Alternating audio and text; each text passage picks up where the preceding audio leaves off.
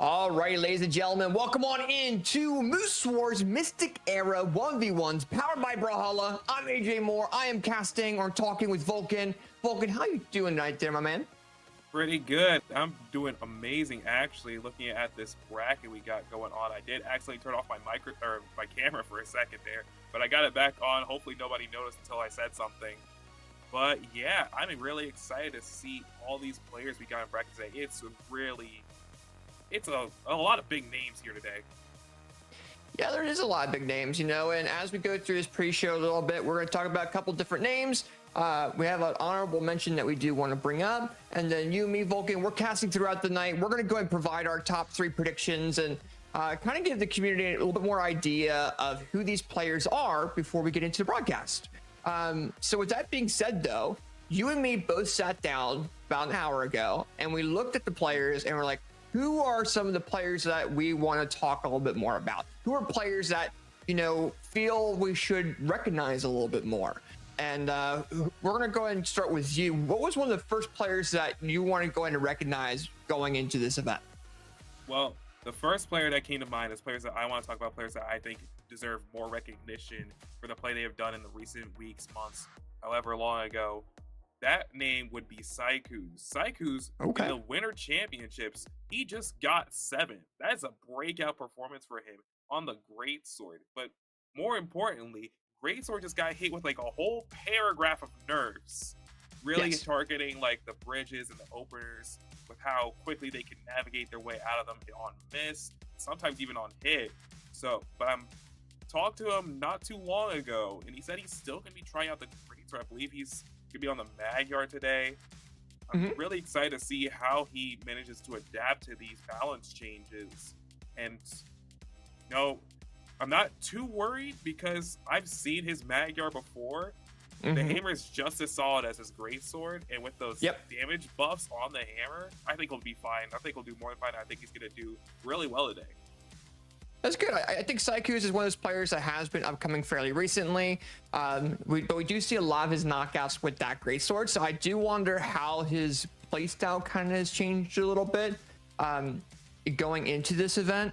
I think it's going to involve a lot more hammer like you brought up. And I think it's definitely going to be one of those players that we're kind of keeping an eye on to see, you know, can he adapt fast enough to be able to keep up with the current meta and see if he can keep up with the rest of the players tonight.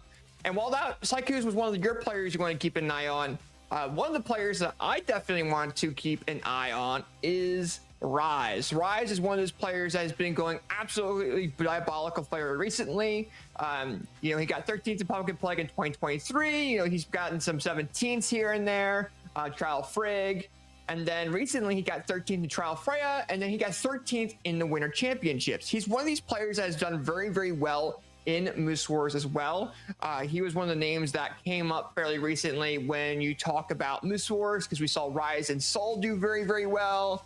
And I think it's starting to really show his gameplay off very nicely when it comes down to Rise and how he is as a player. So it's definitely going to be very cool. We saw him go against Money Hollow. That's some of the highlighted stuff that we see there. Went against Zen. We've had some really cool combos. So I think Rise is one of those upcoming players for North America that we're going to be keeping an eye on the next couple months. I definitely want to see how he does today. I want to see how he does in springs, in summers. But I definitely feel like he can be a top 8 contender going forward, and we'll see him more on stream. So absolutely. Yeah. I'm looking through these highlights right now, and it just looks like his reaction time and his like awareness of what his opponent is doing and how they're moving around on the stage. It looks absolutely insane, especially like all his Asuri gameplay. I do see on Process he has also a Vortex blade. Maybe that's a pocket pick, but he's on Asuri like 99% of the time. So it's gonna be really exciting to see, and if he does any guitar half pipes, how he handles the sword nerfs that also happen. Those were pretty interesting to see. I enjoyed those nerfs. But going back to another player of mine that I wanted to talk about, a player that actually is going to get very acquainted with Rise very soon, is going to be Bunny. Now, Bunny, she is absolutely hands down the Rayman right now. I have never seen her on anything other than the Rayman. ProStats has nothing other than the Rayman, and I have gone against her in ranked a couple times, and I have gotten absolutely stomped. She has stayed at the top of the Brawlhalla scene in North America for well over a year now, probably almost 2 years coming up. And I think just the axe and the gauntlets, she has a masterclass on that. It's going to be really exciting to see if she can really have a breakout performance and crack into that top 5, maybe even that top 3. Whew. Yeah, and I was just seeing the replay. I see Bunny just out reading the momentum of BalloonBoy and different KO options there as well. And, Bunny is one of those players that is phenomenal, playing with their Rayman. They know the signature set so well. They know the momentum that character has, and they go crazy with it, right? So Bunny is one of those players that I feel it definitely can consistently top 8. Kind of on the border right now between like top 12, top 8. We see them a lot on stream, and I definitely feel they have the opportunity of making this breakout performance going forward in Moose Wars and also in Majors coming up. And then, while we have Bunny there, we also have to talk about another player that has signed up for this event and we'll actually be seeing here very shortly. The final player that I want to bring up from our initial, look at the bracket is Stingray. Stingray's PR number 10 for a reason. He is, one of the players that I know the most when it comes down to like personal relationships. He's PR 10 for a reason. He has been doing very, very well. He got 9th in Winter Championship, but he's always had like a rough time when it comes down to his brackets with where he's currently seated. He usually goes against some crazy players initially and then has to beat them to get even further in the bracket. For example, he might have like this crazy run up leading into, let's just say top 32 or top 8, So he's ran into a lot of different players. Like, for example, Winter Championships, he ran into Marckiemoo and then into Radish, but when it comes down to Stingray here, he's one of the only players that I feel can beat Marckiemoo, who is the top of North America, in my opinion, for once. So, and Stingray is actually going to be facing Marckiemoo going into top 12. So our first match on stream is going to be Stingray versus Marckiemoo, but I think he's one of the only players in North America that can beat Marckiemoo at his own game. And we might see some Orion, that's the Orion that we know him for. We've seen some battle boots in the past there, but I think he said he might be playing a little bit of Bryn, kind of maximizing on that axe gameplay a little bit more as well, because we saw Marckiemoo yesterday in doubles use that axe a little bit because he knows how powerful it is. I think Stingray has been practicing that, and that might be a really good option for him as well. So we'll definitely have to see regarding that. But Vulcan, we saw another player in the bracket, and we have to give an honorable mention too. We're going to be seeing them on stream a little bit later, but the player goes by the name of SentShiki. He is a player that was seeded 28, so his seeding is not very high. He's PR 66 though, so he's an upcoming PR pro player. I would say he's more of a semi-pro currently in the Brawlhalla scene, but he tonight beat some very big names. He beat Java to get into top 32, and then he went into top 32 and beat Snowy 3-2 to get into winners quarterfinals. So I mean, when you have beats PR or seed 5, seed 12, that's a very big deal. I know that the recent patch has kind of thrown some players around a little bit, but I think SentShiki and Snowy have had like this battle in bracket in the past. So I think SentShiki, if I recall from certain players, expected Snowy to lose to them, but it was game 5, right? So with the expectation of him beating Java, him being Snowy, now going up against Flower a little bit later, I want to kind of see how his playstyle is. We don't have a lot of clips of them at all either. I really haven't seen them a lot on stream, but for their run, that is a very, very big deal. And we had to acknowledge, we really did. Absolutely, and this is a player that is absolutely shrouded in mystery because we don't have any clips of him. I tried going into pro stats to see if I could see any of his reported legends. He has absolutely nothing. There is not a single character ever reported in his entire career, but he's beaten Snowy, he's beaten Java today, and sometimes it's just like one of those things where you're just in flow state so much that from the outside looking in, it looks like you're punching way above your weight class and getting some big knockouts. But maybe this is just another day for SentShiki. Maybe this is just a sign of what more to come. He's gonna be he's gonna be fighting for top 8 in a little bit later on. So I want to see if he can keep this kind of momentum going. Another thing I do want to bring up, I just saw in bracket, a player that did really well yesterday in a doubles event, for those of you guys that weren't here, was Hexo. You know, it wasn't initially an honorable mention, but I do want to give credit because when he was 1v1ing Marckiemoo yesterday in twos, like when they separated the teams up and did 1v1s, Hexo's Scythe was beating Marckiemoo's Scythe, right? So I feel like that's going to be definitely a big deal. Hexo's also been coming up too. It was brought up in the past as well. So I think Hexo might do really, really well going forward too. But yeah, honorable mention Hexo, yeah, for sure. And with that being said, though, we're not going to take too much more time because we want to make sure we get into these sets. So with that being said, though, Vulcan, who is your predictions going into this event based off of the information that we saw initially? Okay, so for my third place, hopefully I don't do the Sparky Jinx because that would absolutely suck for the names because I really want to see them perform. But for my third place, I have Flower. Flower is absolutely insane on the Yumiko. His hammer is a class above itself. His hammer is also insanely good.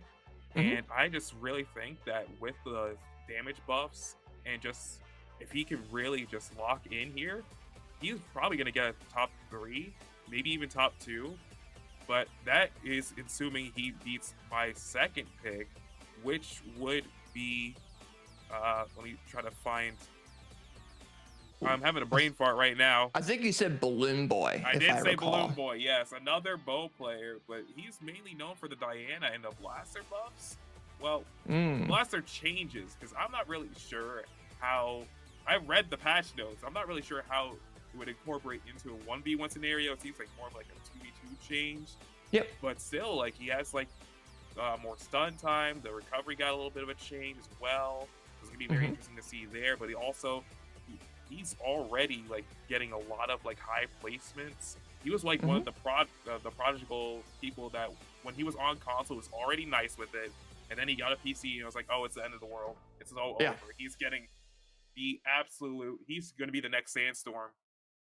But that is assuming that he beats what some are calling the already current Sandstorm, and that is in the form of Marckiemoo. Oh, I've seen. Oh, yeah, I think he's gonna get that #1 placement today. I think he's already like the head of everybody else in North America. His scythe is very similar to another Brawlhalla goat in that of Sandstorm. Everyone calling him the second coming of Mordex Jesus. I have seen that on Twitter recently.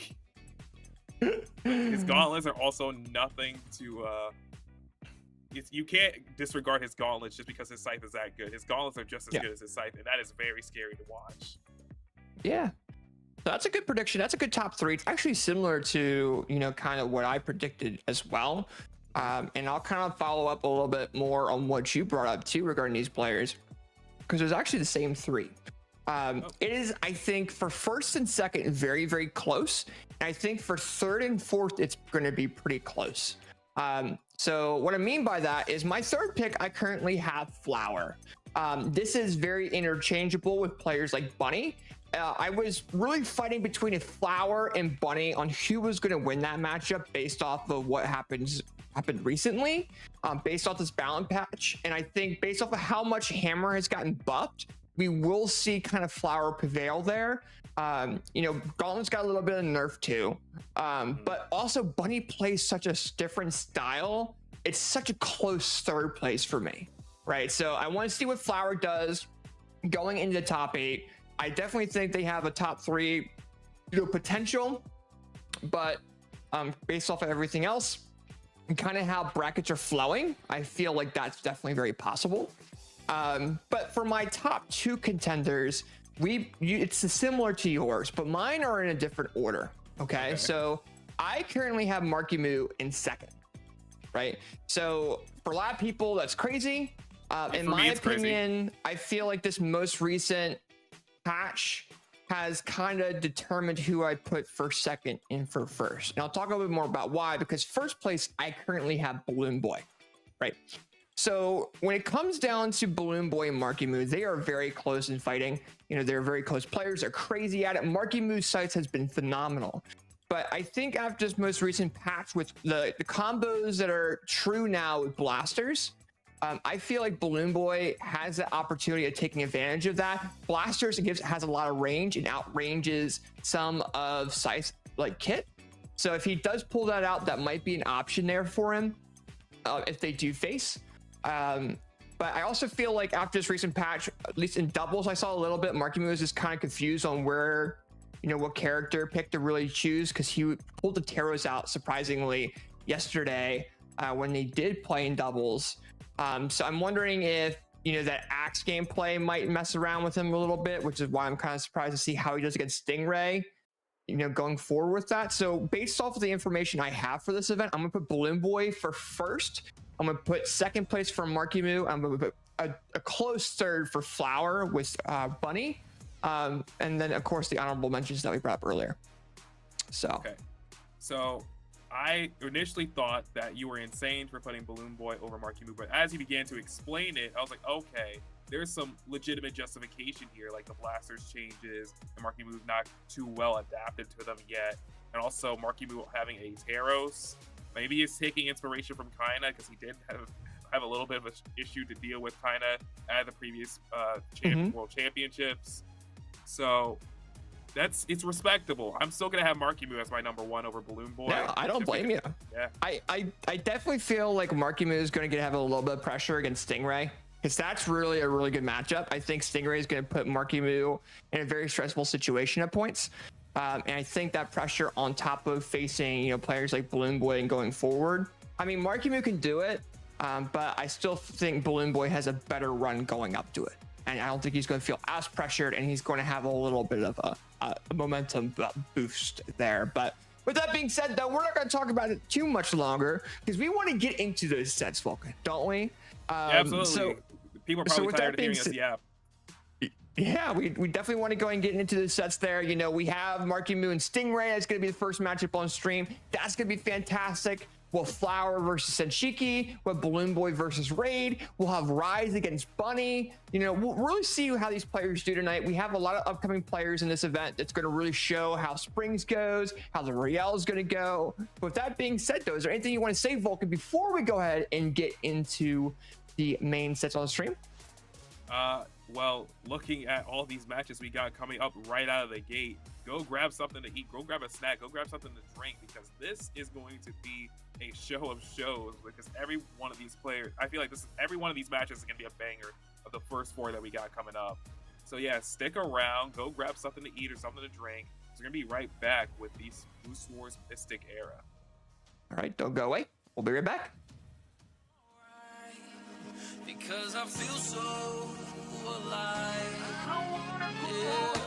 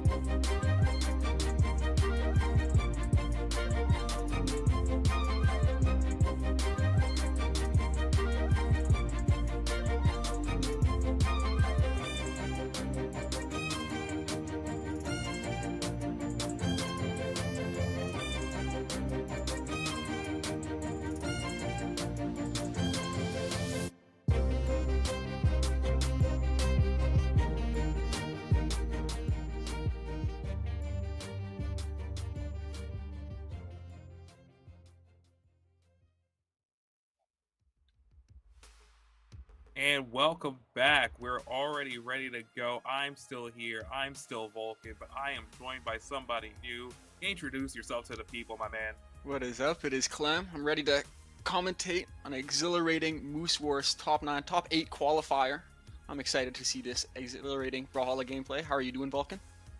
I'm doing great, and I am just as excited as well. Like, how can you not be? Because look at who we got up first. Oh my we god. We have Mark. Yes, this is. I can't believe this is a match to get into top 8. This is Marckiemoo versus Stingray. This is an insane match to have, and they are already banning map cycling. Straight to it. Tab. Wow, they gave us 0 time to talk about. They're just going straight into it. Marckiemoo opting to try and ban towards the flat maps. It seems like we're going towards Demon here. I mean, this could go either way, you know, like, this is a really new, fresh patch. I don't think either of these characters really got changed too much other than the, I think, Gauntlet's nerfs, but should be interesting. Marckiemoo getting the first weapon here, getting the weapon control. Evens out. Nair coming in from Marckiemoo, and now they're just doing a feeling out process right now, trying to see what weaknesses they can exploit. Marckiemoo getting a great 3-piece, and he's still keeping it going. Recovery and another Nair side air too, and Stingray finally manages to stop the assault for a second with the side light. But right now, it's already a big damage lead. No, seriously, Marckiemoo finding that good soft read with the dodge in read, building up a huge lead so far. D-Light Sarah to push Stingray off stage, doesn't find the confirm just yet. Stingray avoids the GCD stick, gets the Nair, finds the axe. Can he bring back the damage just enough to find the KO? Finds a sidelight Nair, goes for the ground pound, doesn't connect, but so far it's dead even. No player find the KO just yet, but the damage is building up. Yeah, missed that breakdance by literal pixels. Imagine how different the game would already have been had Seriously. that D6 N-Sig. hit. But that N6's definitely going to hit its target, and that's going to be the end of Marckiemoo's first stock. And now Stingray's looking for extra Great credit, back. and no. Why do I say No words, second man? to build a lead, you know, the answer is found right away by Marckiemoo with that unarmed N-Sig, and going The right immediate back get into back is control. crazy. Oof. Oh, The damage he's build gonna- goes fast with Marckiemoo. You know, you can't let go of your dodge button, otherwise he'll just check you for that. And so far, Marckiemoo finding a lot of explosive damage, and Stingray always having to play from the back foot. But this game is still pretty neck and neck if we're looking at that first stock as an example. Yeah, it's just the thing is with Marckiemoo, like they're actually having like good neutral, both players. But the second you give Marckiemoo an inch, he's taking 18 miles. No, literally, he just has that string weapon ability to just get those those hits together, hit after hit. And where Stingray, when he's playing Spear, you know, he gets a D-Light there, it's 2 hits, but these scythe connections are just, it's 3, 4. Gauntlets, it's 3, 4, and it's just a lot of damage that gets built up quite fast with the high force of Mordex. D-Sig finds though, and once again, it's even in going into the KO situation. D-Sig calls out again, and it finds the KO, and once again, Stingray finding the KO after a huge deficit to bring it back to a 2-1 lead. Yep. D-Light ground pound from Marckiemoo, with Stingray's doing a great job keeping his composure after getting hit by a lot of uncontested attacks from Double Marckiemoo. D-Light, extra damage. And he finds the extra credit as well. Like, this is a big lead for Stingray. Can he find any sort of option to, like, get the KO soon? That's the question. Yeah, absolutely. He's just racking up damage almost for free right now. Seeing everything that Marckiemoo is doing, like it's like he knows before he's even gonna do it. Great. He knows punish before there. Marckiemoo is gonna do it. The D-Sig, and that's just gonna be the end of that game 1. Holy. Just like that. You know, we spoke of, you know, Marckiemoo finding those big extensions, but he couldn't find the KO in that second stock, and Stingray was glad to just keep on punishing him over and over again. That double D-Light into the D-Light Sare, you know, like that damage. We were saying that it doesn't build up fast, but, you know, maybe we spoke too soon. Stingray finding that extremely great connection to just, you know, find a great, you know, good punish on the D-Sigs, just everything. A lot of Spear D-Sig, by the way. You know, I think that was 4, which each of those do about 30 damage. So, you know, like, that's a lot of 120 damage of that whole game, which is probably a third of the damage of that game, might have just been from Spear D-Sig. Yeah, it's 100% accuracy with the D-Sig, and it was just at the end of that last, or started that last stock of Marckiemoo in that previous game. Stingray just walled up, and there was nothing Marckiemoo could really do about it. Marckiemoo now Now opting we're for here a platform game map. 2. Can be, or well, I guess Stingray banned to it, but should be interesting. About even so far. No player finding the distinct advantage just quite yet. But Stingray with a slight damage lead, finding a Nair. Can he find a good option to get the KO? Yeah, Marckiemoo already, like, well, I would say it's like a dark orange right now, but he is like one, well, okay, now he's red. This is a great spear game, and the D-Sig again. Once again. 5. What are we doing? Does he man? miss? Like, this is crazy. Like, you know, like, and the dodge for in read, getting called out. Huge damage lead for Stingray. He's looking good so far. I don't think it's ridiculous to say I've never seen Stingray more locked in. I mean, you know what? He's absolutely dialed right now. He's looking great. His spear is looking classic, and it's just really solid gameplay coming out from Stingray. And Marckiemoo just can't find the response. He can't find that KO.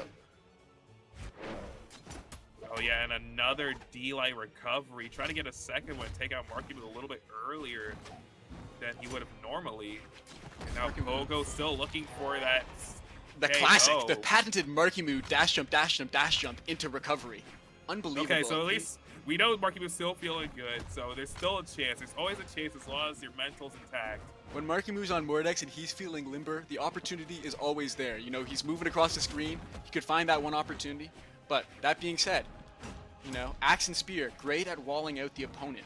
Stingray, just comfortable playing that range and just hitting Marckiemoo for every time he tries to get in. Finds that D6, 6 times. 6 for 6!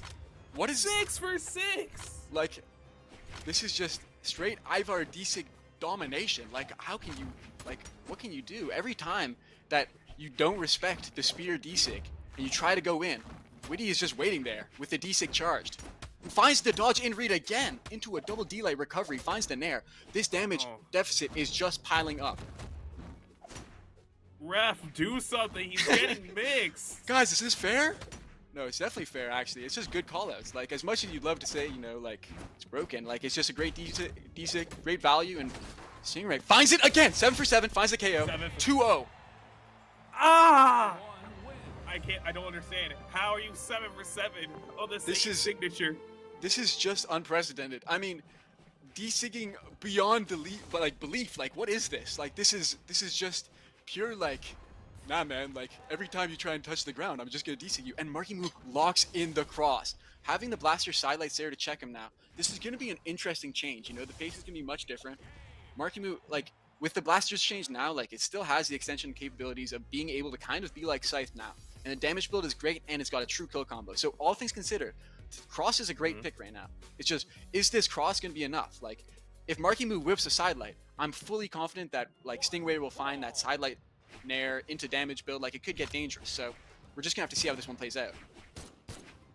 Is this the revival of Chronix? Is this we're bringing back Cross in 2025? That's what we're doing now. Oh boy. Maybe feeling inspired from other crosses of the past, but I don't know. We're gonna have to see. This is the first new play, or I guess first new Blasters gameplay we're seeing in Wands. So far, it's going the way of Stingray. Yeah, just wow. Same read. He keeps dodging it the same way. Oh the no. Up in into D. Wow. Oh huge, my goodness huge gracious. It's Marckiemoo. It's Marckiemoo. You know, I got my hands in the air. It is Marckiemoo. You know, he did win Winters. He finally dodged. He did win Winters, and he did dodge a different way after that last sidelight. So he did get hit by another double D-Light. Goes for the Scylla WGC D-Sig, doesn't quite find it. The Nair connecting. So far, Marckiemoo not quite finding the answers that he was hoping after the cross swap, but he checks him with the jump with the Sair. Nothing quite yet, though. The damage is still going quite even in terms of trades, and this is not what Marckiemoo wants if he's trying to bring back that lead. Marckiemoo dodging up and in again. Like, this is kind of, he's ambitious with these dodges up and in to spear a sidelight. Like, it's a dangerous game to play. It is a dangerous game, but he's already dodged once the correct way after getting hit by that same read about 3 or 4 times over the last 2 or 3 games. Ooh, when he goes for it, doesn't quite find it. That being said, both players are red, but there's a whole stock difference between these two. Goes for the D-Sig, but this time, the first D-Sig miss of the set. He finally missed. Is this the finally missed? Okay, he's not a robot. Maybe. I was worried for a second. Maybe it doesn't hit every time.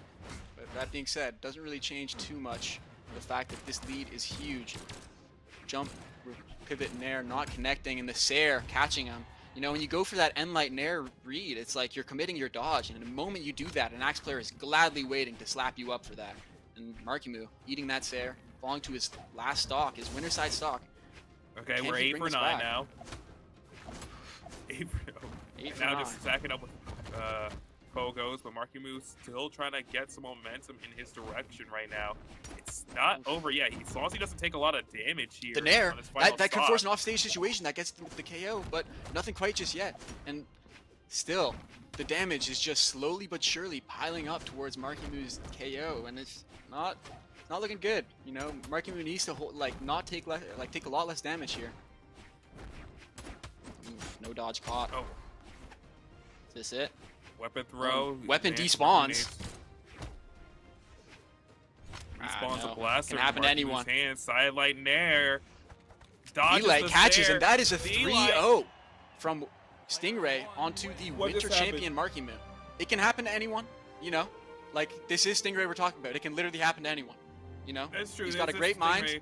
Like, you're playing against a guy who is, like, in many tournaments, had big upsets, you know, and you'd hate to say upset because he's just a classical player where you're just like, oh, it's Stingray. Of course he'll win. But he's playing against Marckiemoo, right? This is still a big win and a dominant win. Like, I don't know if Marckiemoo took more than one stock across all the games. Like, was that 3-2 stocks?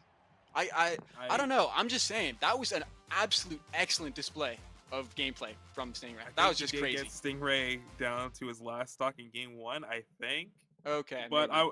I'm absolutely worried now because if you were watching the pre-show, I did predict Marckiemoo to win the whole thing, and then he gets 3-0'd by Stingray. I don't want to be It the can new happen to version of anyone. It Sparky. can happen to I anyone. don't want that on me. I don't want to be the new Sparky. Uh-oh. That is Way the last true. thing I want. That is dangerous. That is a dangerous power to have. The That caster's is not curse. how I want to be remembered. Oh my god. Dude. I've got to say, that was just a crazy, crazy game. Like, seriously, wow. Just, you know. I got to say, those D6, as we were saying, right? You were counting them yourself. You were like 8 of 9. Like, it's just, if you're getting caught by 8 D6 on Bryn, like, you're gonna lose the set. That's just how it is, right? Like, I don't know if you can win a set where you're getting caught by Bryn D6 that much, but not to say Especially he when wasn't it's getting caught by 7 in a like the row. dodge and reads, everything. I don't know. Stingray just had a read on him no matter which way he went up until that last game where he started mixing up his dodges, but by that time it was just too late. But now we got to move on because that's not the only set we have today. You also have Flower versus SentShiki. SentShiki, an absolute heater. This one's a heater. This one, there is like even a little bit of like beef, you know, like these guys have money matched a little bit, I think, and I think they're not exactly on the best of terms. Like there's a bit of smack talk, you know, like these guys when they come to a room, they're not like, hey, SentShiki, yeah, you know, like it's a little bit like, you know, it might be like the pressure in the room might change, you know, like it might get a little bit colder or something. Like this is a serious set, and for it to be, you know, SentShiki on a monster run, you know, you can't deny it. He beat Java and Snowy, double hypnotic combo meal, and now he's playing his Flower for top 8 winner side quals. It's gonna be an interesting one, but you know, this is a heater set. You know, like both these players want to win, that's for sure. Yeah, absolutely. You don't want to lose to someone you're beefing with on stream. Like No. they both joined the lobby and the energy changed. I was like, oh, There might be a there is VOD up on legit- YouTube of like Flower versus SentShiki, and then it's like, ooh, it gets serious, man. You know, like these games like might just be like where people are saying, oh, it's not the Matrix community term. Like this is serious, you know. Like all these wins over people that you like are rivals against in rank and all that stuff. It's serious. It gets serious very fast. Both these players locking in, getting into the bans just quick. SentShiki on the Taros, and then level 37 Taros. Interesting. I think I mean, it is. he's a console player who moved, so I'm not sure if this is truly accurate leveling.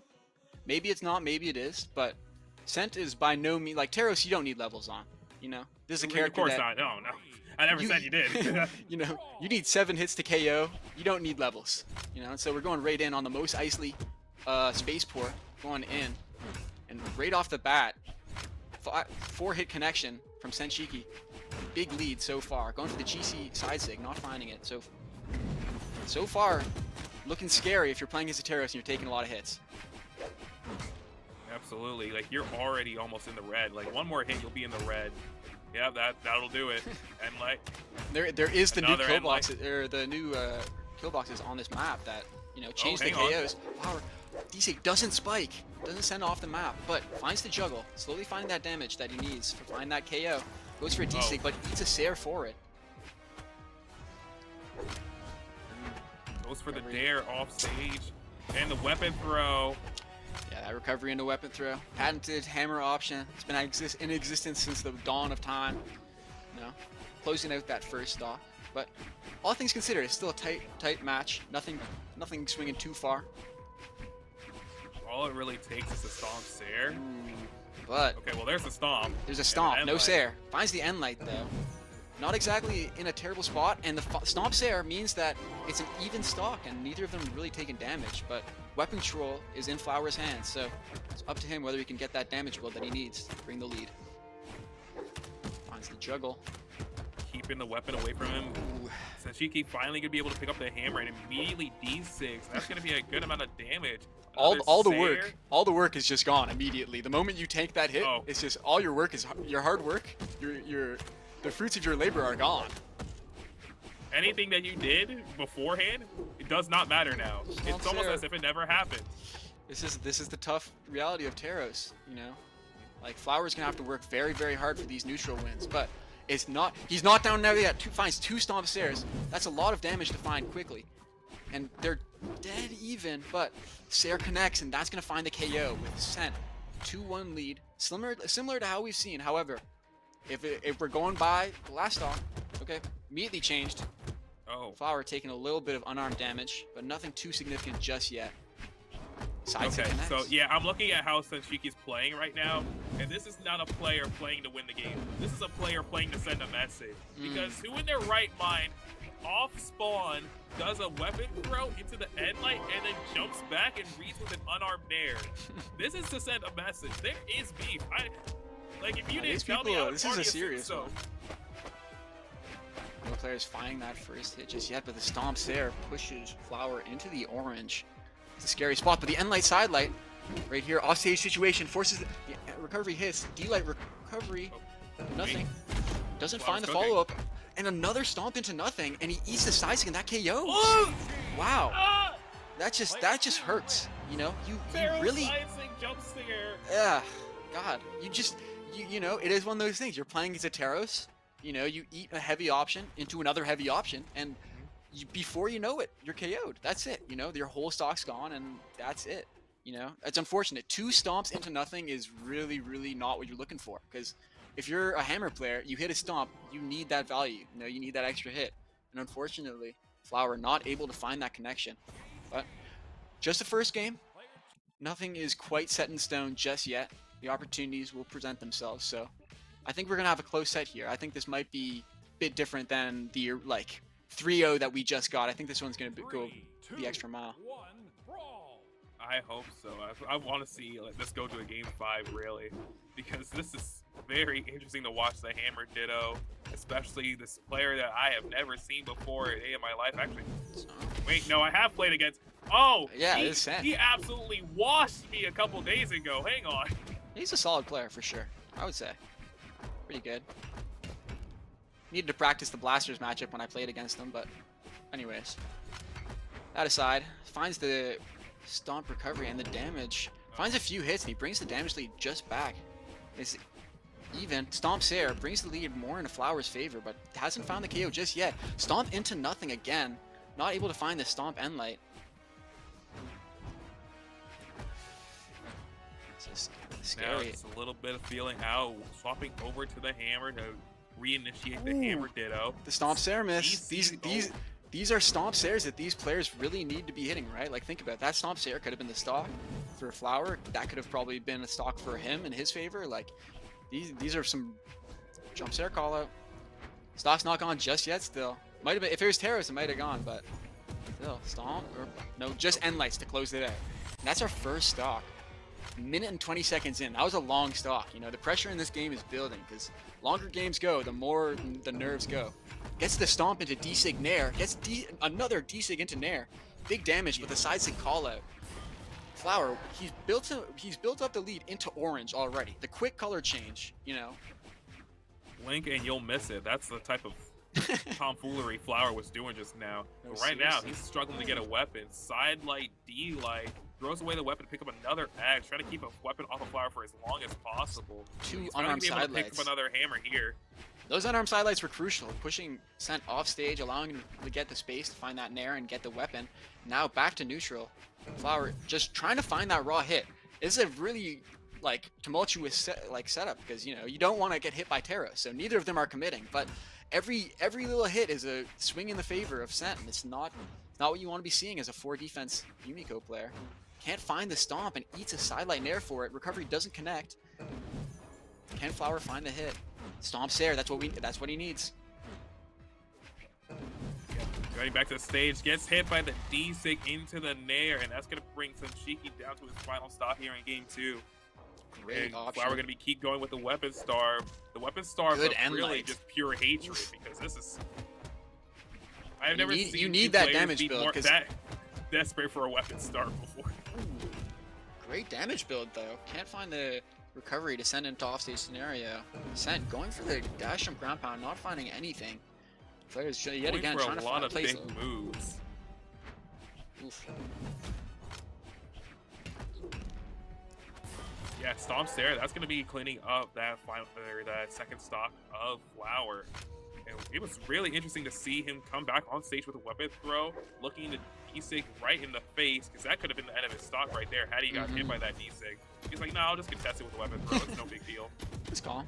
You know, in these pressure scenarios, you don't have that much time to like think about it. You know what I mean? You just have to go. And that Sarah just closes out, and 1-1. The set count goes with a pretty confident win.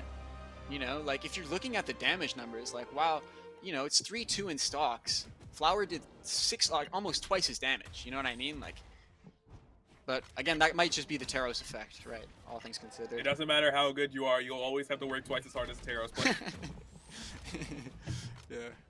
What's that? What is like? Someone who works hard will never defeat a Taros player or something, or will never best someone who like plays Taros. It's like a I know what you're talking about. I also don't know how it goes. yeah. I'm uncultured. It's unfortunate. Here we go. Third game on the Mos Eisley. A lot of Mos Eisley being played. This is an interesting map, but you know what? Here we go. Sent find that first weapon, find that D-Light sidelight to find a quick 30 damage, but weapons are found by both players, so back to neutral. Can we? No crazy opportunities though. It's just very standstill game of just the mirror. No one wanting to throw out that crazy first committal. But speaking of that crazy first committal, the ground pound on stage forces Sent to eat 2 D-Light Sares, pushing him into the orange. Gets the D-Sig into Nair as well. He's just getting the value meal. Yeah, doing an on-stage hammer ground pound, I feel like you deserve everything that just happened to you. Yeah, you deserve to After eat that that moment. 60 damage, you know, like that's or well, maybe since Terra says about, or no, he's playing force stance, so that would be 60 damage. But Dare connects, and that's going to be a pretty solid KO coming out from Flower with a good lead. You know, he's about maybe 2 hits from being KO'd, but he finds the Ensik into Sarah true combo. No other extensions, but it's a good solid bit of chip to find. He throws his weapon away the other direction. Very interesting. Once again, the hammer neutral of the mirror. No one wants to commit, but 2 sidelight callouts into the Stomp D-Sig Nair. Again, these Stomp D-Sig Nairs are just great situational awareness coming out from the Yumiko player. And the Stomp Sair cements a very solid lead for Flower. 3 stocks to 1. And it did he even... Whoa, the taunt! Oh, wow. Whoa, hold on now. This is one of those things. It's a heart taunt. Recovery. He does not go dodge in. Doesn't need an extra 20 damage into a true combo for that. Flower dodges the ground pound. This game might be a wash. I'm not gonna lie. I don't know if Sen is bringing this one back. I think Sen might have committed to the this one might loss. be a go next, because Who Flower's taunting the just heart open. on stage in the middle of Mos Eisley Spaceport. Stomps air. Is this gonna Yeah. be a 3 stock?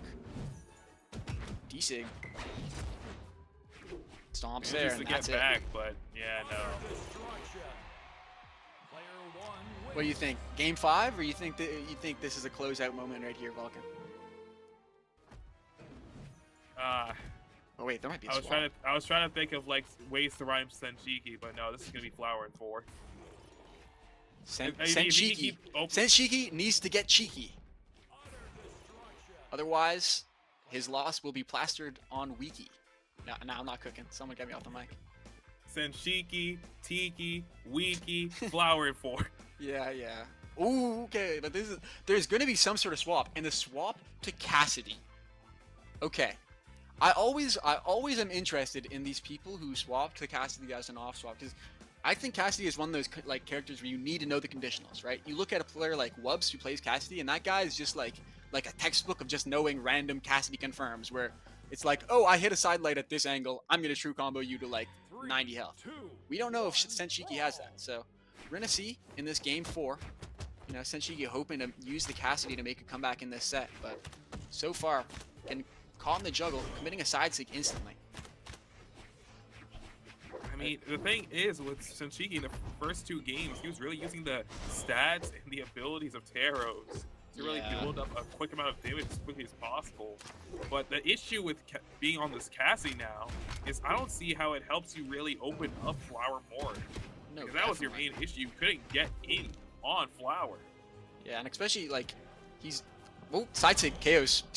speak too soon, and you blink and you miss it with this Cassidy KO. But still, this is one of those things where I think this GC and light side sig true combo, fun little Cassidy true combo. I've been playing this game for 6 years and still finding out new things. Yeah, no, that's a true combo. That's a fun one. There's a lot of true combos on Cassidy that are of concern, but you know, not many people know about them. So, you know, but so far, Flower on the orange on his second stock.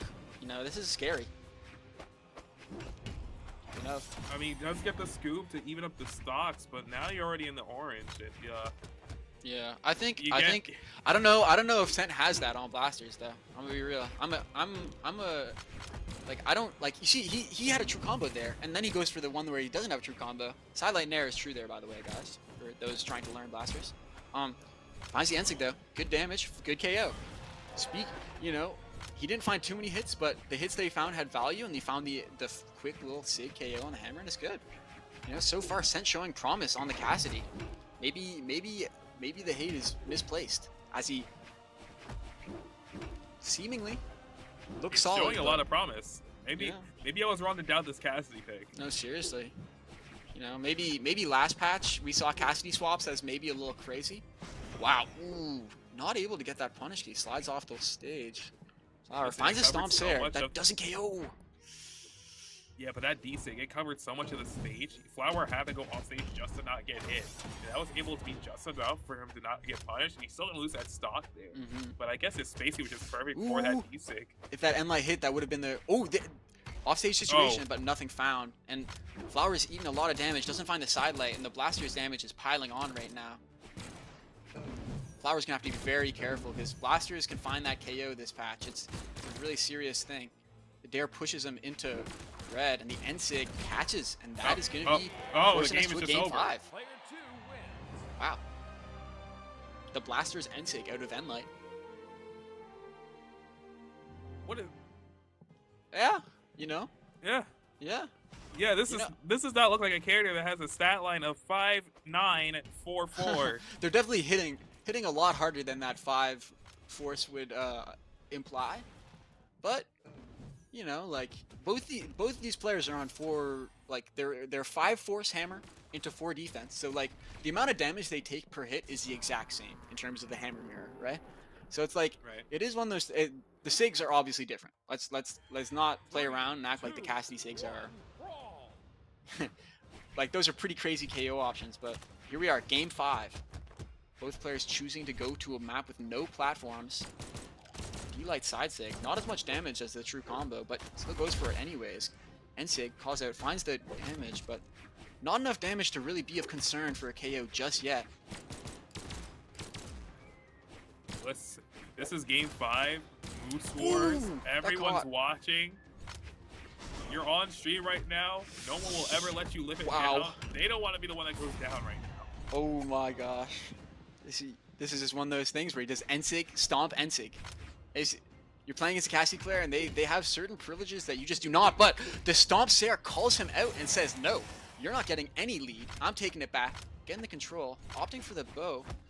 Takes a little bit of an arm damage. And it's a pretty even game 5 so far. Yeah, a lot of unarmed damage. Ooh, he's getting bold with it. You hate to keep on taking unarmed damage. It's not fun. Doesn't seem like a lot, but slowly but surely you're 80 damage. Take another hit, you're near 100. Side sig catches into the KO spree. D-Light recovery side sig. This character is something else, man. Let me tell you. Ooh. Doesn't find the option that he needs. Ensig not KOing just yet, but the lead is looking really hard to bring back for Flower. Oh, hang on. Sarah Now he's getting connects. some more damage of his own. Weapon throw. Flower has to dodge because it would have hit him right in the forehead. No dodge. It's gonna be dangerous, but avoids the follow-up after the side light. Gets caught by a Sair. SentShiki responds with a side light, looking to find the KO. Doesn't find the dare. Flower bets it all on a ground pound. Well, not all just quite yet, but he bets a lot of it. And gets punished in suit with a Sair. Both these players. Wow. Stomping to nothing Yeah. to stomp Sair. I mean, he's just on a different wavelength right now. Jeez. Stomp And we are on a heater. Think about it. The Game disrespect. The smack Last talk. stock. The different swaps. The Cassidy swap. Everything. It all comes down to this. Which player will come out on top? Get the top 8 winner side. So far, Flower finds the good damage build. Yeah, Flower just walling up, not allowing SentShiki to get anything going. Does get a side sig though. Side light from SentShiki, another one. Goes off stage, trying to hit him with an end light, but Flower manages to fight his way back on stage. And now we got both players Stomps air on punish. the hammer. Bounces off the And stage. the- so it's the actually D-Sig two into strikers. Nair. Oh, no, Wow. the D-Sig catches. And Flower. And then- Flower shuts the door. Just wow. Vulcan. It's Clem. And it wow. Oh, look at the Oh, I saw that chat. Oh, I see the chat as well. I see the chat. We Smack can't, talking we chat. can't say that on stream, but Can't say that on screen. It's not actually terrible though. It's not like the worst thing. it's not. ever, Yeah, it's but not too bad, but- but like there was tension. Oh my was god. tension. Wow. And Alright, just oh. like that, game 5. Vulcan. Me and you spoke way too soon. I gotta say, on the Cassidy pick, you were a little more like cognizant. I think you made like the right call. I was just hating blindly. you were just a complete hater mode activated by you. But wow. Yeah, Good that was an game. absolute banger. We got 2 bangers back to back. I think we're about to get a third one because up It's just next, just banger it's after just banger, banger after banger after banger, and the next banger we got is BalloonBoy versus Rave.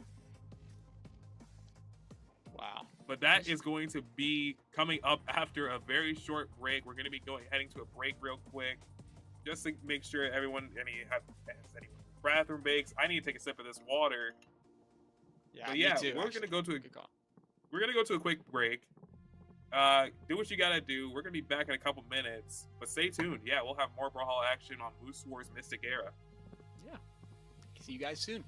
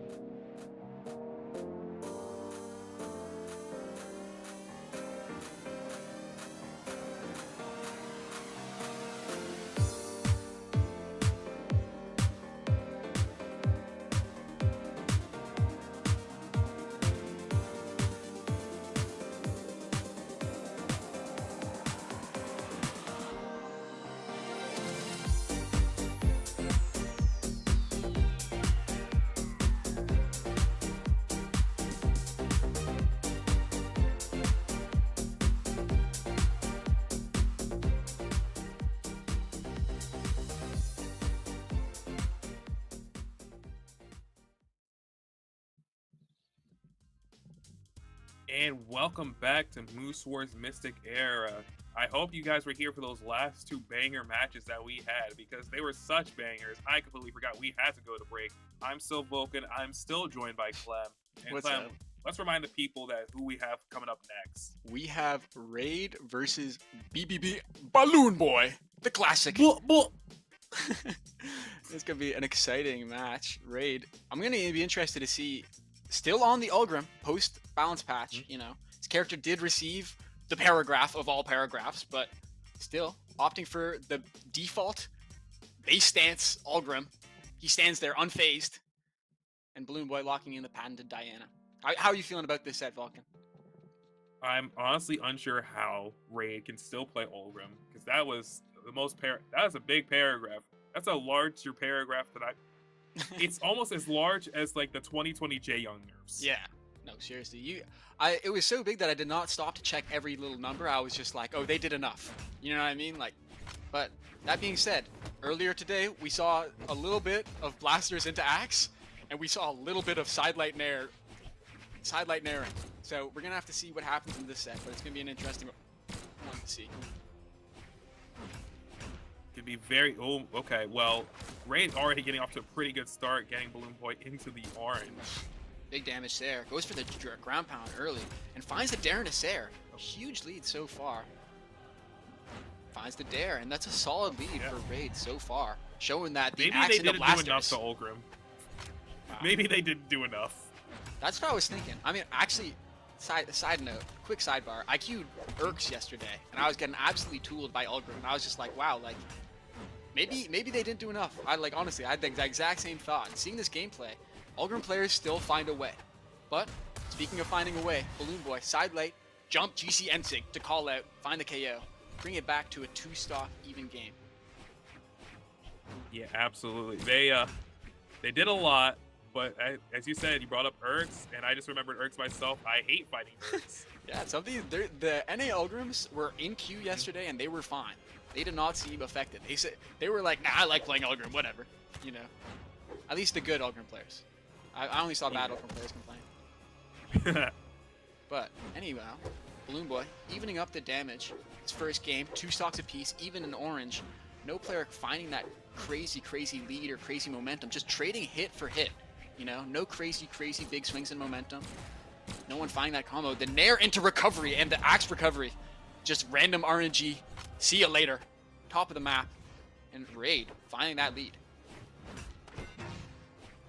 Yeah, it goes for the dare desync again. BalloonBoy does manage to avoid it here, but he's still getting padded up with some damage. It's like you're trading with Ulgrim. Like in no world are you going to trade with a character with that stat line, with axe, and expect to come out on top. And right now, if they're going hit for hit, you know, BalloonBoy's already in orange, and Raid is not KO'd quite just yet. BalloonBoy can't find the D-Light, eats a Sair for it. And BalloonBoy is approaching his, like, getting KO'd very soon. Raid goes out for the GCN light, doesn't find it. Does manage to get back to stage, throws a weapon, evens up the stock, but like you were saying, he's trading with the Ulgrim right now. Who wants to trade with like the best stat lineup in the game? This is a worse trade than what the Dallas Mavericks did a couple months ago. No, literally, it's like you're getting fleeced, like for nothing, you know? And then like you swap to blasters and you're like, I'm gonna get the sidelight Sair combo, but you hit the top of sidelight, you know, your sidelight's injured. You're just like, whoa. And that, just like that, you eat a Sair, eat a weapon throw. And that's game 1 going towards Raid. Raid with a solid first game. I mean, so far, looking confident in Raid's favor, honestly. Like, I am a big believer of BalloonBoy. I know his potential on blasters, but he was just playing neutral, eating trades, and it's just not enough against an Ulgrim. Yeah, BalloonBoy's just gonna have to like wall up or something. Yeah. This Ulgrim is really giving him the work. But I I mean, can respect this Ulgrim a little bit more than most Ulgrims because he's not playing Macho Man. Yeah. Holy, He's on that base. there's No, so many Raid Macho Man. keeps it tried and true. He's one of those players where it's just like, you know, like he is an Ulgrim. You know, you look at him, you're just like, that's him. Ulgrim, right there. That is John Ulgrim right there. John Ulgrim. It's him. I mean, so far, you know, BalloonBoy showing a little bit of fight, finding a good lead into the second game of this match, but D-Light Ensig, and this is where it gets scary against a Diana. Dare. Does manage to touch though. Weapon throw to get him back to the wall. It's another He still dare, has a though. chance. Another dare though. Do you like ground pound? Yeah. Honestly, good on Raid for surviving that long, but that, you know, weapon throw up doesn't really do too much damage, so it's solid lead for BalloonBoy on the second game. Completely making me eat my words from earlier. But I guess instead of trading, you know, he had an explosive bow stock, immediately throwing away the blasters for another pair of blasters, but then throwing them away for a bow, because we knew that's what he wanted all along, because let's be real. But he eats a Ensig, and that could be his stock if he's not careful. Raid definitely overestimated how high BalloonBoy was going to try and climb back up on the wall, but went for an unarmed E-light. It'll just allow BalloonBoy to get back onto the stage.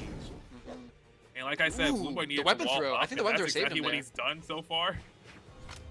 He just not let Raid come back up on the wall without severe consequences. No, seriously, he's making Raid eat a lot of damage. And this is the opposite of the trading. This is the winning neutral part that we talked about BalloonBoy needing, honestly.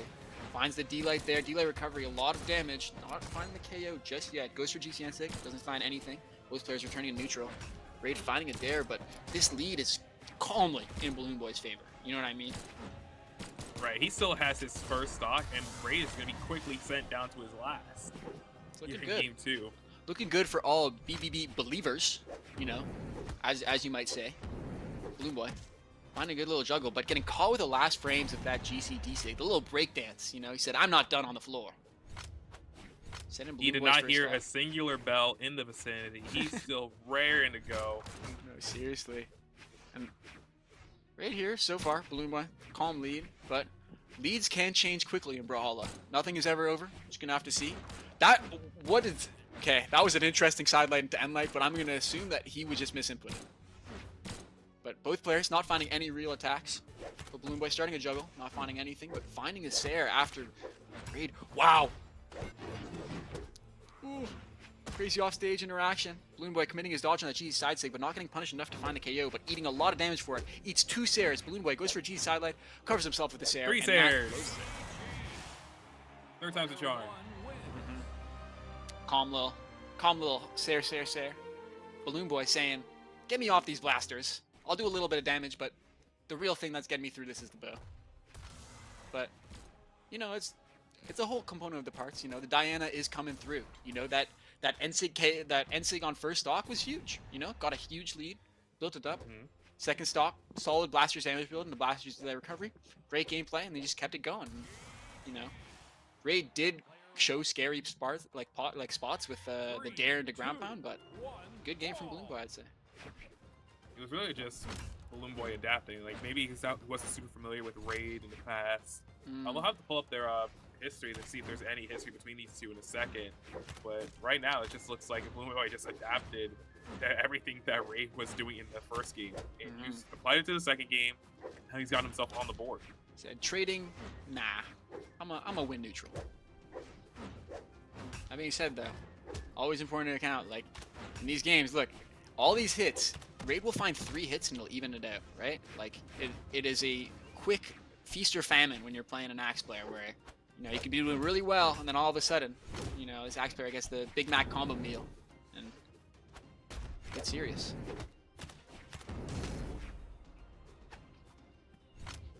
So there is actually some history between these two players, specifically in Trial of Loife last year.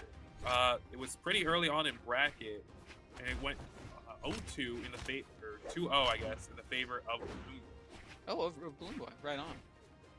That's right. No, Raid had crazy runs recently. I think he's definitely improved since Luffy. I mean, which we saw game 1. But, you know, it's kind of cool that these players haven't really played since last year. It's a good little segue before maybe running into each other in Springs. And so far, BalloonBoy looking composed, keeping that lead, but not finding anything that would really swing it crazy in his favor. But every hit he finds is important. That's a lead that you build on that next stock. Probably gets edgeguard here. Wow. Wait. Oh, he almost had it up. He almost had that. He went for the recovery. He other-sided on Demon from the other side of the map with blasters, and he almost made it. That was really impressive. But not enough to keep him that stock, and so we're set 2 stocks apiece. Sarah. Yeah, just getting a pretty good edge guard there for a second. Raid is gonna be able to make it back to the stage. BalloonBoy does hit an end light, and now it's just really on Raid trying to get back into this game. But that would have been a crazy read had that hit. The patented BalloonBoy read, tried and true, seen before many times.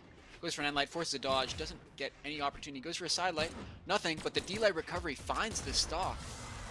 Here we go, BalloonBoy, solid lead. I would say this is a good looks for BalloonBoy for sure.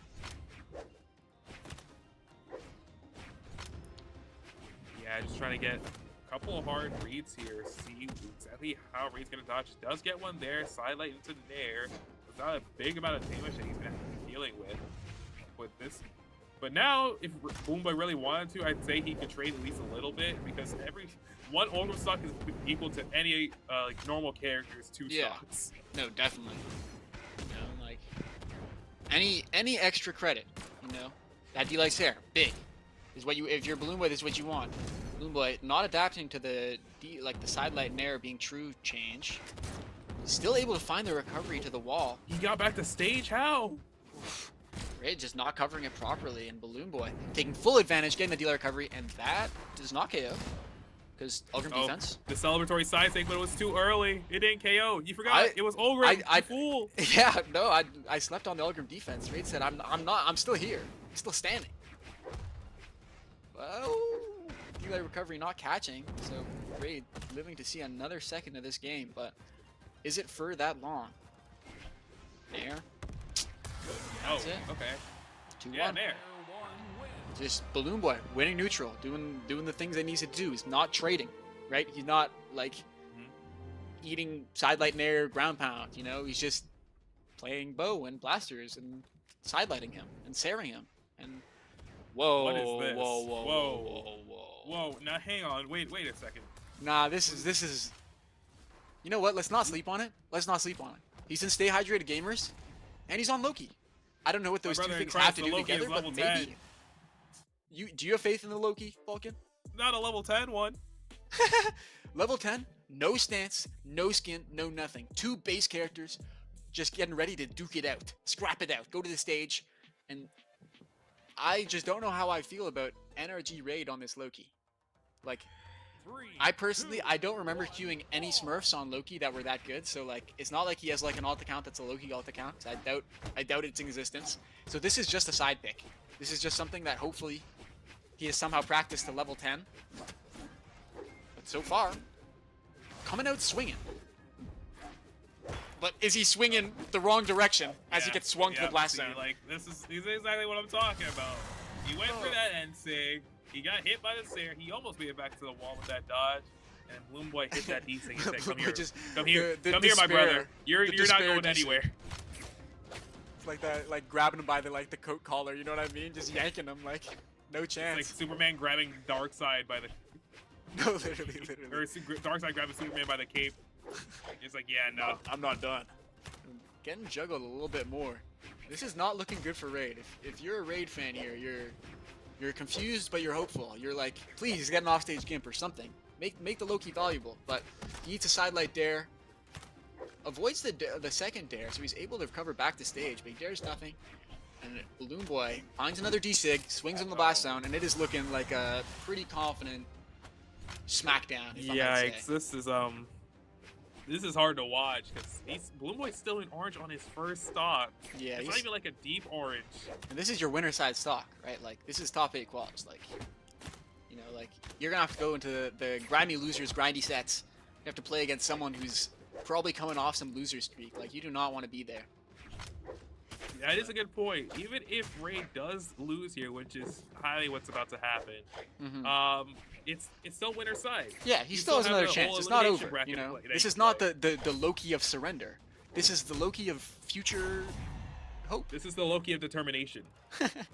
Maybe, you know, like, yeah, I don't know. I can't really justify it too hard, but finds a stock, which is important. You know, not getting 3 stocked.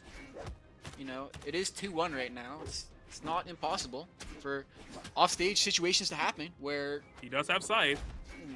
weapon throw stops that Scythe interaction. And the D-Light Sair puts Braid closer and closer to that KO. BalloonBoy not doing the D-Light there, opting for a dash jump Sair.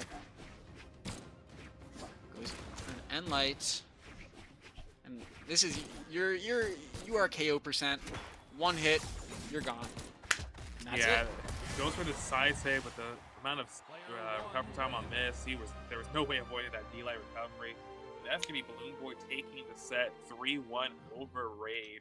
Yeah. I mean, it was looking good at the beginning, and then it just got progressively worse. I mean, that's sometimes there's nothing really you can really do. It's like, You know, sometimes gotta go I can next. say this as a person who has experienced this, as like in some of my sets, against Blazy at San Diego and at Dallas, both times.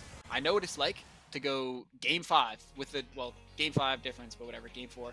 Anything against a Diana pressure situation, you're in orange, you make one small minute mistake, you eat a D-Sig, sayonara, right? Start packing your bags, start checking into your flight home, like, there's no hope, right? Like, that move is you feel despair when you go get you some good food local to the area before you head back home. No, like, seriously. It's like Message the homies, hey, you guys free? Like, I'm out, you know?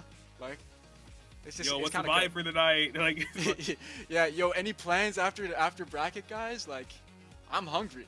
You know, like, those 2 D6, right? Think about it. Like, got pretty good KOs, and that was it. You know, it's pretty... Game 4 just went that way pretty fast, and we are left with one more winner side top 8 qual. You know, it's going to be a heater. Rise versus Bunny. Both these players known for their patience, but also known for interesting offstage explosiveness. So it's going to be a very interesting game of, like, I don't know. I'm interested to see, like, is it going to be like a situation where, like, it's pretty standstill neutral on stage, and then one of them hits a Sair, and then all of a sudden it's like a cat fight. Like, they're just hard swinging on each other off stage, you know? Or like, maybe they actually just play solid neutral and it's good gameplay, like, on stage. See, but... here's the thing. Bunny plays neutral for a solid, like, 30 seconds, and then she just takes the entire rest of the game, forcing the opponent off stage. Yeah. And just, you know... Bunny just waits to put the pause on you. You know what I mean? Like you dodge wrong once, and then they'll try and get that momentum nair with gauntlets or like the Sair, and it's like, it just gets dangerous. But Rise also, real talk, you know, had some big runs, I think, in a Moose Wars recently on blasters, pre-buff blasters, that is, on Lucian, which got a crossover. You know, there are some factors that could be, you know, like Rise could be on some beast mode angle. That's my prediction. But I honestly think Bunny is like a little low key.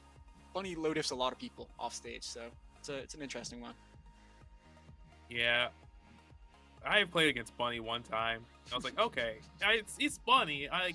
It's going to be a hard match, but I think if I just play really well, I can do it.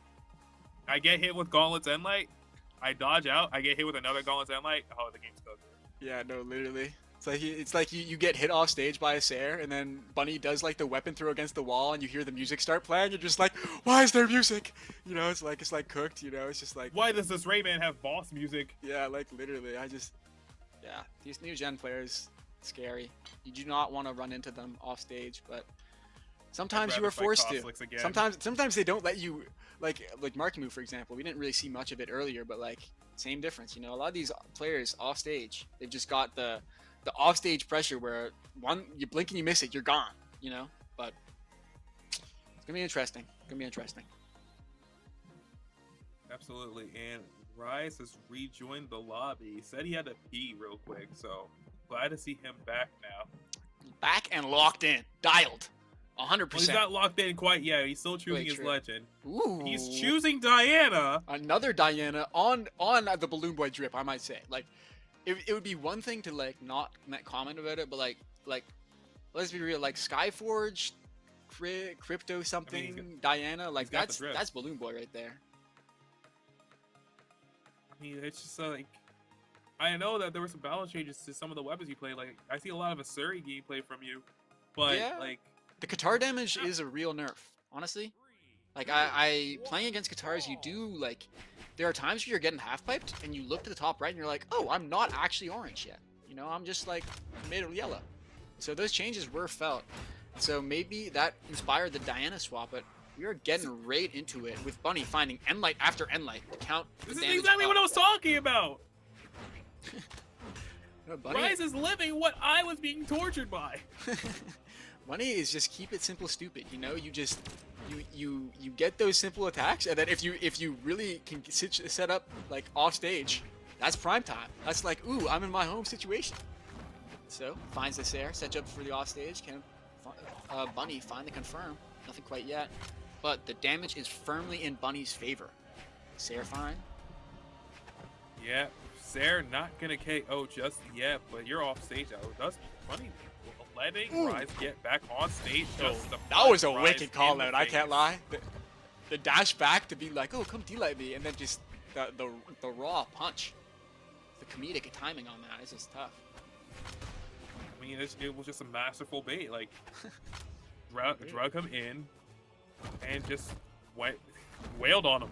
And, Literally. and Bunny's continuing Just to why wail. I oughta just slug it out at a huge lead. Let me tell you for- something, pal. Yeah, come back here. Ooh, good sideline there though, but really not that much damage so far.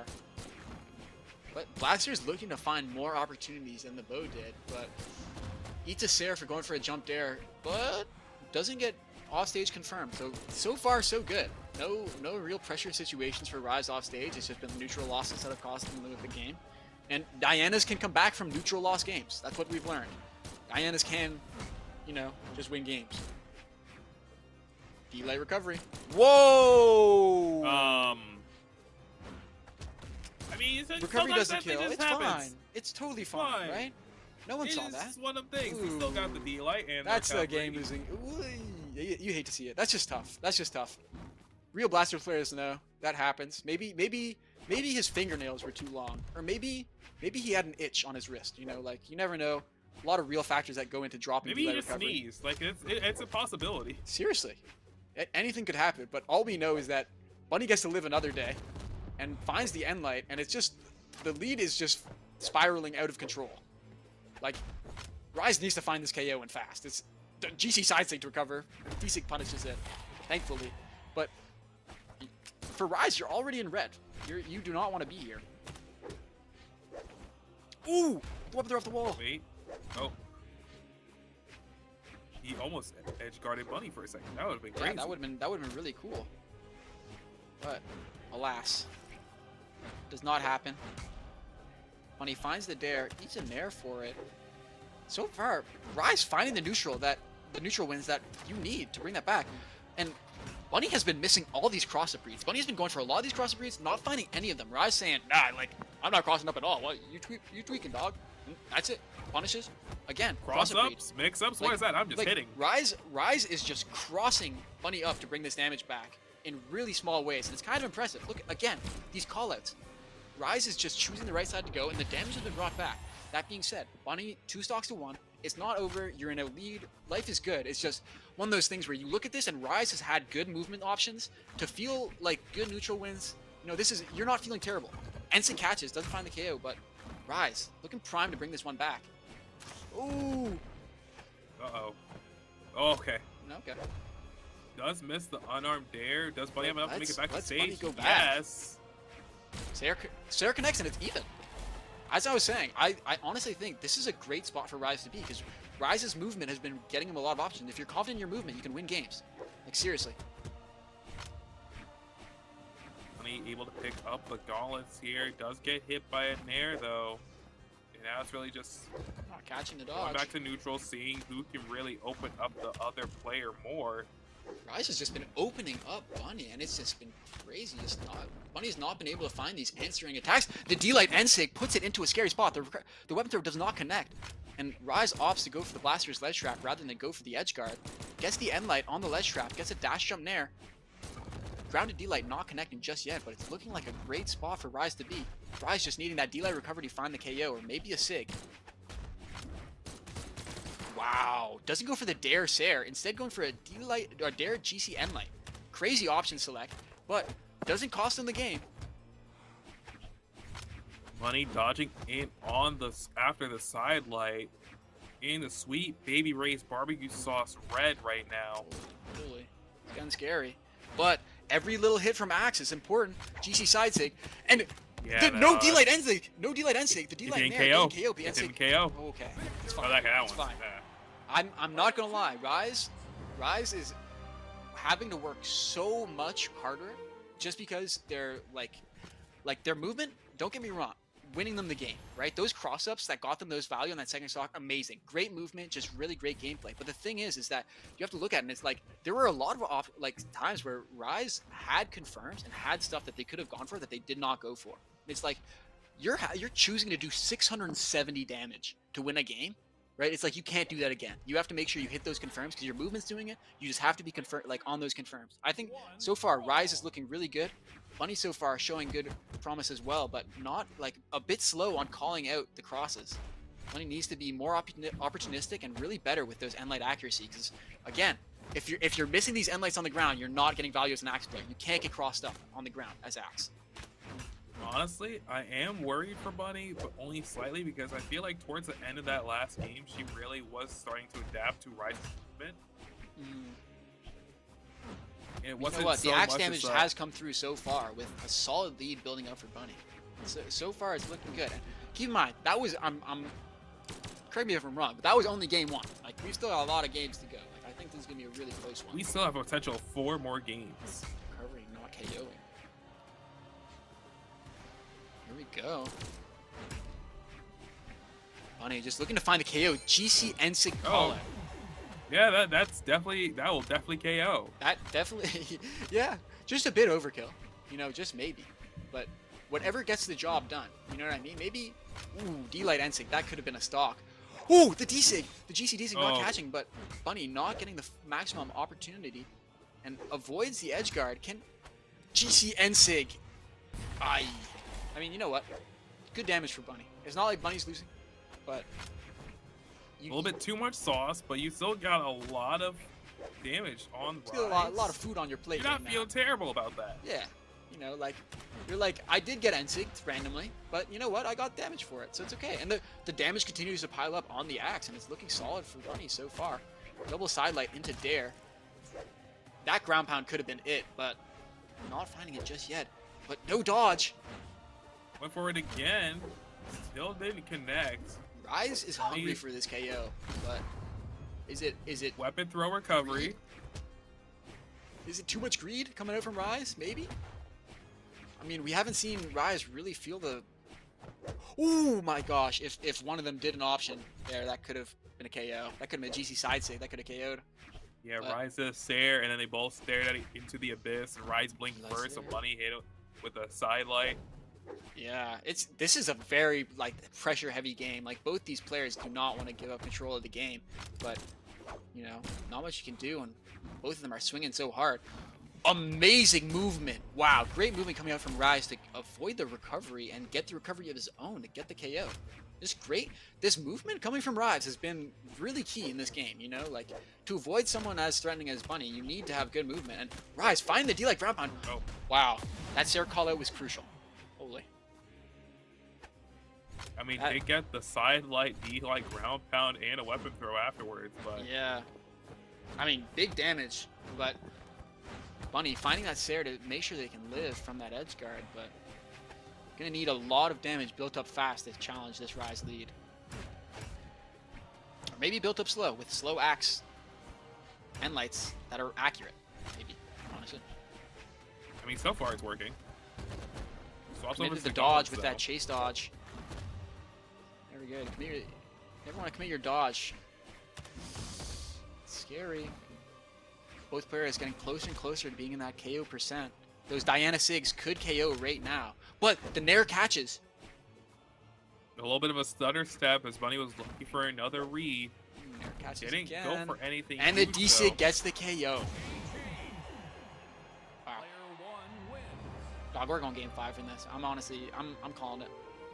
Come on, Rise, you should have known better. The weapon throw down into the stage. Yeah, it was a ruse. It was an elaborate fraud to set up that D-Sig. I mean, Rise was coming out swinging, but it just was not enough, and Bunny had the answer when the time was right. Like, on that last stock, there was a weapon throw against the wall that could have really secured Bunny's stock, but just before it hit Bunny, Bunny does the call-out Sarah, gets the KO and recovers back to stage, gets back the lead and brings it back, wins the game. You know, and those crucial moments are really important, and that's the sort of stuff that you have to do if you want to get winner side top 8 in a Moose Wars. So far, it's a neck and neck game, returning to the small fortress of lines. So far, it's a very neck and neck set. Yeah, no one really giving too much leeway to the other player. Rise is getting a good amount of damage here with that bow. Yeah, great juggles coming out from Rise. Does a Sair into sidelight. Doesn't find anything extra, but the damage is still there. Goes for a D-Sig, but does not find it. Calls out a Dare. Bunny, reversal. Could be dangerous. Dares nothing. Rise goes for a ground pound, needs a punish for it. And both players probably set back to neutral, but the weapons drive into GC D-Sig with that angle is absolutely diabolical. I didn't think it would go over the stage, but it did. I thought that was going to stage spike for sure, but you know what? Rise, knowing differently, doing the right option at the right time, and then confirm the edge guard with a Sair. Bring that nice stock lead into effect, hoping to build up a little extra damage on Bunny, but Bunny looking to find that KO with an axe Sair of some sort. Never mind. Rise really, this movement you were talking about earlier, Rise is showing it on full display right now. Gets recovery as well. Silent recovery though from Bunny. And that's going to even things up before things get too out of hand. Great way to capitalize on an opportunity presented in front of you. Getting the KO right when Bunny needed it. And so far, it's... Ooh, my God. I just felt a shiver down my spine, but it's fine. It's fine. Rise gets away. Great movement. Eats a decent amount of damage for it, though. Entering the orange. Bunny looking to capitalize on this lead, but if that D-Light caught, that could have been D-Light Ensig, but Bunny fortunately jumping that, avoiding that. Goes for a GC Ensig, doesn't quite connect, but Bunny with a big read gets the cross up, and cross up Dare into recovery, gets the KO. Solid lead in this game 3. Yeah, a lot of things happen really fast. Like, if you ask me to repeat everything that just happened, I would not be able to do it. No, seriously, it's like these... You know, it's like these things that happen are really important, but they're so like minuscule. It's hard to notice, you know, because these players are committing to a relatively slow game. But then again, both willing to throw stuff out. It's a 1-1 in a best of 5, so no player is just on their winner side stock just yet. But neither of them really wants to give up the lead in the set just yet. Right, both players want to be the first one to go up 2-1 if they have to go to a game 5. Because that means you have 2 chances of closing the set out, and Bunny really wants that 2-1 right now. Oof. But Rice wants it just as bad, going for a triple recovery on that bow. Let me recover you a calm 3 times. Scary edgeguard situation. Dare hits, and the ground pound interrupted by the weapon throw. Rise pressures off stage, can't find the GC sidelight. And Nair connects for Bunny. Bunny in a great spot, having weapon control, and it's firm damage lead. Recovery doesn't connect, but in a firm spot, weapon throw down, recoveries, doesn't find it, and now throws their weapon away, but Rise throws their weapon away, and now they're both unarmed, but Rise gets the weapon pickup to a weapon spawn, and no player really can find that. The Dare connects, no weapon throw confirmed from Bunny. Bunny forcing them offside with the sidelight, goes for an Ensig. Holy moly, no player Bunny's been finding looking for those N6 all game. Unfortunately, they haven't been hitting for it. But Rise looked for a D-Sig, and that's going to be a lot more detrimental to his game. This is going to be the main reason why it ends. Bunny going to hit him with an N-Light, and that's going to be Bunny going up 2-1 in this set. Bunny only needs 1 more to advance to top 8 winner side, and she's looking to close it out right now with that Raven. Gotta wonder. I mean, honestly, like, I don't think Rise has put the fear of God into Fussy with that Ensig enough. Like, let's think about it. You know, that first game was a lot of, wow, just going straight to small fortress. But again, that first game, Ensig was a big difference maker, right? That Ensig is really important. One of the things I've been seeing is that out of sidelight, Rise chooses to try and catch the grounded option. Goes for a D-Light often so they can get a confirm into the Ensig instead of trying to just go sidelight Ensig, you know, just trying to read the jump right away. So I think maybe some sort of small adjustment to try and pressure Bunny so that Bunny doesn't keep on getting away out of these sidelights without taking a lot of damage. Because right now, hitting sidelight and then getting 1 hit that's not a Sig is not enough value. Ensig, that's the move. Yeah, Bunny. Okay, yeah, doing the that's KO. No, my God! bounce off the wall. Wow. Bunny's still gonna be able to make it back. That What is GC? like What? Okay. Okay, everything's fine. They're back to normal gameplay. I think they've both stabilized mentally and they've realized what's going on. They need to lock in. Could have sworn But Bunny just- was dead to rights like 8 different times down there, but somehow she still managed to make it back to stage.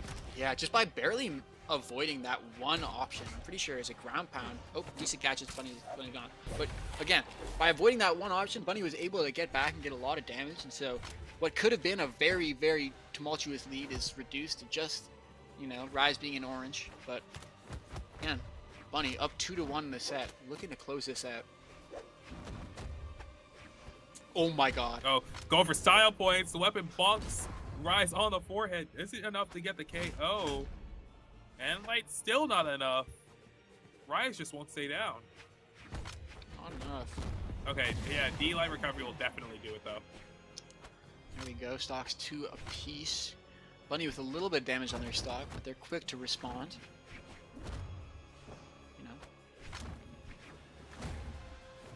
Recovery from Bunny. Still. find the nair. Ooh, doesn't get the Oh. D-Light chase dodge. The If pressure, that D-Light the chase dodge pressure. nair, that could have been a stock. That could have been like taking them to a blast zone on a nice little vacation. You know, rent free. Oof. When Bunny doesn't miss input, that's how you know the lights are bright. Lights do get bright here in Moose Wars, but then again, Bunny finding the good damage build on this game where, you know, Rise needs. Ooh, goes for the end sig, doesn't quite find it. Again, Bunny, great lead on this. We're not a must-win game, but it'd be great for Bunny to win this game. Advance 3-1. You know, it'd be much easier for Bunny. Recovery Save that catches. stamina. Okay. Bunny's definitely feeling the excitement now. I would love trying to justify the way that X recovery KO to someone who doesn't. Oh my! What? How do you get hit by that? That was full charged. Dog. Absolutely. The rug pull mechanic that Diana has is crazy. Right when you think you're safe, calm, at home, in your humble abode, ready, hot chocolate in hand, it just grabs I don't you. know if it's just me, but it didn't look like that D-Sig hit for me. Wow. Yeah, it was a crazy. I was kind of surprised that hit. It had like an anti-air. But it evened up the game to the point where Rise is in swinging distance of bringing this to a game 5.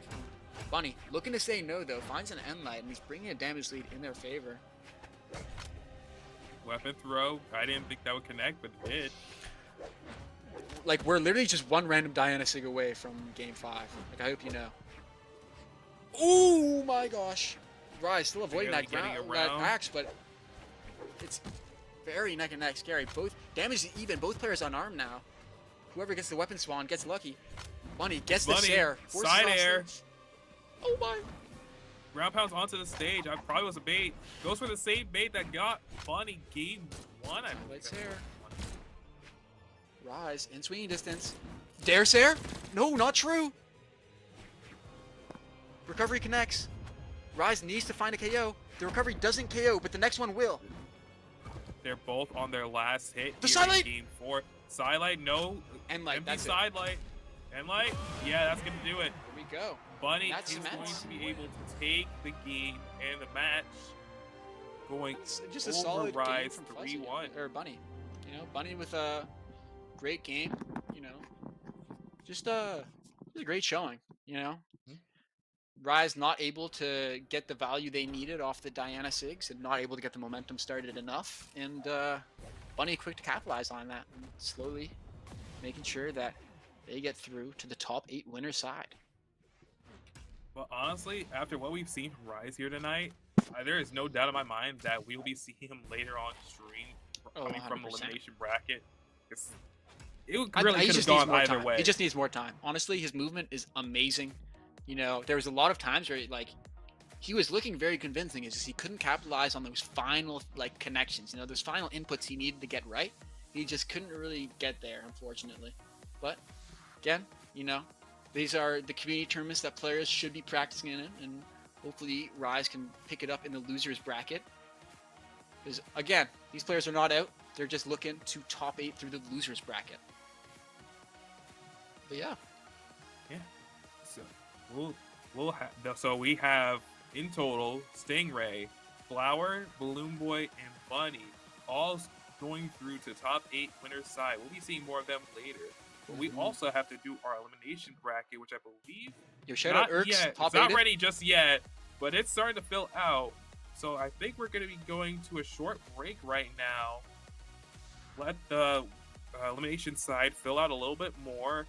And yeah, we'll have more Brawlhalla action for you as we get started on top 8 winner side, I believe. Stay in your seats. after There's the break. exciting gameplay to come. You know, like these are some hype sets, you know. Stay tuned.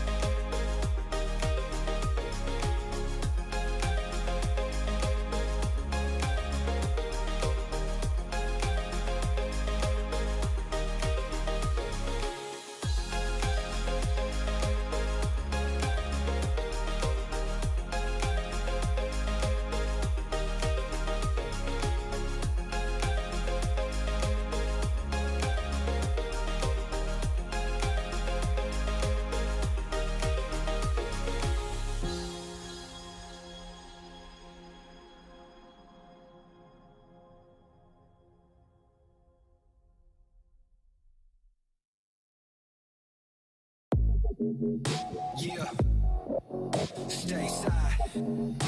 Aight, whether you're ready or not.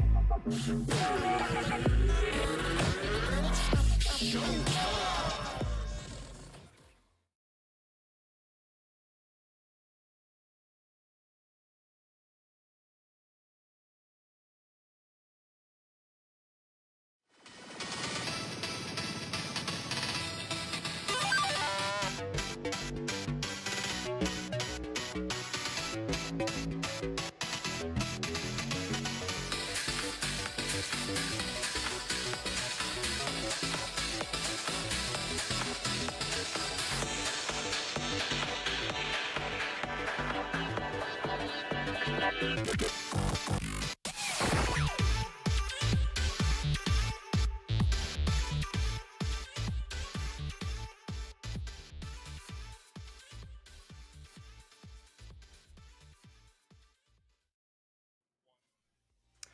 welcome back, everyone, to the Moose Wars Mystic Era 1v1 tournament. I am Tripped Up, joined here by Jiro to Death, and we have a fantastic top 8 for you today. I mean, fantastic. And getting us started off, we have a match that I am very, very happy to cast for, and that is going to be Stingray versus Flower. Now, Jiro, tell me what you're thinking about this one. Well, what else can I say? You saw that last set in the first set of the day. That Stingray performance was absolutely breathtaking with that spear. The Bryn pickup on Marckiemoo of all players, by the way. And I mean, that's a big deal. Granted, Stingray, an absolutely insane player. Oh yeah, no absolutely. G really. Of course. No, he's been around for a very, very long Especially time. with spear. Yeah, in comparison to Marckiemoo, but still though, with PR #1, that is no joke. No matter how new you are, that is very, very hard to get to. So being able to take that down, even as a PR top 10er, Stingray definitely pulled off an upset there. And now he's going to be going against someone who is also a little bit lower against Flower. I believe he's like 5th, I think, in PR, if I'm not mistaken. Something Pretty close sure. like that. Either way, Around he is very, very high there. in the PR. So he is definitely a contender for the winner of this tournament. But we'll Right. see. Right now we're waiting for them to lock in here. Jiro, Yeah. you are currently inside the lobby right now. Are you going to fight Stingray? Oh. Oh yeah, I am definitely gonna fight This- Stingray. I've been Yeah. prepared. Right, yeah, you definitely fought your way up there. I Mhm. think you deserve that spot more than anyone.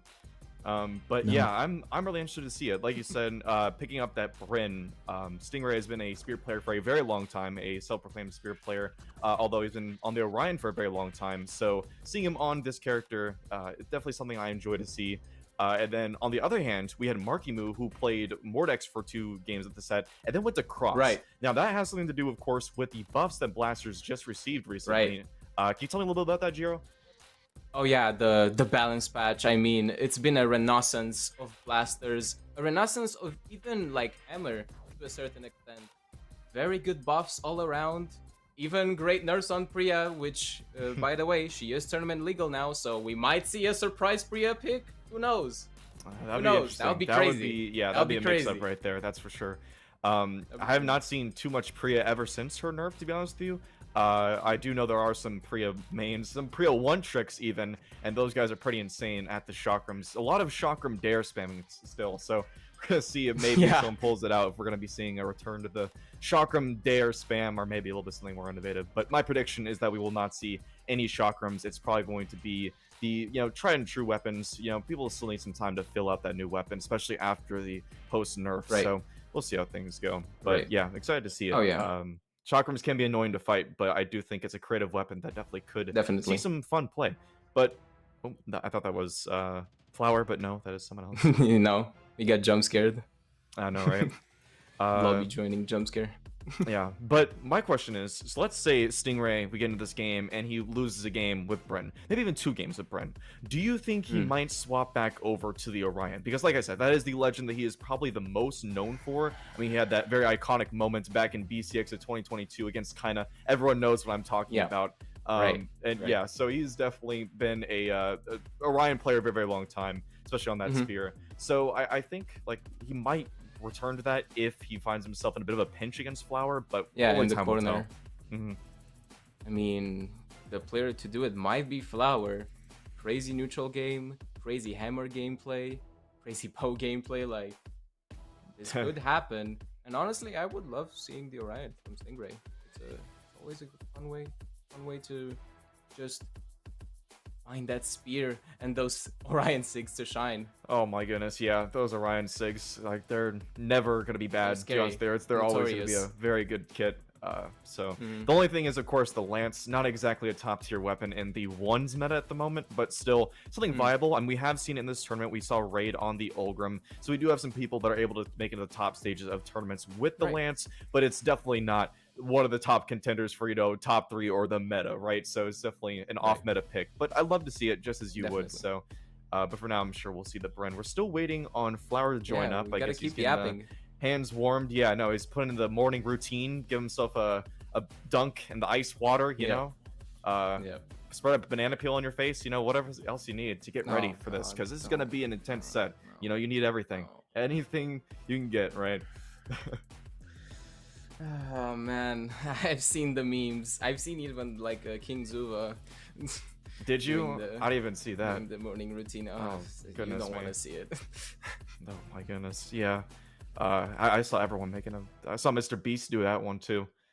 And unfortunately, I think he killed the joke. I mean, of course. Yeah, I mean, they always gotta, hop on it, right?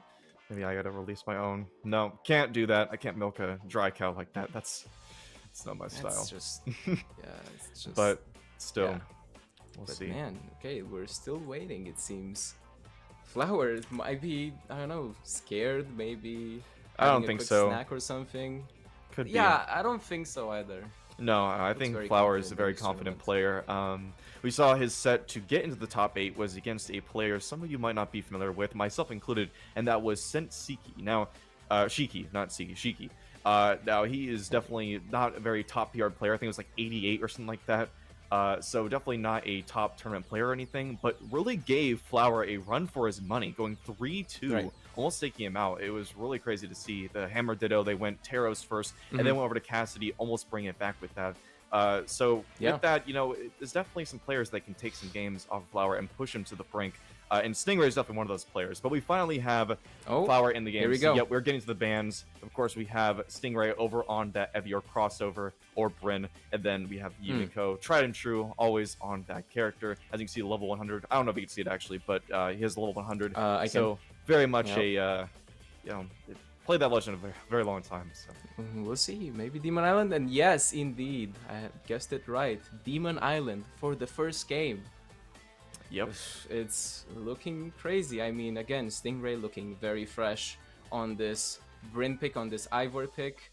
Yeah, very exciting. Here we go. Absolutely. Again, to game number 1. Here we go. Like I said, over to Demon Island. Very popular pick as always. Stingray's over on the axe, and we have Flower now on the bow. So both players armed and kind of dancing around each other. You know, this is kind of what you expect to see in the beginning of these sets. They're kind of feeling each other out, especially with this off pick from, or not off pick, I should say, but the new pick from Stingray. You know, this axe is definitely something he's got to figure out. And right now, he's kind of receiving the worst half of it. He's getting hit with these sidelight nairs, building up that damage very, very quickly. Yeah, now already on the spear, and I mean, again, that spear is so scary neutral-wise. Those pokes, what I've seen, Marckiemoo got called out, and those D6! Those D6 stripped, and that weapon throw, that was already an insane start for Stingray. Definitely letting a statement out here. Yeah, and as you can see, he actually went over to the axe, so he's preferring it in this matchup. There's something here he's very confident about. Of course, being a spear main, you would expect for him to swap over to that instead, but definitely, it seems like he's got something on lock, and he's got a lot of damage. He's had just about an entire stock lead now with this damage onto Flower. Flower's been struggling to find some stuff, but as I say that, gets the stop Sayer, tries to go for a big Hail Mary with that ground pound, but doesn't work out. Still back on the stage and get the stomp Sayer sitting over to the side, and yeah, he's just gonna be looking for that KO. Oh, I think he was trying to get a Sayer there, but maybe a little bit too far to confirm that. Okay, nice down there pickup there from Flower, finally showing some signs of life, even though Stingray absolutely trounces so far, especially on that axe at the beginning. That was so strong, such a strong opening, and now the spear, just insane neutral game overall from Stingray.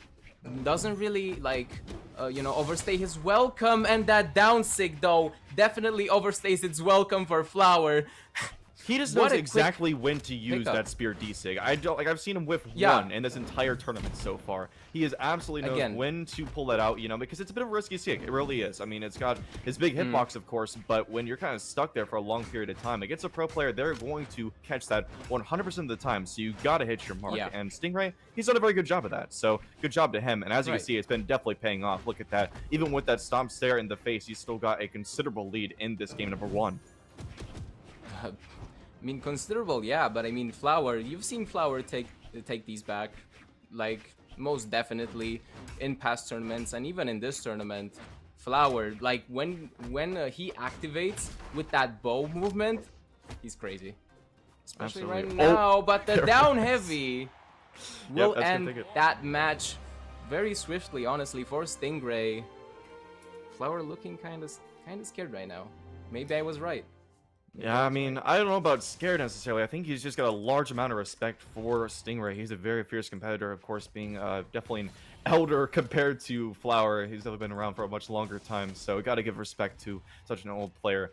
And he's definitely proving his worth right here. You can't teach old dogs new tricks. That's what they say. But he's got a new trick right now. That trick being Bryn, and it's been working out quite well. And there's gonna be no changes going to game number 2. Of course, both on the same picks, and over the Demon Island, same thing as last Once game. again.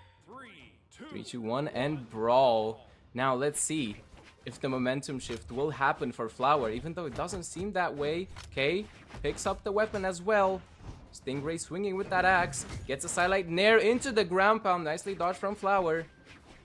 I've seen him go for that away. like multiple times. He's gone for that with the recovery after, or sorry, ground pound afterwards.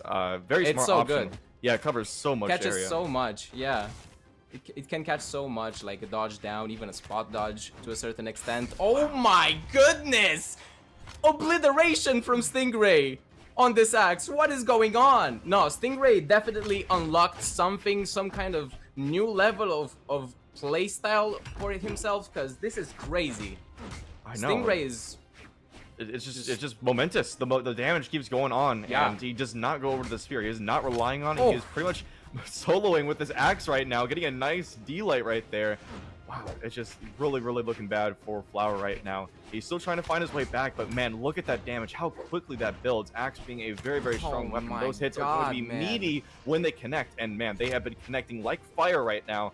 Stingray trying to get a side air there. Oh my goodness, that almost connected, and that might have KO'd if it did, honestly. Okay, Flower trying to get that recovery, tries to convert it with the Nair, downlight Sair, tries to get the N-Sig, very nicely dodged from Stingray, and capitalize with that recovery.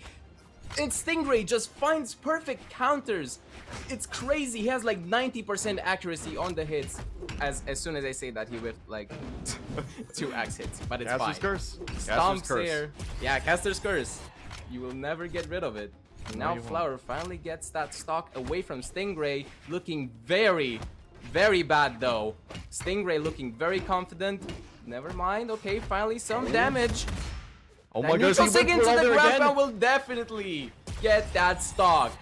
That's so nice. I mean, he went for that earlier in the set, and it did not work out too well for him, but there, showing the power of that hammer ground pound. It's got such a large hitbox, and when it connects, the stun is insane. It's one of the most powerful in the entire game. So that's why they often bet so much on that connection. But still, though, okay, Stingray. Sorry, I was trying to say Spear Ray or something like that. But anyways, he's over on the Spear. I mean, you might as well. I might as well, because right there, You proving might that as he well. is a Spear main through and through, getting that nice combo, and that almost killed off the top, but not quite yet. Now is going to go over to the axe, just kidding, throws it away in favor of the Spear, trying to hit those D6, maybe the sidelight or recovery or the side air. Let's see, kind of dancing around right now. He's definitely looking for the side air. As you can see, they got the little setup where he's just kind of hopping in the air, doing these empty hops, doesn't want to commit too much, but yeah, it's just been a lot of force, and he is anything's game right now. I honestly thought I was going to KO, but not quite. I mean, this is looking kind of doomed right now for this match for Flower, but anything can happen in Brawlhalla, but never mind. Just an axe here and is immediately going to shut that statement down. Stingray 2-0. Jesus. What an absolute powerhouse today. Yeah, no kidding. The axe has been proving its worth today, that's for sure. And, I mean, Flower definitely brought it back a lot more than he did in the game number 1. That was a clean closeout in game number 1, but game number 2, a little bit different. And getting into it, of course, no swaps. And maybe, just maybe, Flower has figured out something. He had a lot of momentum going into that last stock against Stingray's second stock when he was able to get that ground pound, as you see on screen right now. He definitely capitalized a lot. So I think it's going to be those risky options is what's going to bring him the most success. But now we're over on to Small World's End. So bit of a map change, but still no platforms. So we're going to be seeing a similar dynamic with no, platforms to help you in the air and guide yourself down, right? Yeah, and I mean, what a crazy opening. Stingray with the on-stage spear ground pound. Shoutouts to gold players. You know, that's their like special tool right there.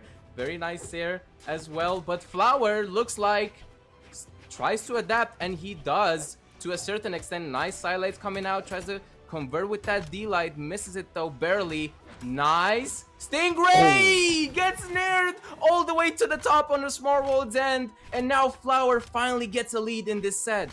Yeah, this is gonna be the first one, if I'm not mistaken. But let's see if we can keep it going. And oh my goodness, that is a quick closeout right there. The best anti-air in the game, Spear D-Light. Ladies and gentlemen, that move is so oppressive at times, and proving it right there. And Stingray is starting to get some momentum back onto this Spear. It's been mostly Axe this set, but right now, he is proving that he is indeed a Spear main. I mean, who doesn't know Stingray as a spear main? Let's be honest. Oh my goodness. Even about the Orion, that spear is so immaculate. Again, crazy accuracy on these jump reads, on these dodge reads. Stingray is looking just almost immaculate, almost perfect. It's Almost crazy. immaculate. That's right. There is no such thing as perfect play unless you are deck spotting. Even that is not perfect, but still. Even then. Yeah. Yeah, right. But okay, nice recovery. Stingray able to take that off the top, and that is going to be Flower falling potentially to the tournament stock. Or, sorry, that's not tournament stock, but winner's bracket, mind you. So definitely not too critical, but still, you want to stay in that winner side. It's a lot harder to win the tournament when you're on that loser side. So he's going to be fighting with all his might. Can he do it? I mean, Flower is definitely putting in an effort here, trying to close this second stock away from Stingray, but Stingray just not allowing him, getting that perfect spacing as well, maybe almost perfect. It does look perfect to me because Flower cannot connect any sort of hits. Finally gets that very nice conversion with the weapon throw combo. That was stylish. It's a down air. Yeah, that was really nice.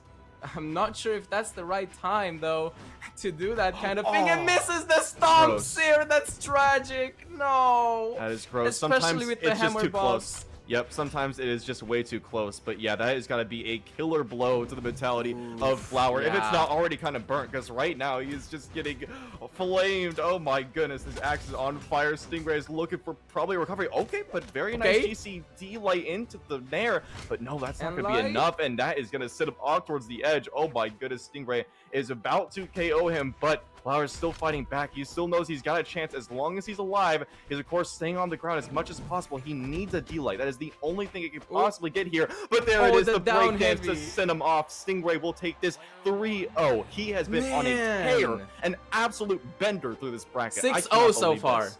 Yeah. 6-0, almost perfection. Almost perfection on that spear and on the axe as well, as soon as he gets those weapons in hand. Amazing performance. I still props to Flower. understand. Props to Flower, of course. He definitely brought it back. Right. They're like at no point was he giving up, right? He was still playing through and through to the end, so props to him. But he will be falling down to the losers bracket. So not at the tournament. We will be seeing him later since he is already in the top 8, and we cast all of our top 8 sets. So yep, you'll be seeing him later. But that'll be Stingray moving on into the winners finals. And speaking of which, we need to find out who is going to be the other participant in that winners finals, and that is what we got our next set for. So who do we got, Jiro? We got BalloonBoy versus Bunny. Again, honestly, a classic at this point. A classic set. Absolutely. I'm not gonna lie. Yeah. I'm loving the Diana pick from BalloonBoy. I mean, obviously the classic Rayman from Bunny. Just a joy to watch, especially the off-stage interactions. Like, oh my outmatched, goodness, in my opinion. Totally get me started. We casted a few, and yeah, it's been absolute cinema. Bunny I'll just keep saying like, it. I don't care. You think that there's no option that she could possibly pick to get herself out of a pinch, and yet she just finds it, manifests it into reality. So I want to see how she does here against this Diana. Like you said, I am very happy to see this. And this is, of course, due to the Blasters buff. So thank you very much for that, because I'm so glad to see it back into the tournament rotation here. We saw Rise on it earlier, too. So it's not just BalloonBoy, who has been on Diana for a very long time. He's got that level 100, so he has definitely proved his time in that legend. But yeah, it's definitely a strong legend. If you think about it, those signatures, especially on the bow, they're so cheeky, right? I mean, we've all been a subject of that N-Sig or the D-Sig. The N-Sig? Or oh my goodness. Dude, the D-Sig. Both them. The they're D-Sig, dastardly. like, when it doesn't KO, it almost seems like it always KOs as soon as it catches. It doesn't matter what damage you're on, it just KOs. Simple. They're just... Yeah, and especially when they catch your dodge in the air and they get, like, you know, the side light, D-light, N-Sig, and it's just like, you're just watching yourself. It's kind of like a spear cutscene combo again. It's like a second part to that. You're just watching yourself, like, why do I even queue into this game? We queue into it because we love it, but sometimes it's just a little bit too much. Yeah, it's the like map a bans Dragon right Ball here. Fighters combo. Yeah. I know, right? And we're going to be getting over to Small Fortress of Lions. So bring a platform into the mix. That is definitely a new element to spice some things up. Of course, Small Fortress Alliance definitely a popular pick among competitors in both community and official tournaments. Is just time and time again we see this being picked out. If you remember Jiro, we've definitely been seen a lot of these. We've been getting kind of tired of those Small Fortress Alliance, but I mean, it's a solid map, really. It's just a solid map, not too big, not too small. Honestly, perfect for just, you know, engaging in that, you know, high-speed movement and in that high-speed neutral. So, like, I agree with the pick. Not necessarily my favorite, but yeah, definitely among the pros. Oh yeah, no kidding. Right now, Bunny is definitely feeling her pick, able to get a lot of damage unanswered onto BalloonBoy. He's going to be throwing out that bow. He wants to opt for the blasters, newly buffed. Let's see what he can do with them. Oh, bit of a misinput there. Mind you, perfect stock pretty much from Bunny so far. Oh my goodness, almost got the triple nair. That would have been exciting. That's she's going crazy. Whoa, that slice short side sig must like definitely a misinput. Like there's no way, right? I think. I don't know. Sometimes, I mean, I would say yes for any can't other know with player, Bunny. but not Bunny. Exactly. No, you can never tell. You will really never tell. Okay. Dancing around. Exactly. They're falling back into, of course, some classic NA neutral. You know, it's honestly very smart. I don't blame anyone for doing it. Some people will get angry at it and be like, oh, it's passive. But it's like, listen, you are at the top level of tournaments here, like where most people will never go. Not only is it nerve-wracking, which I'm sure for these two players, I don't think it's too nerve-wracking. They've been here plenty of times. I mean, but still, you never get rid of the nerves. Oh, wow. That conversion, as we said, that down sig, so brutal once it catches. It just KO'd. Simple as that. Also, that was a nice conversion. I'm pretty sure that was a D-Light into reverse D-Sig. It was. Such a insane placement. It was a very good mix-up. Very, very good mix-up. That's what you need against players like this, you know? If you can't be unpredictable, just be unpredictable, right? Fight fire with fire. You know, like Sun Tzu said, you know, to confuse your enemy, you must confuse yourself first. And that is exactly what she's been doing. So, let's see. BalloonBoy's starting to get some damage built up on this stock. He's still behind for sure, especially with that side light into the D-Light. Man, that damage just adds up so very quickly. Yeah. So much damage already. And I mean, BalloonBoy definitely has the tools to pick that slack up from the damage. Those blaster buffs are great. That's all I'm gonna say. Sidelights are true. Always, you know, just a oh, that conversion! The double citrus get the triple. That would have been a KO, most definitely, with no options left. But Bunny back on the stage, got that recovery weapon throw in BalloonBoy's face. Oh, the downlight Ensig though from BalloonBoy. What a call out. Getting back the lead. Yeah. Yep. Just called out, landing right there, not using any options, because she definitely had some options left, but no. BalloonBoy knew she was going to go straight down to that stage and was able to hit the D-Light into the Ensig, and man, that just kills or KOs so very early. But man, what is going to kill pretty early here? I guess it's not early at this point, but what will KO very soon is any one of these axe moves. Now over onto the gauntlets. Once again, kind of difficult to KO on these sometimes, so let's see what... Oh, GCD sig. Okay. Once again, I don't know if that was misinput or not. That was something, surely. That was almost crazy from BalloonBoy to get that last stock away from Bunny. That weapon throw was real scary, but the end light will quickly shut that down. That second stock away, and now Bunny trying to hopefully get this lead back. Though BalloonBoy, very nice spacing, did not get that weapon though. That's gonna cost him. The second gauntlets picked up from Bunny. Nice recovery. Okay, wake him off. Quick little sidelight to get the bow. Oh. Okay, back to some footsies. Yep. Classic Street Fighter 3 third strike, you know.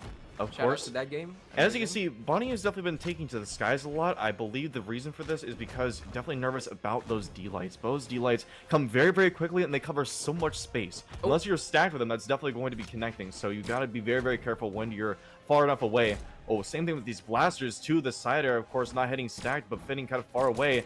BalloonBoy's been pretty good with the spacing so far, but man, look at that damage starting to rack up a little bit. Whipping that side sig. Let's see, does BalloonBoy opt for the other weapon? Oh, doesn't even have a chance. Bunny swaps over to the axe instead. Oh, getting a little pressuring with this offstage. Yeah, oh, big whiff. Okay. Oh my goodness. Yikes. Yeah, that would have been huge if Bunny hit a recover there, but that D-Light definitely did some damage. Downlight Sair, not opting for the downlight recovery, knowing that it would KO. And I was nervous that was BalloonBoy a KO. I actually thought it wasn't a KO for a second. Game. But nope. Okay, I guess he just knew the kill zones better because that worked pretty well. Very well done, and that is going to be BalloonBoy taking this first game in this set. So, Yeah. as you can see, they're very evenly matched there. I mean, they were very, very close I mean- to it could go either way in the last parts of that game. So we'll see if that trend continues getting to game number 2. And the trend of picking small Fortress Alliance, that one's not going away either, because that is what we have for us. Same map, same characters. Let's see. Yeah, just a classic set here in Valhalla. You know, we love to see it.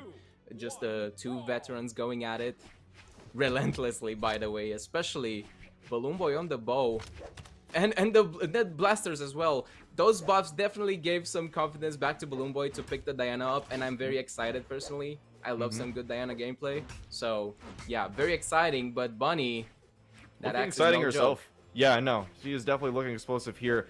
Getting able to get 4 hits unanswered. And that's the thing about this weapon, right? Like, these unanswered hits, they add up so very quickly. And, oh my goodness, look at that damage. That's like, what, 7 or 8 hits? And that is already into KO percentage. Let's see. Oh, very Oh, nice and D6 the hopping up there. Bam! Slamming right down. And that is going to be a very quick stock for Bunny. Yeah, and so, nearly a perfect stock, by the way. Yeah. Again, like, it's crazy.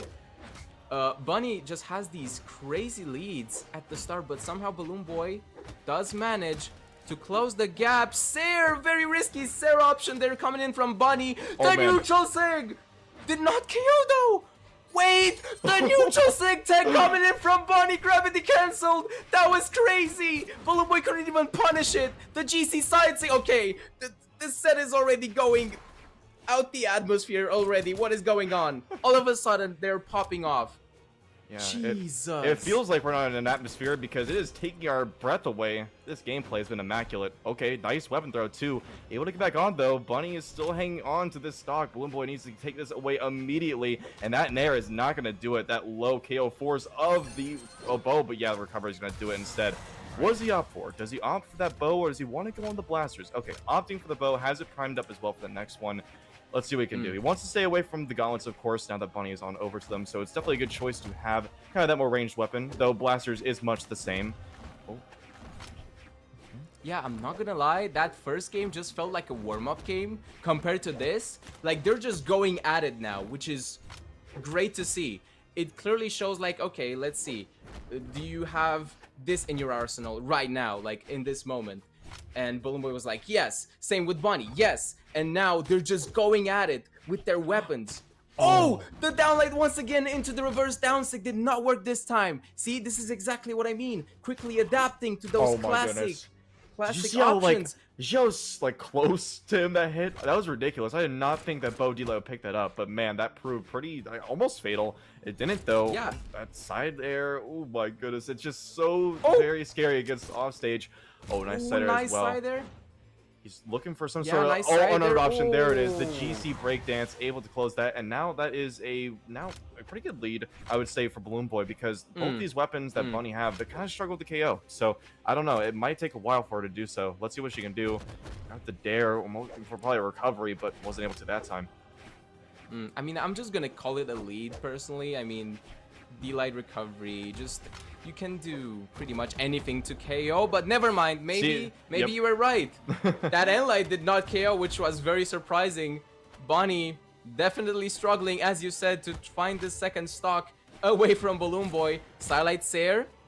Okay. That should take it. Finally. Yep, it does. That's okay. Sair. Yeah, it's it. unfortunate. That is what they did to Gauntlets, but it kind of needed to be done. You know, the weapon was pretty good in a lot of areas, but it was a while ago they nerfed the KO force of it, so yeah, it's definitely something people have gotten used to by now. Okay, good wake-up option right there from Bunny, able to cancel out what would have been most likely a delay after that side light, and now actually they're pretty even. BalloonBoy kind of throwing away the lead a little bit there, but okay, trying to get it back there. Looked for a Nair, but wasn't able to get it, and Bunny's answering back too, so they're still relatively even. Now over onto the better weapon for KOing, but oh my goodness, the weapon they'll call out. Oh, sweating with that exhausted recovery and getting the delay to recovery. Oh, just barely doesn't KO, and now the side air. Oh no, he went up really low on that one. That is so risky, BalloonBoy, but he gets back. Oh, No, but the there it is, ground ground pound. pound. Bunny, very nicely done, and that is going to be taking game number 2, 1-1. Oh my goodness, yeah, you're right. It was kind of like a Man. one-move game there because they were just going at it at game number 2. Yeah. And as I said, they are so very evenly Man. matched. I mean, both games have been very, very close. So this is anyone's game. Even in game number 3, I think this Exactly. could easily go to game number 5. Right. Right, it definitely looks like a Game 5 situation, unless BalloonBoy or Bunny just go absolutely crazy and take like a huge lead. I don't see any other scenario than that though. Like, they're, as you said, so evenly matched. They know their weapons so well and how to counter each other. Yeah, it's definitely gonna be a rough one. So it'll be definitely a tough fight for whoever comes out on top in this, but we're gonna see right here, game number 3, who will have the momentum going to the game number 4. Okay, both are armed. Okay, the GCD light. Now that option right there is just so risky, right? Even to connect in that case right there, yes, it is very, very good once it connects. But man, it is so very risky. Because if you catch with the dodge, especially with gauntlets, you know, that side light can very easily pick up on the tail end if it's correctly timed. So BalloonBoy's gotta be careful with throwing those out, but gotta be, you don't have to be as careful when it comes to this bow, because it can be very, very quick, as you can see, able to get out of the way of those options super quickly. Exactly. And I mean, again, evenly matched, absolutely evenly matched on the damage. I'm pretty sure this is equal damage right here. Pretty much, yeah. Absolutely equal. And now footsies, okay. Bunny finally got the gauntlets. Tries to get the GC silent. Nicely punished by that nair from BalloonBoy. Nice and light. Edgeguard situation. No.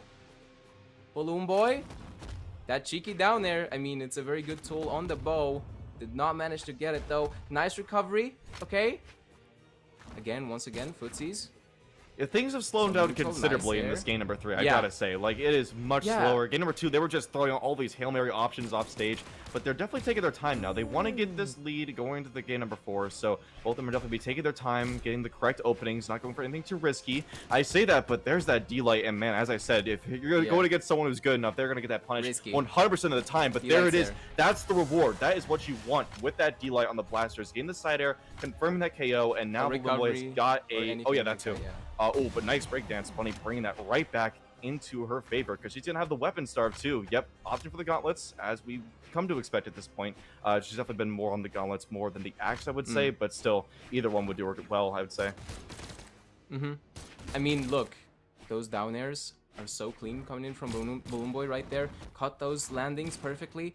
But now Bunny tries to get that small string going, even though, again, they're so evenly matched. Strings are probably not an option right now. Downlight Sair is probably the best you can do on blasters on Bunny.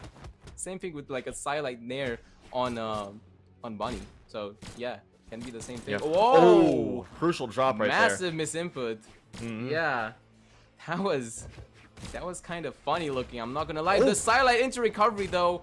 Right back with some tech though. Showing that blaster prowess once again. Oh, down air into GC sidelight. That was clean. Maybe he hoped for a recovery.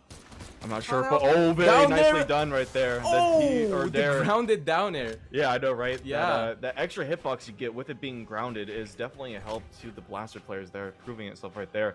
And this is definitely a bigger lead for BalloonBoy. He's starting to take things away a little bit here, but Bunny does not want that to happen. Starting to get some damage of her own, but it's gonna be tough. Okay, we'll get some nairs. That's what you want with the axe, right? You want to get those nairs, want to get those dares. They're gonna build up the damage very, very quickly. And of course, you don't have too consistent KO options, but you do have a lot of force on those. And that's why we're gonna go over instead into the gauntlets. I think she might be... Oh, no, throws them out. I'm wrong. She just doesn't care. I mean, it doesn't matter to her what weapon she has. Just like, as long as it's something. Even if it's my bare fists, I will use them. And she will destroy with them. But I don't know right now. Most definitely. Even on unarmed, but especially on the gauntlets. And especially off stage. Even though BalloonBoy seems to like not really go off stage much. As I say that, gets... you see BalloonBoy turn the other way? He was just like, I only want to watch myself get KO'd here by this one. I know what's happening. Just I resign my fate. Yeah, you know? It's like that dog closing its eyes, that gif. Like, or just like no. But yeah, that's what it was right there. Exactly. But still though, I wouldn't be too upset over him because he's got a pretty good lead here on to Bunny. Oh yeah, most definitely. But again, axe, that lead probably means nothing to Bunny unless BalloonBoy keeps going with this honestly immaculate spacing on this bow. Downlight Sair, very nicely placed as well. Dancing around Bunny, probably trying to get more hits. Gets the blaster silent into the recovery. Not enough to KO though. Okay. Oh, went for it all right there. Yep, that was a Hail Mary, but not able to connect. But it's understandable. You know, that's what you need to go for in that situation. But yep, that's going to be BalloonBoy taking this 2-1 now. So not over yet, but still it's starting to look like it's going more and more in the favor of BalloonBoy. Now, of course, Bunny did win that second game, but still, it was definitely a lot more in the favor of BalloonBoy in this third game than game number 1 or number 2. So let's see if that momentum continues. I'm curious to see it. Of course, nothing's changed. We're going right back to it. The same old, same old. Right. I mean, again, more Brawlhalla prowess right here, coming in from these two titans in the Brawlhalla esports scene right now. Again, neck and neck. 2-1 for BalloonBoy, but honestly, I can see Bunny turning this around unless BalloonBoy keeps that momentum coming. Okay, downlight Nair. Just to get the end light, but what a nice catch with that GC downlight. As I said, it's so good, especially when your opponent is a lot more grounded, right? And Bunny can be often grounded, tries to get those, you know, end lights to get him off the stage. These side airs are working really well. I mean, like you said, Yeah. BalloonBoy spacing. This is what's been doing him the best because look at that right there. Just knowing when to release that side air. It is so very nice. It's almost instant, to be honest with you. There's very little time to react to it. And yeah, as you can see, closing out that stock very quickly. BalloonBoy has probably the best lead so far in this entire set. Yeah, agreed. That was an explosive read right there coming in from BalloonBoy, and it seems that the momentum carried. He found the download on Bunny so far. The GC silent was crazy. Oh my goodness, the silent into the side sig. Okay, BalloonBoy locked in on this bow gameplay. Okay. He's just keeping himself at a blaster's distance. He knows exactly where to be at the right time to get away from these gauntlets. Sorry. Okay, but that right there. Able to get in there, but not much after that. And yet the recovery, look at that. That is a huge lead for BalloonBoy. And oh man, I honestly I don't know. Bunny is gonna have a very hard time bringing this one back, especially with the double side air weapon throw. Now BalloonBoy over to the blasters instead. Yeah, just looking worse and worse for Bunny by the second. Okay, especially with that one. Oh that my was goodness. An optimal, yeah, that was an nice optimal blasters combo right there. Okay, tries to get the down there, the second down there. Oh, I really thought he was gonna go for the third down there. That was crazy. The down lane into the GC sidelight on and on for a 3-stock. BalloonBoy 3-1. Oh my goodness, absolute destruction there. A 3-stock. I didn't even notice it was a 3-stock until I heard that destruction. Oh my goodness. Yeah. That's a clip right there. Indeed it was. I mean, he was just going down there. He was trying to make the highlight reel right there. Oh my goodness, BalloonBoy. Yeah. Trust me, bro. Your gameplay's already good enough, but no, he needed to go beyond. Look at that. Dare. Then he got the weapon throw into a unarmed dare, and then he just started to go crazy with it. Look at that. And oh my the goodness. GC sidelight after just a flex. Yep. That was just a flex to further push Bunny down. And look at that. He even was able to cancel momentum. Look at that. He it was literally the exact same time. This 3-stock, dude. Ego. It's ego. There's nothing but ego when it comes to the top players. Yes, absolutely. That's aura farming. Aura farming indeed. And that is going to be the decider of who is going to be in our winners finals. That's be Stingray and Bunny. But before we get to that, we do have some more top 8 to get into. But if I'm not mistaken, I believe are we going to break here or no? I'm actually not aware of whether we are or not. Pretty sure we are. And that's usually what that's what we usually do. Yeah, that's the schedule. So yeah, stay tuned. Stay locked in. We're coming in soon.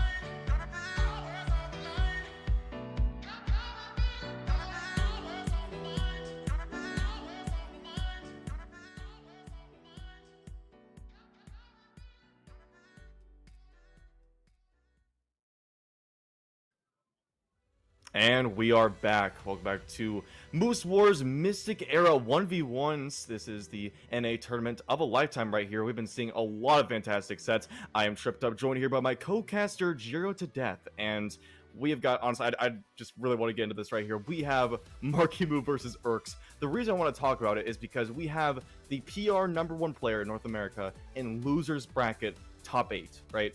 And that right there is pretty shocking to anyone who didn't see. He went down 3-0 to Stingray. Now, of course, Stingray being a very fierce competitor, so it's not too surprising in that manner, but still, that is an upset, right? That is PR9 versus PR1, and the disparity there, it can be pretty large, right? So, definitely a surprising thing to see, and Stingray is on an absolute tear. He's on winner's bracket right now. He's in winner's finals, so we'll be seeing him soon. But in the meantime, we got to see if Marckiemoo can keep this up. And like I said, his opponent is Urks. Now, a player some people might not be too familiar with. He's an Ulgrim player, that much I know. And a very solid one at that. So I want to see what he can do. But of course, though, prediction-wise, I think we all know who has got the upper hand here. And that is, of course, going to be Marckiemoo, the PR #1. Even though he fell early in this tournament to losers bracket, he's still got that fire in him. He's still got that dog in him. And speaking of which, he's, of course, queuing in the Mordex. Now, usually people would say that's obvious, right? But in this case, it's not. Because in game number 3 of that set against Stingray, he pulled out the cross. Which was very surprising to see. I love to see that. I'm sure, Jiro, you feel the same. Yeah.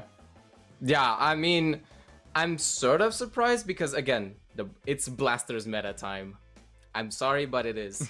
As soon as everyone gets, you know, accommodated with that Silite Sair, with the D-Light Silite Sair, I'm pretty sure on Cassidy, it's gonna go crazy. The Blasters meta is in full effect. The Vrax buffs as well. Hey, we might see a Lord of Vrax. That would be crazy. I would be blown out of my seat with that one, man. Yeah, that'd be something different. But yeah, it's definitely been Blasters making a bit of a comeback, you know? I mean, for the longest time. I mean, that was like, what, 2 years? It's got to be at least 2 years right there, maybe a little bit less, but still a significant portion of time where Blasters were basically unviable. Now, I say basically because there is no such thing as an unviable weapon in this game. It's a very well-balanced game to the point where you can win with anything. Exactly. That being said, it's going to be much harder on pre-buff Blasters, but now that they're buffed, it's definitely been making a bit of a comeback.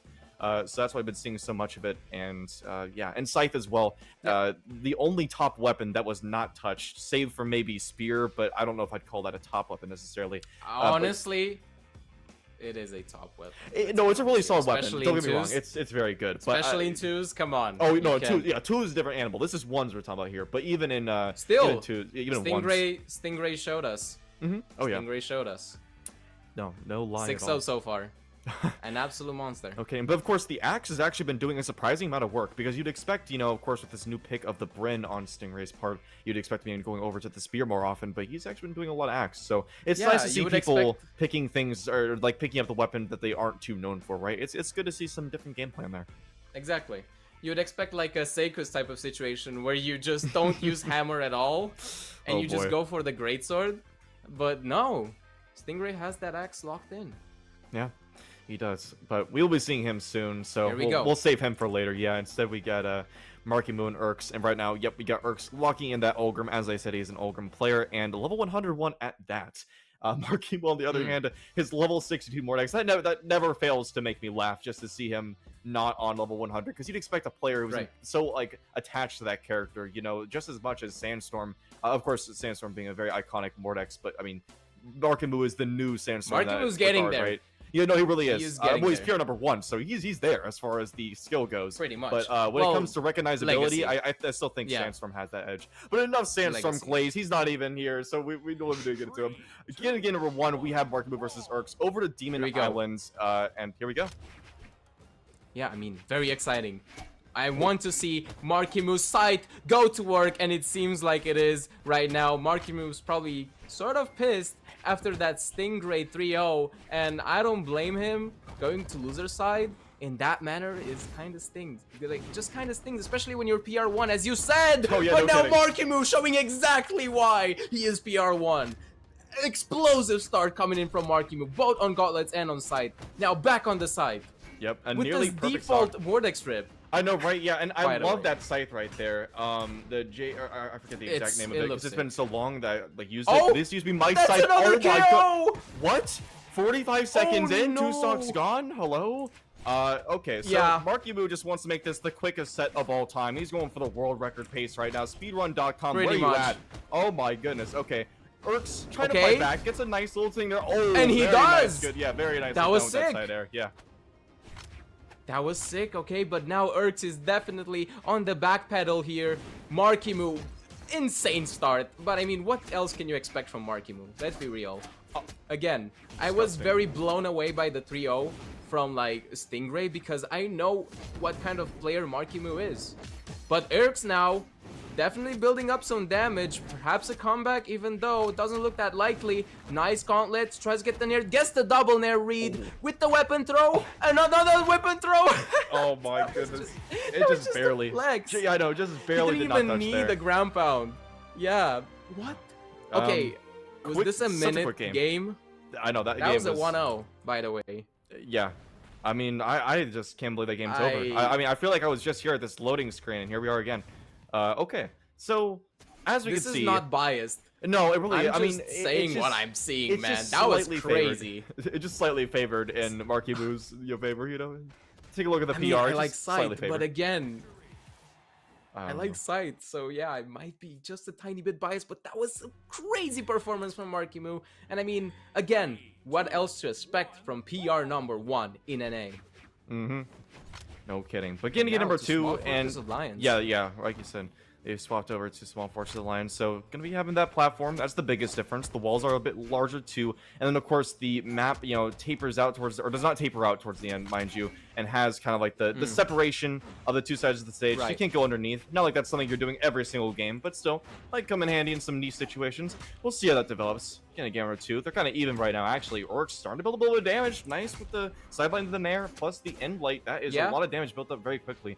That is definitely the one good thing about the axe. Uh-oh. But oh yeah, oh my goodness, that's just so Yup. cheeky, and he Yup, didn't need that's that. it. That's it. Marckiemoo. No, this no, is not- don't do it! This Don't isn't do it to him! experimental. This Don't is, do it to him! Wait. Oh, Karma? wait! No. Okay, okay. Yeah, I was about to say, you Man. don't want to be doing all that, Marckiemoo. Listen, buddy. I mean, this is we know that you're upset because you're in losers. All right, we Oh upset. my But still, you goodness. did not need to put this man out of his misery like that. That was He is angry. I was honestly, I torturous. feel the anger. I feel the anger in those nairs. I legit feel it. I know as a side player, I know when you want to do like a crazy comeback, especially when you keep getting trounced in rank, at least in my case, Marckiemoo, you know, getting 3-0 by Stingray. So now he's just wants to go absolutely ham on this Mordex pick, and again, it shows. I know. Nice there though, coming in from Urks, not too far behind, mind you. I gotta give him props for that. Also, very nice Ogre grip. I'm sorry, I just gotta say something. This is very unique.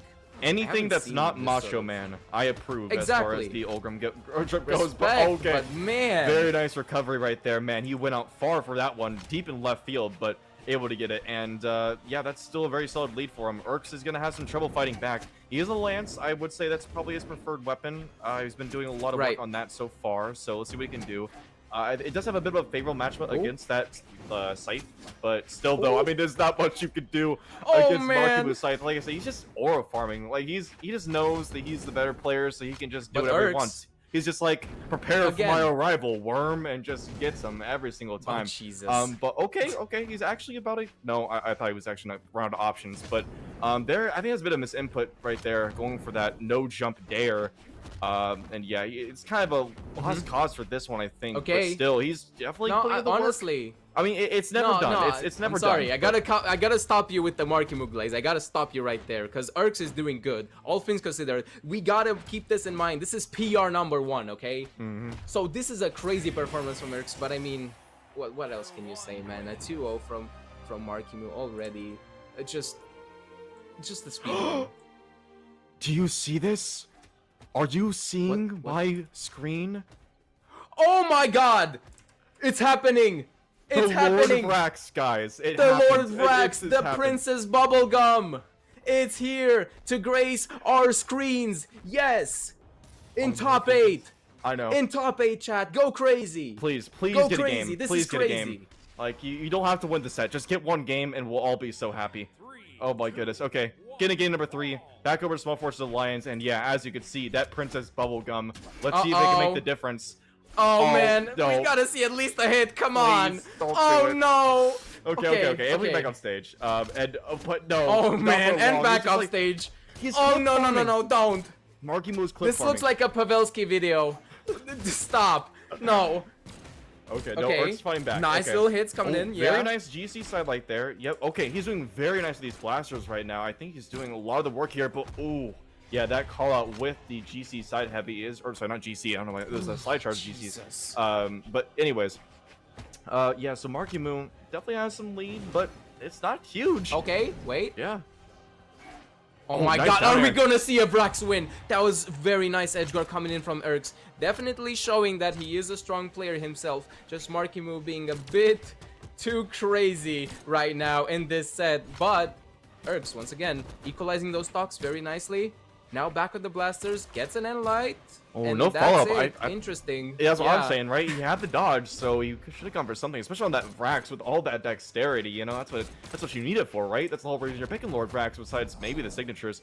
But yeah, okay, Marckiemoo is starting to add a bit of damage there, getting a nice nair, getting another nair, tries to go for a third one, but won't work out. Ooh. And ooh, what a whiff! Yeah, that just barely doesn't hit. I mean, it's kind of ridiculous how sometimes that does hit so very stacked, but in that Oh. case, yeah, just a little bit too close. Oh, And man. Urks is getting closer and closer to KO here. I mean, like, one good recovery should probably do it. Yeah. He's got to get something nice quickly here. Okay. Oh, tries to get that nice dash, chase dodge in, Ensig there. Honestly, a very good option on Vrax, even though obviously not as popular as any other Sigs in the game. I'm not gonna lie. Oh, But yeah. that was a nice definitely nair a right good there. Option. Yeah. He whoa. kept Okay. Marckiemoo off his back right there with it and able to ensure himself back on stage. That was very nice. Oh, and he went for Yeah. the Ensig too. Okay. Nice just exhausted barely whiffs. recovery too. I like that. Yeah. Okay. Nice air. Okay. Oh no! Gets angled. Did you see how he Gets said angled. slingshotted? Oh, my no. Was I- that tech or was that an accident? I'm not even sure with Marckiemoo. I think either way, it was Oh. just gonna be a KO. But oh no, Marckiemoo. Okay, yep, there it is. Okay. The down air, able to Okay. confirm that KO. And yeah, no, this is a very, very close Okay, right here. I'm not Urks gonna can lie. feasibly do this. Yeah. Exactly, like bringing Marckiemoo to one stock is no easy feat. I mean, as you're seeing, Marckiemoo is an absolute monster. So Urks, to show this much prowess on the Vrax, mind you, on the Vrax versus Mordex. Yes, this is real in 2025. This balance patch is crazy. If you but showed yeah. this image to people in like 2015, Like in 2023? or no, not even that, yeah. it's like further back, just like, wait, Vrax, you know, in like 2020, for example, like they're like, by the way, Vrax is gonna be in the top 8 of a pretty, I mean, it's not a major tournament, but it is a major community tournament. But here we are. Yeah, Mm-hmm. the future is now, old man. Urks is trying to make it happen. I believe in him. Let's see what he can do. Gets a nice Yeah. side air, push Marckiemoo off stage. I mean, he's got a good edge guard going. He doesn't want to risk this is- anything. Oh, Yeah. Okay. This Oh, is nice. close! Nice nair into recovery. Okay, swapping back to the blasters. Oh, tries to get the GC downlight with the read from the sidelight. That was actually crazy though. Very nicely Oh. dodged, but Urks actually manages to win with Vrax, and it's a 2-1. Oh my god! Vrax What? fans are Nah. happy. Oh my goodness. Sparky is happy This right is now too. crazy. Someone sent him this video. This is crazy.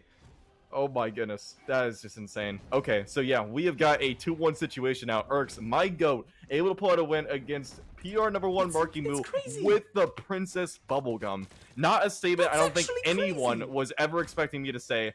But let's just see if it gets going. I imagine. No, I'm just tossing this idea here. You know what I mean? Just casting the Right. rod out there. Is there a Right. chance he wins another game and maybe even the set? No way. I mean, No right, way, I right? know, right? That's I mean, just that would be crazy. That's ridiculous. That'd Imagine probably a be the game 5 craziest upset. Vrax.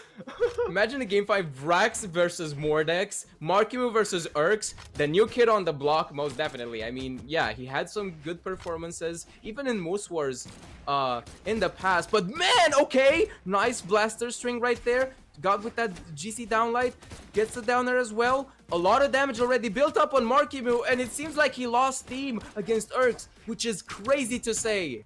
Especially against the Vrax. I that cannot was- stress that oh. enough. What? Yeah, I mean, that okay, was just listen, a bit I understand. overzealous. No, I understand why he went for that because he knew if he tried to do the recovery like against the stage, Marckiemoo was easily be able to stuff that out. So instead, he chased him down, did get the hit, but yeah, the nair, that was what sold him right there. He should have used the chase dodge, try and get himself back to stage. But still, I gotta appreciate the effort, right? And I mean, it's not too far off to where you can take this stock. Although right now, Marckiemoo starting to build some damage, and it goes quick. It goes quick. Yeah. Oh my goodness. Yeah, but again, Urks not too far behind. I cannot stress that enough. It is a Lord Vrax pick, so this is absolutely crazy. Downlight Seer with the gravity cancel. That was very nicely placed. Now tries to get that stock off of Marckiemoo, but struggles most definitely. Oh no! That was crazy! There's no way Marckiemoo read that, right? No, there's no way Marckiemoo knew. That is actually what just happened. I cannot believe that. Marckiemoo saw what was about to happen. He saw the writing on the wall, and he's just like, let me just get an eraser real quick. Erase that from history, and got himself a ground pound KO. So very nice. Oh my goodness. This is why he is PNR number 1. And now we've got a pretty big divot for Urks to come back from. And oh my goodness, Marckiemoo, stop. No. It's too much. The young lad can't handle it. Pavelski clip incoming. Oh, dude, okay, did you see down like ground pound? Okay, that's not too bad. But absolutely honorable performance from Urks. I am not gonna lie. Hey, follow his Twitch. Twitch.tv/Urks. I see it right there. Do it. I mean, you saw that Lord Vrax gameplay. He took a match off of Marckiemoo, the current NA GOAT. Yeah. What else do you want? You gotta follow that man. You gotta. Absolutely agree. But yeah, as you see right now, he could have made it back, I think, if he didn't do that nair. I'm not sure. But still, though, yeah, oh my goodness, just seeing that again, that sends me. Dude, that was disgusting. It really was. That was just disgusting. Something for the highlight reel for sure. And man, look how early that just KO'd there.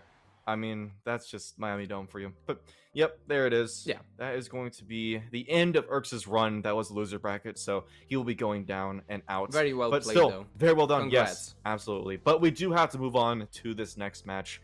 And this next match, we got something pretty interesting. We've got Snowy versus Raid. Now, I know a lot about, especially Snowy, but these two players for sure, I've seen them quite a few times. Oh, yeah. Snowy, he's going to be picking the Zol. He's already got locked in, but I would have known anyways because he's been playing that all day today. I get him to ranked earlier. But yeah, he has been doing a lot of Axe characters the longest time. I mean, we've all seen him on the Zol, and we've seen him, of course, on the Rayman as well. And yeah, we're actually gonna see an Axe Ditto right here. Oh whoa! As Raid is also an Ogrim player, so we're gonna be seeing some more of that Lance. Excited to see it. I mean, again, it's probably gonna look like an Axe-centric set here from Snowy and excuse me. Oh yeah, there you go. Snowy. There you go. I had a little bit of a brain fart right there. But it's fine. And Cannon as well. Oh man, yeah. And I mean Cannon is absolutely brutal.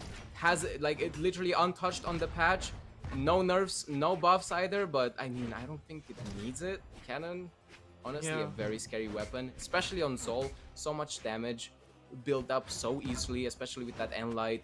You can KO with Enlight. I mean, you can. The weapon does have some issues, especially when it comes to dead zones, right? It can be kind of difficult to traverse around, especially when in the air, you don't have something other than that ground pound to cover yourself below, and that is like really, I mean, of course you have the down air, but that doesn't do right below, right? That's more of an option to the side, and yeah, you just don't have something to protect yourself from below. And when you have weapons like, yeah, the Axe, for example, you got something that's to be able to hit you from up above. Same thing with the, what is it, the Lance, yeah, with the Nair, for example. That's gonna be kind of tough, but we'll see. Snowy, once again, over onto the cannon. Oh, what a nice weapon throw. Snuffing at that recovery. Yeah. The backwards weapon throw to get that stock off. Stole it from and him. I was about to say, like, Snowy, I'm not used to seeing Snowy on, like, off of Rayman, you know? Very, very unusual to me, at least. Like, I haven't been, like, that, you know, up to speed with his current, like, recent performances.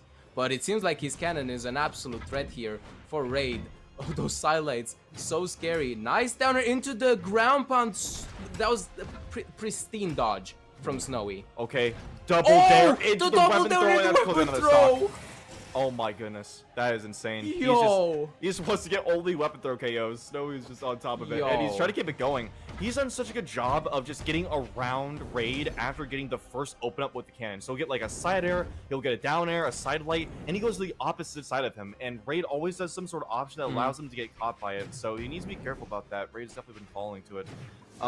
Right now, yep, in light. Yeah, that inlight is very, very strong right there. Very quick. so good. Okay, nice recovery. Ooh. Yeah, we'll take that off. And he's not too damaged. Ray could definitely bring this back. Well, yeah, but I mean, again, any sort of damage when you play Zol Oh, is yeah. good damage. No kidding. Like, look at that inlight. Already almost on, like, big orange right there. Recovery, and just like that, you're orange. And now what? And you're almost gone. That's gross. Your stock is almost gone. Silite down air into the weapon throw again. He's still That's alive. an absolute flowchart coming in from Snowy. Oh, there it is. But the end light, man. What so a shift solid. in pace. That was like quick. I mean, it was looking like it was pretty even, and then it was just like Snowy's like, wait a minute, I know how to play Brawlhalla, and just starts going at it. Man, Yeah, very exactly. nicely done. Like, So I shouldn't be scared, and I have Zol. I mean, I'm doing lots I know, of right? Yeah, damage. do Why like not? one. If you just graze your opponent with your pinky finger with Zol, that's like 50 damage. So I mean, Yeah. it's really nothing to be scared of. But Exactly. yeah, so we've been seeing what they're getting into. Yep, it's a small Fortress Alliance. Not As a Jiro surprising main, I at feel the all. pain of Zol. So that's why like, I'm very familiar. you No, know? yeah, no kidding, right? Yeah, Yeah, like I mean, 3 we times all and feel. gone. Listen, we all suffer. Even Zol players themselves, or Terros players, sometimes they have to deal with some Right, mirrors, and right. you know, so we're all victims The Zol to what Dittos? the high damage legends. Yeah. We're all victims to Amugi, we're all victims to Terros, and we're all victims to Zol, including Raid, because right now he's definitely been receiving the worst end of it Definitely a right victim. here. But yeah, getting in number Yeah. 2. Here we go. Here we go. Small Fortress Alliance once again. Now, Raid trying to maybe control the pace a little with the axe. Snowy trying to get a weapon, maybe? Yeah, Or he not. The doesn't care about stutter it. steps. Maybe he just wants to play unarmed. What is this? He heard Are what I you said. serious? He literally no heard way. what I said. No he was way. just like, pinky finger, I'll just graze him with my bare fists. Oh my goodness, Literally. double recovery. Oh no. I cannot accept this. Raid, please. This is top 8, Okay, guys. yeah, at This is least top weapon 8. starve. Yeah, this is top 8. What are you guys doing? Okay. Oh, I mean, listen. It's not even Lance you will guys, it's definitely Snowy. punish unarmed. Okay, yeah, there we go. This is what you deserve, Snowy. And there we you go. Yeah. Very nicely yeah. done, That's Raid. what you get. That's Okay. what you get. Yes. You listen, when you're aura farming, you need to make sure that you've got the aura capacity. And Snowy right there, I just don't think he had it, because, yeah, he didn't have it. Okay. So here we Dude. go. Urks is gonna, or sorry, Urks, not Urks, that's Raid. I see Olgrim, I'm like, as Urks from last set. Yeah, no. You see the I in his name. Yeah, right? that too, right? Yeah. Okay. Yeah, Very yeah, nice yeah, down yeah. air from Snowy. That's going to close out the stock. And once again, going into the second stocks for both of them, there's a bit of a lead for Raid, but as we saw in the first game, that turned around so quickly. And once again, Snowy, what are we doing? Why are we on the unarmed? There we go. Okay. Get his senses I mean, back in there. oh no! His brain's just getting knocked This is around. pretty much the definition to taunt to get bodied. That was pretty much a taunt from Snowy at the beginning of the match, and now Raid capitalizing on it with this lance play. But okay, Snowy quickly picking up the pace as well, taking him serious, and that's what I like to see. It is top 8 for a reason. Okay? So, like, come on. Step it up, Oh, as Sonic would say. he tried to rip that Okay. there. Oh. Okay, I mean, right now he's just gonna try to hold the edge. Yep, go for that D-Sig, and very nicely Good save. timed side air from Snowy. Now on the Axe Ditto, okay, yeah, ripping that D-Sig, but not enough force. That Sig has been nerfed who knows how many times. I mean, oh my goodness, let that thing rest. But it's understandable. It's very, very strong, especially in 2s. But okay, nice side air, and that is going to KO off the side. Jeez, that was like a very far distance there, but once Yeah. again, showing that KOing power of the Axe side air. So good. Snowy, he's, yeah, going over the Axe as well, so he's trying to get one of those big hits, like the side air or a Sig, for example, to try and get that knockout, because it's going to be a while. Ooh, okay. Inlight almost takes it. Oh, yep, recovery will. okay, There nice it is. recovery. Yeah. Even stocks. I mean, again, Raid kept trying to, like, you know, recover high. Obviously, Snowy saw that. It's like, okay, I'm just gonna unarmed recover you and, like, take a page from the start of the match with the unarmed. But now, Snowy, honestly, on the back foot here against Raid. Okay. Serves him right, honestly. catch. I'm not gonna lie. I'm a Snowy hater now. After that beginning, I'm a Snowy hater. Oh, man, there you this go. Here, You're a Snowy and hater, that's you're what I'm happy right saying. now. That's what I'm saying, Raid. Let's go. Let's go. Very nicely done. And Full yep. bias. I'm joking. Okay. Yep. But yeah, that is going to be Come on. Raid taking the second game. So we got a 1-to-1 situation going on, and nothing's changing. I bet it's probably going to be the same map pick as well. I don't see them going anything different. Yep. I mean, instantly they have no deliberations. There's no thinking. Oh, maybe nope. They just got it set in stone. Yeah, they no, got their just characters. straight They got their into it. map. Just keep it going. Like at this point, just auto pick. You know, what I mean, we already know where they're going. Yeah, Just go to autopilot. it. Yeah, exactly just- right. yeah. Beginning of game number 3. Let's see. I am interested to see who's gonna get the momentum, because I think that part of that loss right there was, of course, the karma that Snowy built up by using unarmed only in the first entire Good. stock. So Good. let's Now see. I want to see an equal set though. From now on, I just want to see good gameplay overall. Yeah, You nothing know? below the belt, because that May the right best there, that player was definitely a low blow right there with the unarmed. Definitely. not respecting his opponent right there. But Oh, my okay. goodness! Kinda disrespected Not that respecting his cider. opponent on the axe now as well. Jesus. Oh, the GC silent into Nair. So much damage already built up from Snowy. The GC downlight Nair just to get that stock off. Record time, really. That was like 40 seconds. Alright. So he's once again unarmed, which apparently he's never upset about, as we saw earlier. Okay, nice. True combo right there. Gets another down air. Raid's looking for these offstage interactions. He wants to get something like a cider going. There it is. Yep. He wants to push the advantage. There it is. Very nice. Ooh, Okay, cider call out with the nice. jump. That is nice. So let's see what he opts for. He's gonna opt for the axe. He wants that big damage. Oh. And proving so right there is swapping right back over. So he's comfortable with both weapons. He doesn't really care which one he goes on to, as long as Snowy Okay. is not on a weapon. Because yeah, he's keeping off right Yeah. now. Very nicely And done. see now, this is literally breaking Snowy's mental, I think, because Raid now doesn't give him a weapon. He needs a weapon, but he doesn't get it now. Simply because Raid is a master at weapon starving so far. Wow. Oh my Nice goodness. end lights. Keep going. Man. Aw. Okay, finally gets on the axe though. Trying to get some damage, but a Sayer will definitely do it. That second stock away from Snowy. Again, swapping onto the axe. Raid. I guess axe mirror matching. I guess even more mental damage. Yeah. It's like, No, he's strong with it. He definitely knows what's up. Oh. Oh, wow. That might have been a catch right Okay. there. We went for the wrong option with that side light. Yeah, that was Still, good. though. Oh, my Oh. goodness. The D6 sitting That was downwards and the crazy. down air. Oh. That might be it. No. Okay, Oh, very the nice side cider there. from Snowy. Able to get it, but still. Oh, this is so risky. Both of them are betting it all right now. Okay, well, I guess not all of it in the case of Raid, because he's still got a whole other stock to play with. Well, that stock is no more, because here it Caster's is. Curse. Yep, the final stock coming out for Raid, but still, that's a good amount of damage. But when you're against that Soul, well, let's just say it goes away pretty quickly. Right. It can fiddle away so quickly. Especially, again, against Soul. Or even against Olgrim. It can go either way. Nice Sayer. Ooh, that was almost a KO, by the way. Again, Olgrim, an absolute powerhouse as well. Like, yeah, Zol has 10 attack. But Olgrim has a decent amount of attack as well. And I mean, Raid looking like absolutely in rage There right it now is. with Snowy. Nice and light. Gets the 2-1 with the lead against Snowy in the set. Yep. Oh my goodness. I was not expecting this. Like, Snowy's just watching it all crumble from him, because once again, this is losers, so this is tournament Yeah, play for Snowy. If he loses one more game, he is out. And I don't The think he was fading expecting emote. that. I mean, like I said, with that unarmed, you're sending a message. But this is certainly sending Yeah. a message, because we have a new pick here. I don't know if we've seen this in the tournament so far yet. We're going to Terminus. Oh, Terminus, we definitely no. I don't remember that whatsoever. So Very I obscure mean, I pick. guess a welcome change of pace. 3 platforms. I mean, a lot more movement in the air and possibility for combos. But again, Yeah. that really depends. It seems like Snowy and Raid both are like grounded players. Well, this At was least Snowy's on Axe doing. and Cannon. If you saw the map bans, this was Snowy's doing, because he banned all the maps that were available in the past 3 games. So Right. it was kind of like he wanted to go to something like this, where he had the platforms to move around on. As you saw in the beginning, he got a bunch of down airs, and he's going for that right now. He's been using these platforms to his Yeah. advantage, kind of skirting around, getting these But nice Raid. dash cancels. Or jump cancels, sorry, with the dashes on the platforms. It's doing pretty nice, but still, though, he is a little, not on the back foot, I don't want to say, but he is definitely down a Yeah, little bit. Especially bit with that behind. his arming right there. Oh, went out there really fast. Oh my goodness, that GC Okay. D-Light just barely missing. Alright, now neck and neck. Raid and Snowy trying to figure each other out with these axes. Snowy on the back foot now. Most definitely a D-Light almost KO'd off the top, but it is Terminus. Down like ground pound will KO on the bottom though, on an arm. I mean, that's just a classic right there. From Zol, I mean, of course he would KO on Zol. Of course. Of course. Oh, But and there gets it the is. recovery back. Raid.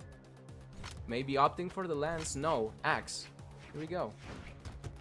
Okay. Oh no. Okay. I thought that was like unarmed part 2. I was scared for a sec. No, there's no way with his tiny bit of Yeah. a lead that he feels that confident, especially when he's on that tournament's point. Yeah. So let's see. Yeah. Okay, but still, he's using these side airs with the cannon very, very well, as well as the down airs. So most of these cannon aerials have been working pretty well for him. Oh, very nice catch there from Raid, able to get that reach out Those with the D6s, side yeah. light.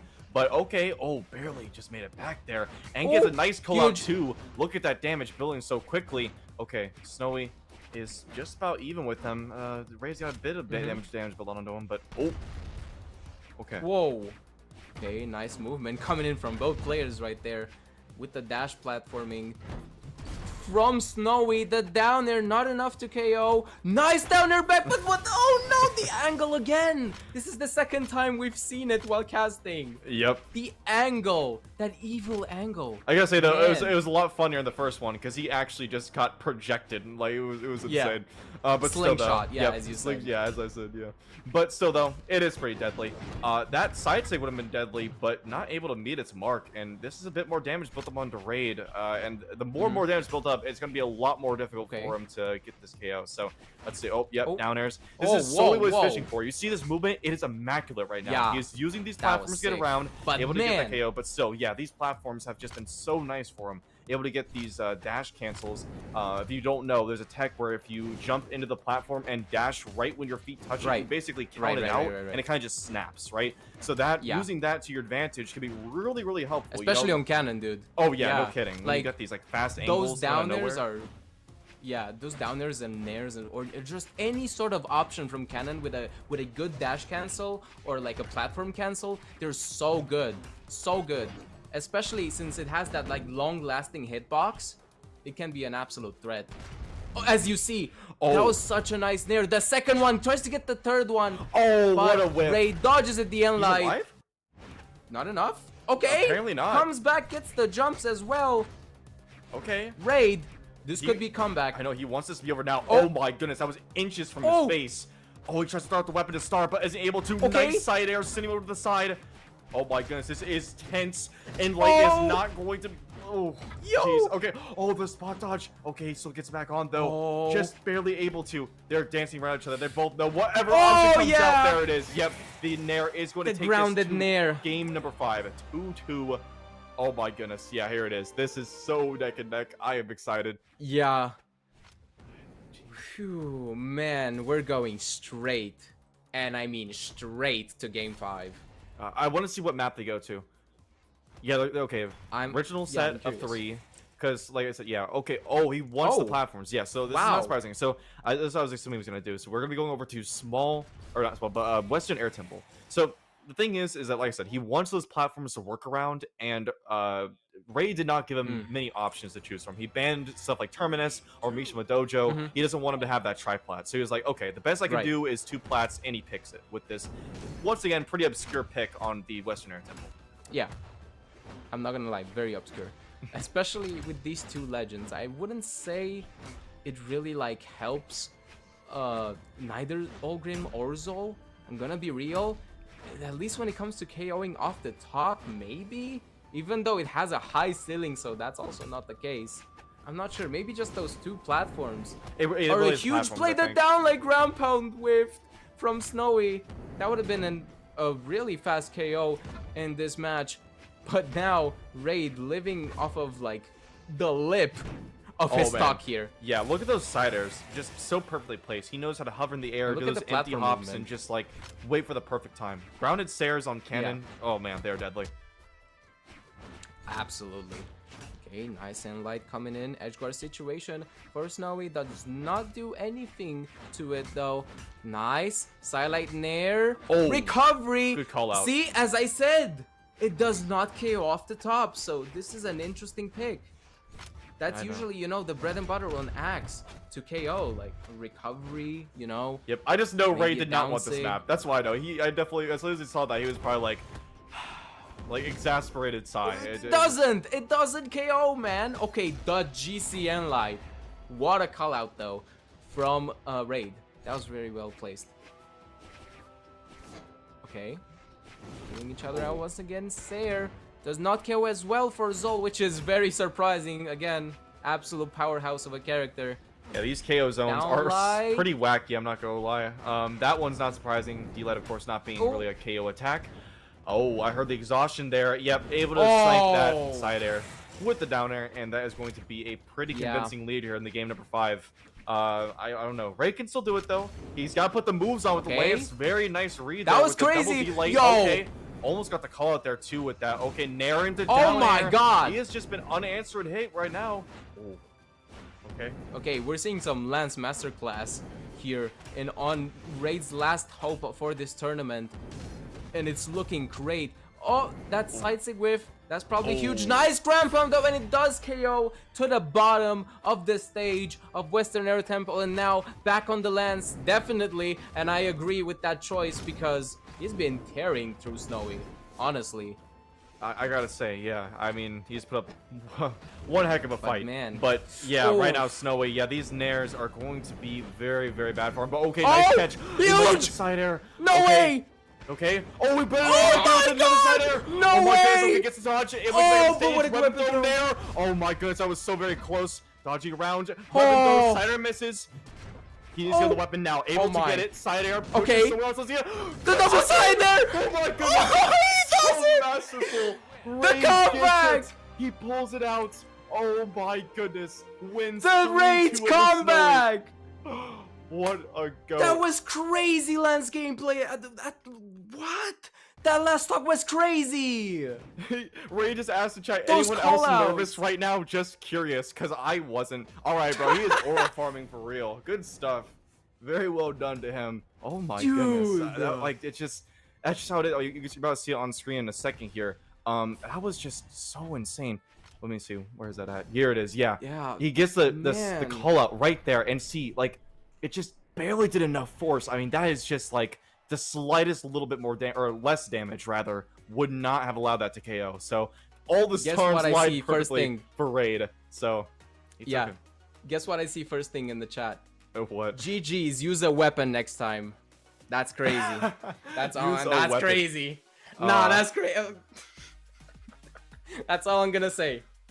In That all is fairness, all in I'm all gonna fairness, you know, it definitely he had some bad karma in his favor there. Yeah. Because, yeah, it was not good. But anyways, we are going to be going to a second break now before we get into more of this top 8. So don't go anywhere. Keep your butts glued to your seats, and we'll be right back.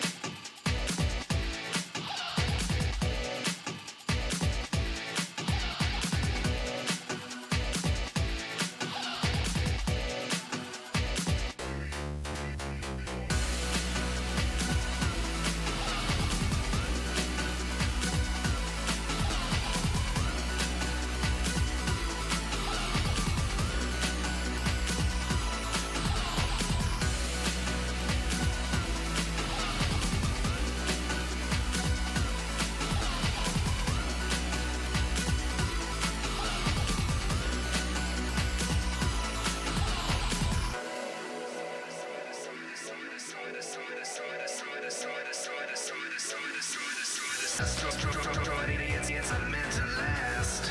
Come live with us down here in the underpass.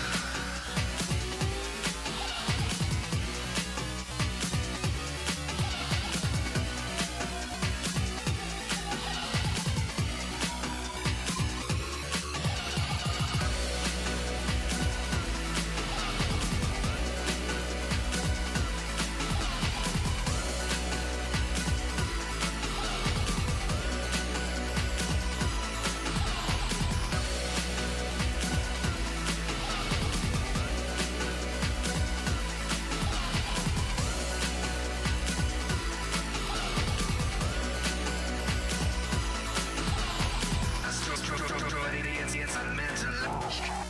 Come live with us down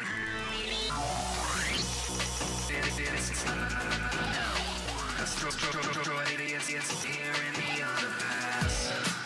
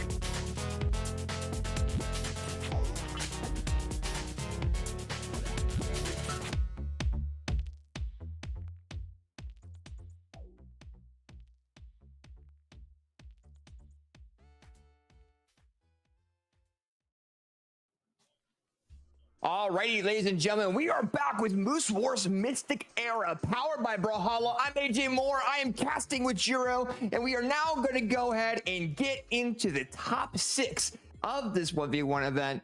And we've had some crazy matches on stream so far, some crazy upsets. And how you feeling about everything so far, Jiro? Again, absolutely insane. I don't know if you saw that Stingray versus Marckiemoo set. That was absolute cinema. Stingray just on an absolute tear through this entire tournament so far.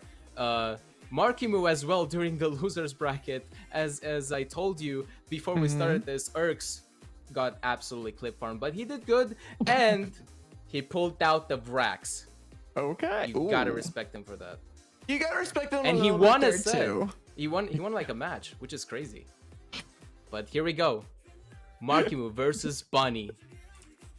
Yes, we're going to get the first game up on stream of Bunny versus Marckiemoo. This is the elimination quarterfinals, so whoever wins this advances further into the bracket, but whoever does not win, they get eliminated from this event.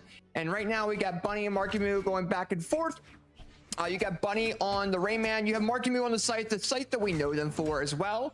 And, you know, there was a little bit more recovery frames added, I believe, to Gauntlets. So Gauntlets are in a unique spot right now that Marckiemoo can't really take advantage of. So you're going to be seeing him use a lot more of the scythe going into this match against Bunny.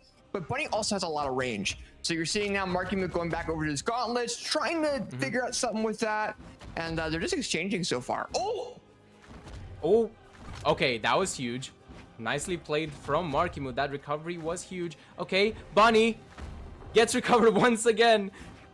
Makes me repeat myself. Okay, nice nair. Bunny, GC Silent into Sair. That was nice. Even though, as you said, a few more frames added to that side there, excuse me. So it's definitely gonna make it a bit more tricky to play Gauntlets, but it seems like don't stop Bunny. She is crazy on those. Nicely done by Marckiemoo. Yeah, both players kind of going back and forth with those Gauntlets. I mean, realistically, Jiro, we're just seeing them kind of exchange a little bit. Now you have Marckiemoo still in that first stock, messing around with Bunny's second stock, trying to do some damage build up. You know, trying to do some more like exotic-based attacks to go ahead and try to do damage build up. But Bunny just goes ahead and reads that very well and make things 2-stock all. Yeah, equalizing stocks here, and now Marckiemoo definitely stopped that pace against Urks. I mean, again, Bunny's a different breed, but never mind. It literally cast this curse. As soon as I say that, goes crazy on the side. That GC down sig was crazy though, coming in from Bunny. Oh, okay. Okay, that's resetting close. back to neutral a bit. That was scary. Okay, resetting once again. Okay. Footsies. And light. Oh, yeah. Again, pretty much trying to read each other out now. Slowing down that crazy pace from that other stock. And I mean, I don't blame them. That was a bit crazy, even for my heart. Okay, nice and light. Edgeguard situation for Bunny. Down sig. That was just a bait. Nice down light. Tries to get the ground pound. Whiffs. Okay. Oh man, AJ, what are they doing? I don't know. I think what's happening is they're all going back and forth. They're trying to figure out different ways to really approach each other, trying to mix players each other up. But Bunny does go ahead and get the knockout on the Marckiemoo second stock. So Marckiemoo being on the final stock does do that unarmed silent, now having that scythe, trying to keep that neutral control away from Bunny, trying to allow, you know, Bunny to kind of aggress off the ledge a little bit more for more knockout opportunities. Marckiemoo does pick up Gauntlets, does land that neutral light. Is going to go for a knockout option, misses that recovery, but lands the dare instead to make it 1-stock all. Yeah, 1-stock all, and now equalizing stocks fully on this first game. Marckiemoo trying to get something on this Gauntlets. Doesn't really manage, finally gets an end light. Gets pushed away with that side light from Bunny. Side light, okay. Trying to get some sort of hits now. Footsies once again. Recovery whiffed by Marckiemoo. Side light. Oh, ground pound. This could be huge for Bunny. But Marckiemoo slips right out of that situation. Okay. Double recovery. Oh, double recovery. It seems like that nerf didn't do much. Yeah, well, I mean, it still lands, and you know, it does allow for the damage buildup. But now Bunny having that axe has that range again. You know, we're seeing a lot of back and forth here, kind of a lot of different exchanges. backward neutral leg coming in for Bunny. Now have that neutral control away from Marckiemoo. Markiemoo's trying to approach that. Has to be careful just because of the range that Axe has can do that damage knockout option. So now we're seeing Marckiemoo with his gauntlets trying to do something against Bunny. Bunny now with the Axe trying to find a way to really get the neutral light in. But Marckiemoo with the punish, Bunny with the neutral light as well. They both exchanging, coming down to the wire. Dare comes Definitely in. to the wire here. It is Sidelight. side air. There we go. Ooh, nice nair. Neutral air. Oh, the reverse down gravity cancel to pick up that KO, and Bunny wins the first game. Whew, that was There we intense go. though. A lot of back and forth coming in for Bunny and Marckiemoo, definitely showing, you know, kind of what Bunny's made of and how they're able to keep up with, you know, with Marckiemoo. And I think now after this most recent patch, we're seeing a lot of issues with Marckiemoo having the ability of adapting against a lot of players, still keeping up to that level, but you know, you have just a couple extra frames that those opponents can take advantage of as well. Right, exactly. And I mean, Bunny definitely capitalized, and now in game 2 on Miami Dome, honestly one of my favorite maps, so I'm very glad to see it. And now Bunny on the Axe, starting fast, trying to get some hits, but now Marckiemoo got those gauntlets right then and there. Got a nice sand light, neutralizing that movement away from Bunny. Whoa. Okay. Does he get the nair? Did not manage to Marckiemoo. Nice. They're into side air. GC side air. That was an interesting choice. Ooh, side air. That looks bad. And a ground pound to confirm that stock away from Bunny. Marckiemoo looking really healthy on this third stock. Yeah, for sure. And we're kind of seeing a lot of this back and forth coming in. Now we're seeing Marckiemoo with this huge lead that we haven't really seen them really have this previous round. It was a lot of back and forth. And I'm thinking it has a lot to do with those platforms, taking advantage of those, knowing the movement and momentum. That's what's made him in the past take advantage of his opponents a lot. I think now he's been a lot more aggressive. And now as we see him try to be a lot more, you know, counteractive of that, we're seeing Bunny really maximize on it. So now we're seeing a gauntlet recovery. Now you're seeing them both dash dance a little bit, trying to take advantage of each other. Marckiemoo with a fantastic reroll knockout. Oh my and God! Bunny is down into that final stock with a fantastic read of both Bunny's attacks and recoveries, also their momentum to go ahead and get back to that platform. But as I say that, Bunny comes in with the axe, gets that side air, and now Marckiemoo has a stock lead still, but Bunny trying to keep things even and trying to. Yeah, and I mean, very nice KO right there from Bunny, even though Marckiemoo looking like an absolute monster this second game. Like he figured something out in Bunny's neutral with this sight and gauntlet as well. Very nicely dittoing Bunny on them. Okay, nice nair. Tries to get the recovery. Nicely dodged from Bunny. Down air. Ooh, nair into the down air conversion. Nicely dodged from Marckiemoo. Back on the stage. With the jump read on the nair there. Nice down air. Back on the stage. Jesus. This pace is crazy coming in from Marckiemoo and Bunny. I mean, again, this is a very familiar matchup for both players. Again, they're like org mates, so it makes sense. They're probably sparring a lot. And I mean, we can see it right here. Oh! Okay. That's crazy. Oh! That was just aura! What? What?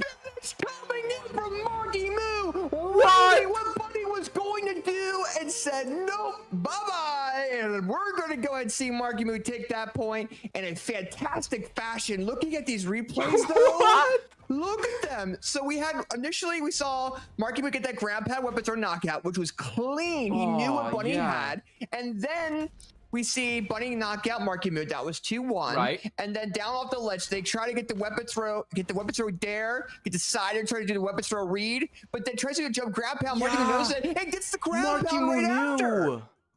That was crazy. What a perfect counter from Marckiemoo to get that 2 stock right there in game 2, and now it just seems like a Marckiemoo show. On the side now, Bunny unarmed. Okay, but somehow Marckiemoo went all the way down there, even though Bunny was above. That was an interesting choice. Yeah, I think now, like, Marckiemoo is starting to feel himself a little bit here too. I mean, he's realizing what Bunny's going off the ledge and doing.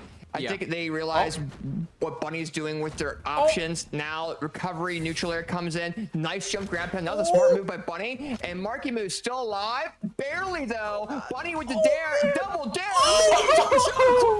Bunny, that is what you were trying to do. And you succeeded this time of going ahead and taking this lead over Marckiemoo. Exactly, reversing that ground pound from where he ended that match from Marckiemoo. Bunny with that axe ground pound to end that stock flawlessly almost. Very nicely played. And now Marckiemoo on the back foot here. Definitely gets some hits. Tries to get the downer into downer, but that downer was crazy from Bunny! What? Oh my god. Where's this coming No, that from, was it. Bunny? That was the perfect axe down air. I've never seen such a perfectly placed down air before. Yeah. Oh my goodness. Yeah, that was very clean. Marckiemoo does make amends with GC sidelight off the ledge with some unarmed, making Bunny go down to that second stock, but Bunny's up an entire stock now. This is a situation that we saw Bunny in last round, but Marckiemoo trying to make amends with off-edge gameplay, seeing that that's the only option. Does touch, is able to almost turn things around, but Bunny with the weapon throw gets the GC downlight right after, and Marckiemoo's gonna go ahead and pick up that weapon. Yeah, like, oh my goodness. Just again, as you said, absolute back and forth here between these two players. Marckiemoo trying to hunt off stage. And I mean, this is the thing. This is their both players' specialty, off stage gameplay. So this is obviously explosive. Marckiemoo with the sight and the gauntlets, but Bunny with those gauntlets. And Axe, as we saw that down, there was absolutely spectacular. And Bunny just barely got more damage here, still on her second stock. It's crazy. Yeah, we're seeing a lot of back and forth here. You know, now we're going into, you know, Marckiemoo with those gauntlets, trying to do something off the ledge while still being on a low final stock. That's a big deal for him going forward. You know, doesn't want to really be too risky. Does get that gauntlet recovery. Even with the recovery frames that they have on those now, Marckiemoo is still able to go and get that punish. But now we have Marckiemoo on sight. Now Bunny has the opportunity of getting a weapon. They do pick up the axe, and now they have the range that can counteract Marckiemoo pretty well. So it might lead into Bunny getting a knockout, but Marckiemoo is trying to go into scythe combos like he usually does, but he missed it. Gets the neutral air instead. Neutral air What? But the side signal! Oh my god! Marckiemoo with the scythe right off the ledge to go ahead and take game number 3. Game number 3 to their name. Jeez. Wow. That ending was crazy. Imagine if Bunny made it back. That would have been such a high IQ play from her with that side sig, and almost made it back, by the way. That was crazy. That was like inches away. Gee, Williker's bad, man. What a high Okay. octane. That This was is a little bit high crazy. octane set. Yeah. Yeah. Like, I mean, well, here's the thing. I mean, Bunny was able to go and bring things around, but Marckiemoo just came off with a huge like advantage in the beginning and just went nuts. But if I recall that, I don't know if that was game. Oh, it was game 3. Okay, so now we're going to game number 4. Marckiemoo's up 1, and now if you're Bunny, you're like, okay. When I have those leads, what do I do? I can't go off the ledge. I have to make sure I have all of my recovery, my jump opportunities, because Marckiemoo is going to take advantage of that. Just like now, Marckiemoo with a double piece combo. Weapons are there from Bunny, though, coming right after. Weapons are land. not again. Oh, the recovery allows him to touch the ledge, and Bunny with no weapon. Oh, they both miss their neutral airs, which allows for Marckiemoo to kind of push Bunny off the ledge. And both these players are trying to challenge each other off the ledge, no matter the situation, no matter what stocks are in there, Juro. Exactly, like so much pressure from both players on the gauntlets. Marckiemoo trying to go with the Pavelski clip, the weapon throw upwards into recovery, did not manage to, and also gets the stock taken care of because of that. And Bunny takes control of this game. Okay, now Bunny with the weapon advantage. Okay, Marckiemoo gets his sight as well, and Sig is enough to KO off the top, even though Bunny was close to red, but not really. That was honestly impressive. Nerf Mordex. Yeah, okay. Yeah. Yeah, that was it. Yeah. That's all I wanted to say.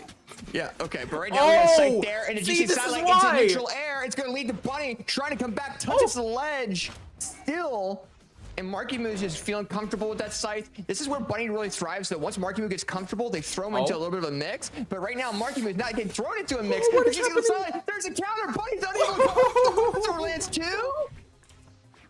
Oh my god. This is an absolute cinema of a set right here. Bunny versus Marckiemoo. Again, they're both going absolutely crazy with offstage gameplay. Even on stage, on the gauntlets now, Bunny trying to get some those nice conversions, those bread and butters on the gauntlets. Marckiemoo quickly shutting them down though. Nice ground pound. Just to get a tiny bit more damage. Second ground pound, weapon throw into the third ground pound. That was almost a crazy conversion, AJ. Yeah, for sure. And right now, Marckiemoo is coming in with this gauntlet ground pound, gets the side air, throws the weapon, tries to land a really cool combo while they have the second stock opportunity. They're trying to go for a quick bunny. Does go ahead and punch that though, and Marckiemoo will go down into that final stock. Yeah, definitely. And I mean, that definitely costed him. He wants that highlight reel. And I mean, I don't blame him. He is PR #1. He needs a statement, but this is Bunny's statement. That was a lightning fast stock. Jesus Christ. We saw Bunny right there and then reverse that game into their favor, realizing that Marckiemoo was trying to clip and maximize on it. Looking at the replay, pulling it up, you can see the knockout. Then you see the signature come in, right? And then it leads into this final, into the 2v2, the neutral air lands. Bunny's unable to come back. The weapon throw lands. Then you see Bunny with the knockout, the side air knockout. And then on the final knockout, Bunny goes for the ground pound dare. Marckiemoo jumps and runs to that ground pound, and Marckiemoo has no more jump options to get back to that ledge. Jeez. Man, oh my gosh. What a play from Bunny. What a play to go straight to game 5. For Bunny versus Marckiemoo here, with Bunny with the advantage state on the weapon, but not really. Marckiemoo just got that sight as soon as I said that. And now hunting for each other once again in this neutral play. Okay, nice and light coming in from Bunny. Marckiemoo trying to land on stage. Yes, opting for the gauntlets as well. Bunny, nice snares. Okay, dangerous for both players really. That's the thing, AJ. You can't really say when there's like an edgeguard situation, it can be for both players in this case. Oh. Okay. Nice down there weapon throw. Tries to get the cheeky GCN light. Did you see that? But immediately gets punished with a ground pound. Marckiemoo taking advantage of that. Yeah, for sure. And right now we're seeing Marckiemoo the silent come in.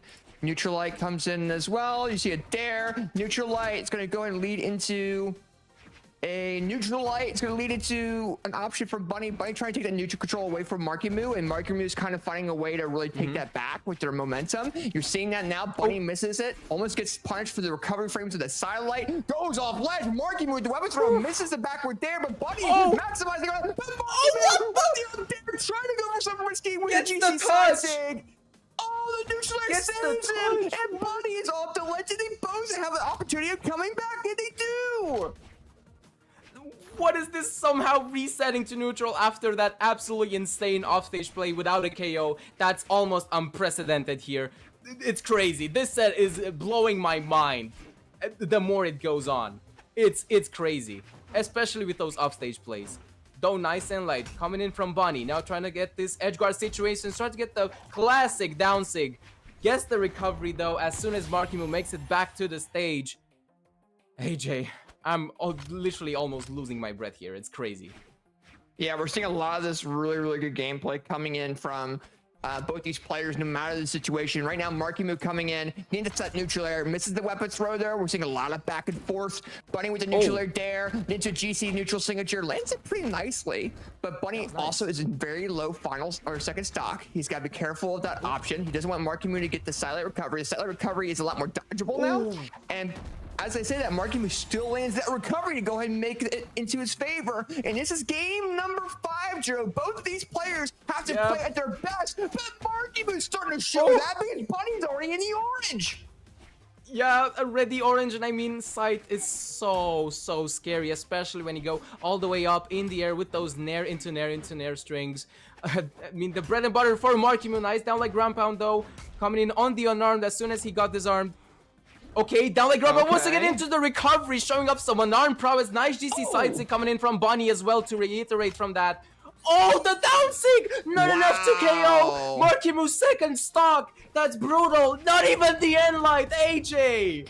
This is what is this when gauntlets get f***ing nerfed, ladies and gentlemen. Now we're starting to see it now. And Marckiemoo trying to go ahead and just get this final knockout option to go ahead and advance further into this bracket. There with sight. Silent from Bunny. Gets the jump side air. And Marckiemoo's down to his final stock. But what can Bunny do to make it into their favor? They have to do a lot of combos and catch Marckiemoo off guard a lot. Yeah, and I mean, again, very scary situation here from Bunny, but I believe in her. She can definitely bring this back with a crazy read. But Marckiemoo with the weapon drop with the reverse snare. Oh my goodness! The dare barely missed off that ledge, and Oh! Marckiemoo would have been dead. And Oh Marckiemoo my with God. that side backward recovery, landing that, and Jesus. Marckiemoo is the set winner over Bunny in that game, ladies and gentlemen. And that is the way you win a set. And that was so close, because going back over these replays, a grab pound knockout there from Marckiemoo. You know, you saw that it double landed. Bunny got knocked out that first stock. And then looking back at the second replay, the recovery comes in for Bunny. Marckiemoo's trying to find a way to get this knockout, gets the recovery, and then both players are low. Bunny gets the GC silent in the jump side air was unarmed. And then the final stock, Marckiemoo gets the backward recovery to go ahead and get that, but off that ledge, Jiro. Off that ledge. Man. Could have been Off that Bunny's ledge, win, but they just could not land that there, and Marckiemoo took full advantage of it. Yeah, and I mean, it surely was an advantage. I mean, Bunny was at a high disadvantage state there, but dude, that entire set was absolute cinema. This is peak Brawlhalla for me. This is Brawlhalla for me. Yeah. This is how you win a set. This is how you do it. That was crazy. He's styling with it, bro. He really is.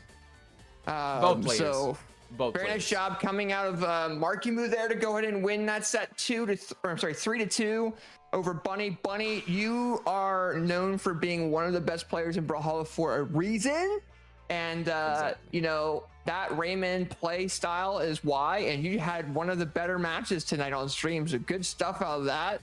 Amazing. But with that being said, though, we do have another match ready to come up there, Jiro. Who's that going to be? Here we go. It is going to be Flower versus Raid. Very interesting matchup here. Lance versus Hammer, Bow versus Axe. Definitely interesting to see. Honestly exciting, because I always loved Flower's neutral on the Hammer. And those explosive moments on Bow to end those sets, like, it was just very nice to see during my past castings as well. Yeah, very excited for this set as well. If we started, that is, and we do, because Flower and Raid are locked into the lobby, just waiting for Flower to pick up the legend. Yeah, right now, between both these players here, though, you kind of have this story of Raid, you know, coming up as, you know, an Ulgrim player. And whenever I think of Ulgrim, I think of EU, right? So you have this, you know, character that's been known for being very powerful. And you have Flower, who is a very unique playstyle, right? You know, he's got the hammer and the bow. He's known for using that character of Yumiko very, very well, better than anyone else out there in the world. You know, and we see that in NA. We're going to see it against Raid's Ulgrim. But you also have to consider that, you know, you have Flower with bow and hammer, which hammer is really good right now. But with Raid, you know, you have Lance and you also have Axe, which are also really good ranges. So Raid might have the overall reach advantage, but it all depends on what Flower does with those signature sets. I mean, it really does. And I mean, he's seed 4 for a reason. Raid's an upcoming player. I mean, Raid beating Snowy was huge from what I saw game 5. And that comeback, it was a comeback, by the way, on Lance. Absolutely explosive finish, by the way. Those stairs, those jump reads, even dodge reads, got absolutely everything going. But now here we go. I'm just gonna stop right there because we got Flower versus Raid on Smart Fortress of Lions. Here we go. Yeah, for sure. And we're going into the first game here between both these players. We already talked about the Yumiko. We talked about the Ulgrim. They did choose their mains again. Now we're seeing Raid come in with the Lance, coming in and being aggressive with their light attacks, just because they know they can't be as punished for them as they can be with other weapons. And now you're seeing also, you know, the signature set coming in from Flower to kind of make Raid run into those signature options, which allow for follow-ups for Flower. So you're going to be seeing a lot of these GC down signatures and stuff like that. You're seeing Flower really try to throw those out, but now you're seeing Raid try to be a little bit risky off that ledge. Flower, I think, would have the advantage because of the bow, but it really comes down to how Raid really plays. But now is actually swapping over to the Axe because the Lance is not doing so well. It is not doing well at all, and I mean, Flower with those D6. I don't know if you noticed, so many D6 being already thrown out. I feel like there's been like 10. Oh, what? Was that intentional? Okay. That weapon throw hit? Was that just swag points? I don't know. But Flower definitely got the lead here. Nice and light though coming in from Raid. Tries to get the GC and like gets the reverse air off the wall into the clash. Ground pound. The clash And Raid comes somehow. in. Yeah, AJ somehow Raid got that stock and the advantage, but not for long. Shutting that down immediately. Flower swapping, yes, to the bow. All right, filling each other out. Raid also gets the axe. Nice. And Light getting Nice, off the there we stage. go. Flower. Cider Very comes nice reversal, in. though. All right, we're seeing a lot of back and forth here. Silent comes in, neutral as well. Neutral into recovery. That lands very nicely. Does knock Raid into the yellow of that stock. You're seeing Raid kind of being the aggressor, trying to take advantage of the range of Axe, kind of keeping Flower in a little bit closer to go ahead and do that damage buildup. But as we see that now, we're kind of seeing Flower take advantage of that range that he's kind of been given. But Axe, with how it works, you kind of have to be like in the short, medium range to be able to do damage buildup or even land an attack. So that Cider does come in clutch. Now we're going to see Raid use that weapon as range. But Flower says otherwise there's a reversal side air with that bow to go knock Raid into that final stock. Yeah, I definitely feel like that was a bait towards Yeah. Raid. That like downwards movement there from Flower, and it definitely worked. Nice Cider though coming in from Raid. Not enough to KO Yumiko. The second one will definitely do it, and now equalizing stocks. Raid probably wants to stay on the lance. Yes, he does.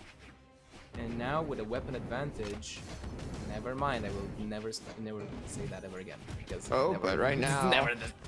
but now we're seeing this being one stock all. Right now you're seeing Flower with this bow. The bow is really good for them, but that lance neutral light can cause a problem along with that side air, because it's so quick with lance.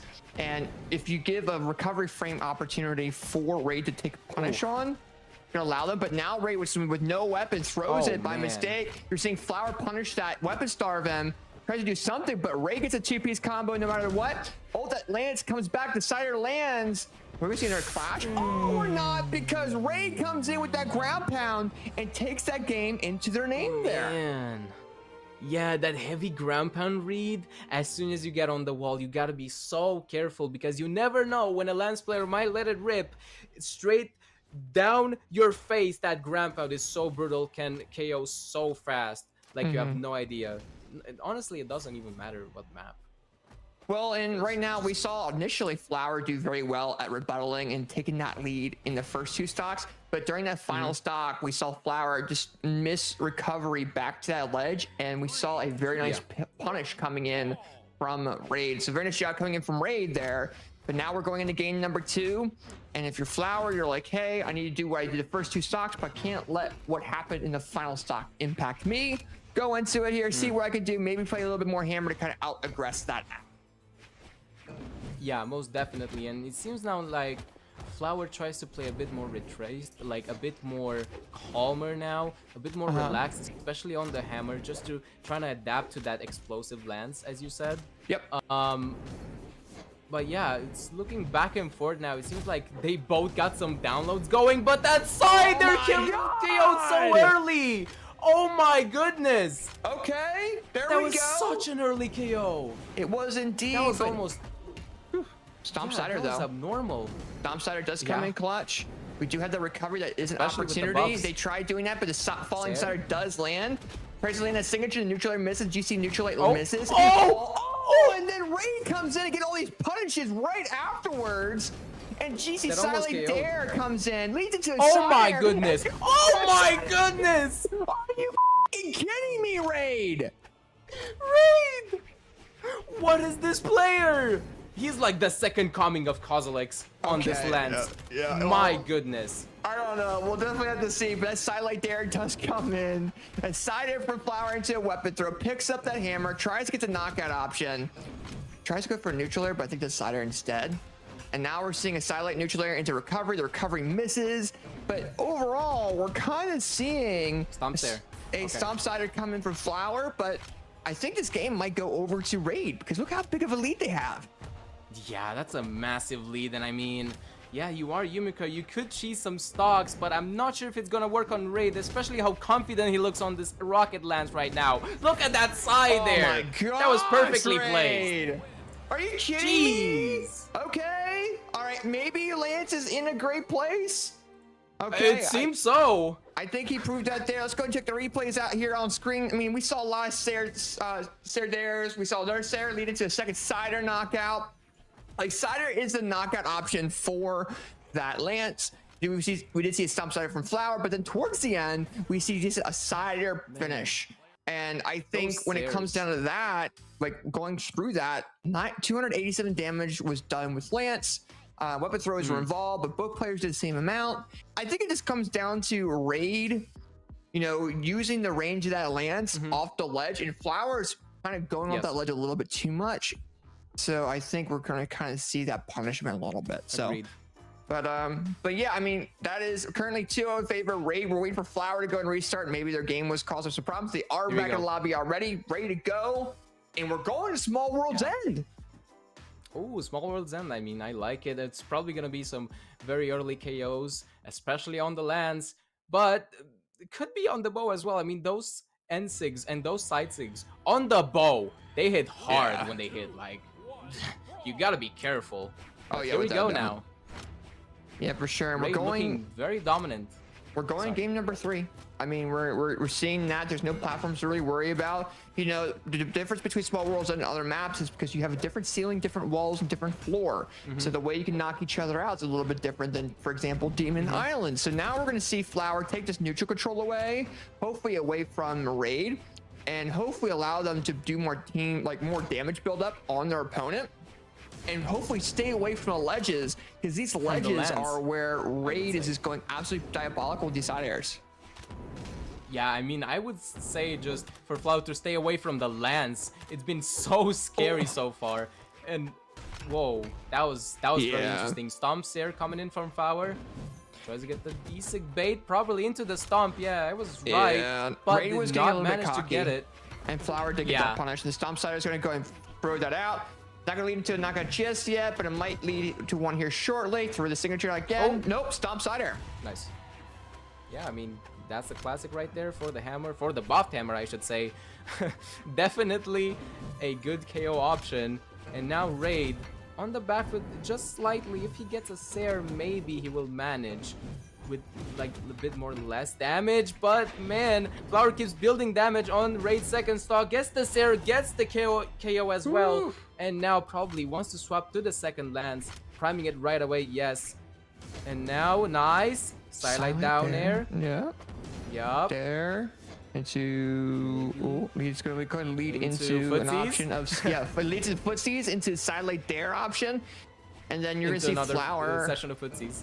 Yeah, we're seeing Flower going off the ledge in this footsie situations that we might see Raid take advantage of that.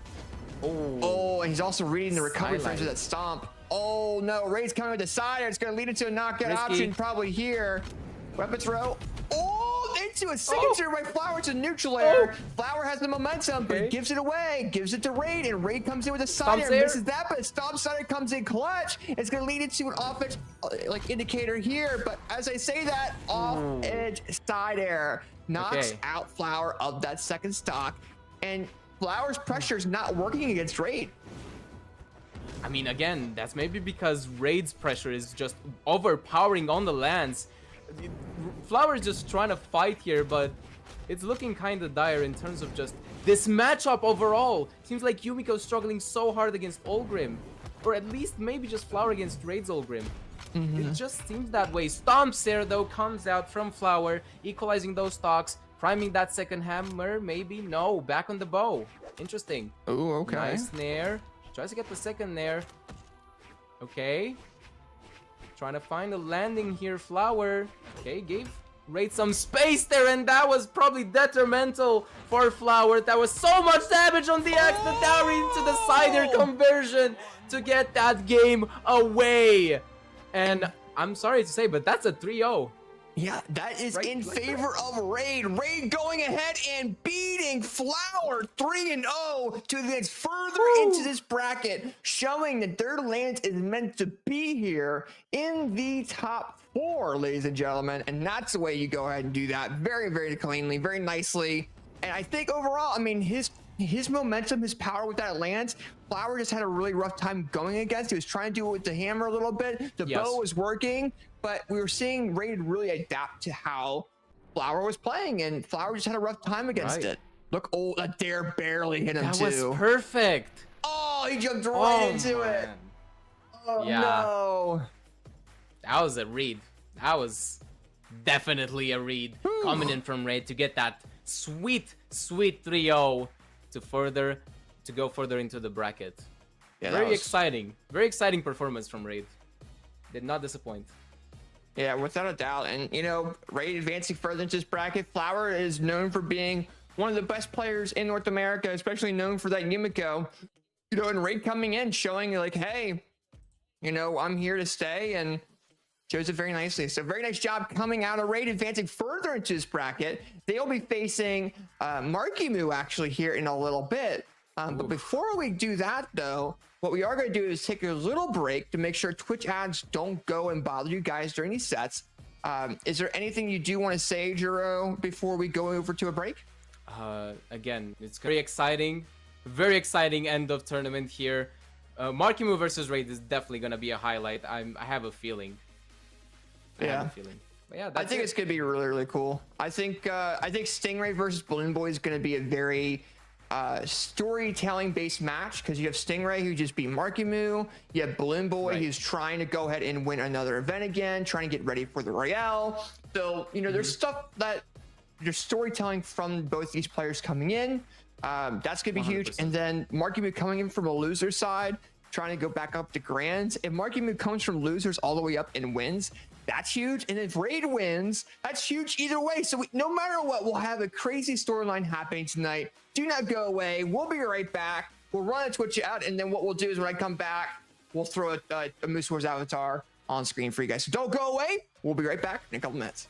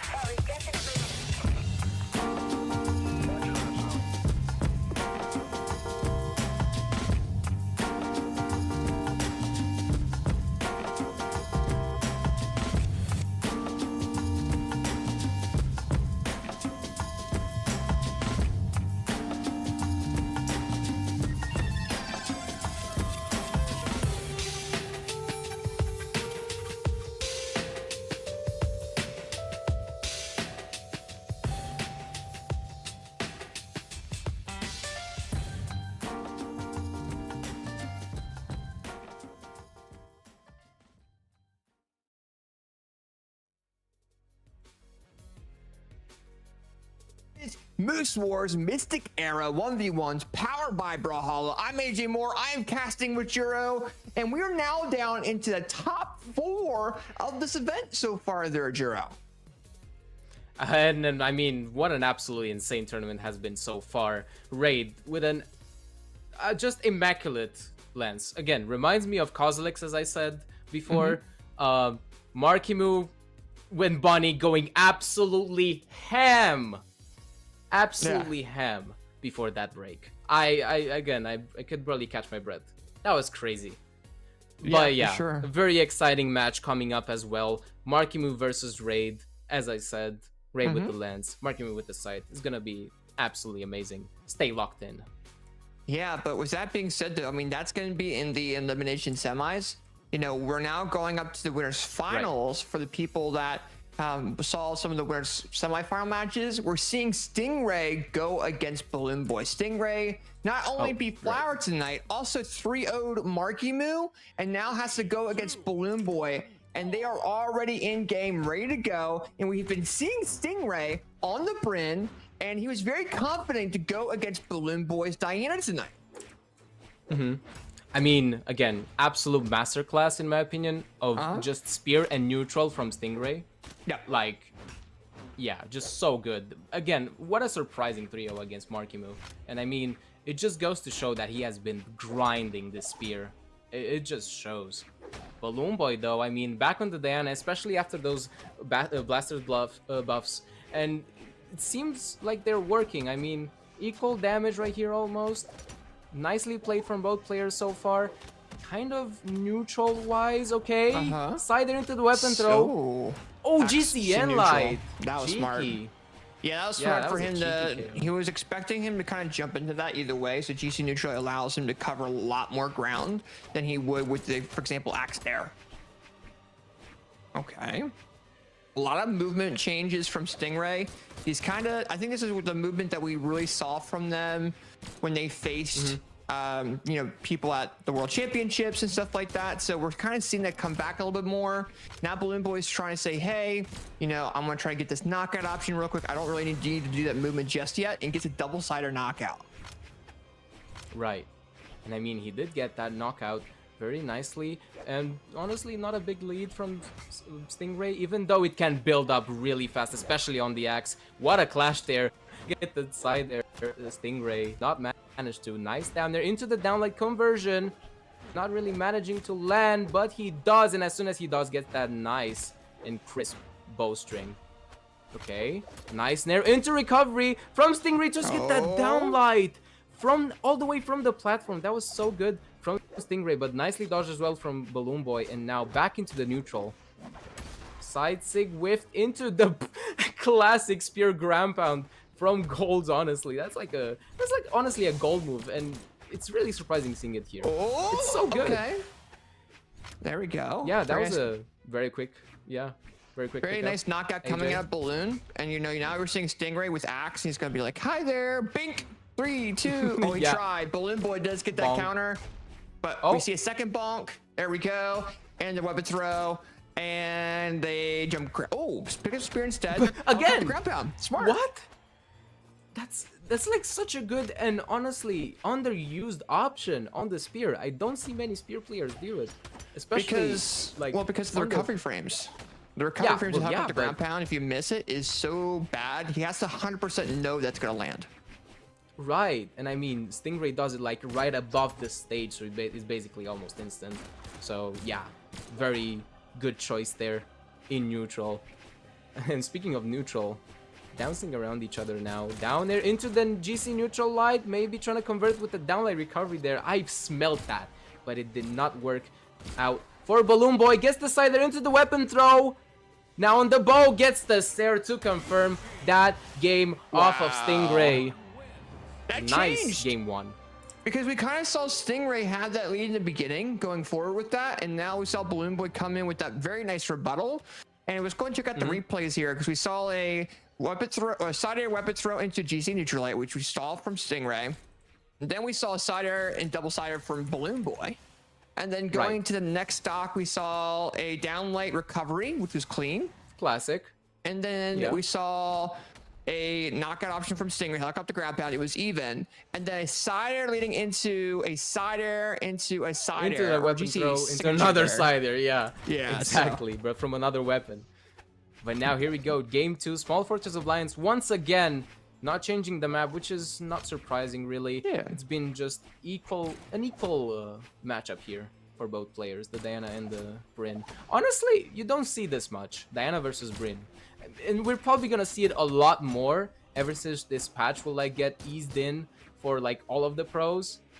I definitely feel like Blasters will shift the meta a bit.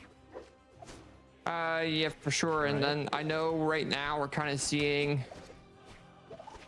a lot of back and forth. Nice recovery coming in. Neutral air from Stingray. Nice bow recovery. Ooh, double recovery. Double bow recovery. You can see a GC neutral, but Stingray with a very nice punish.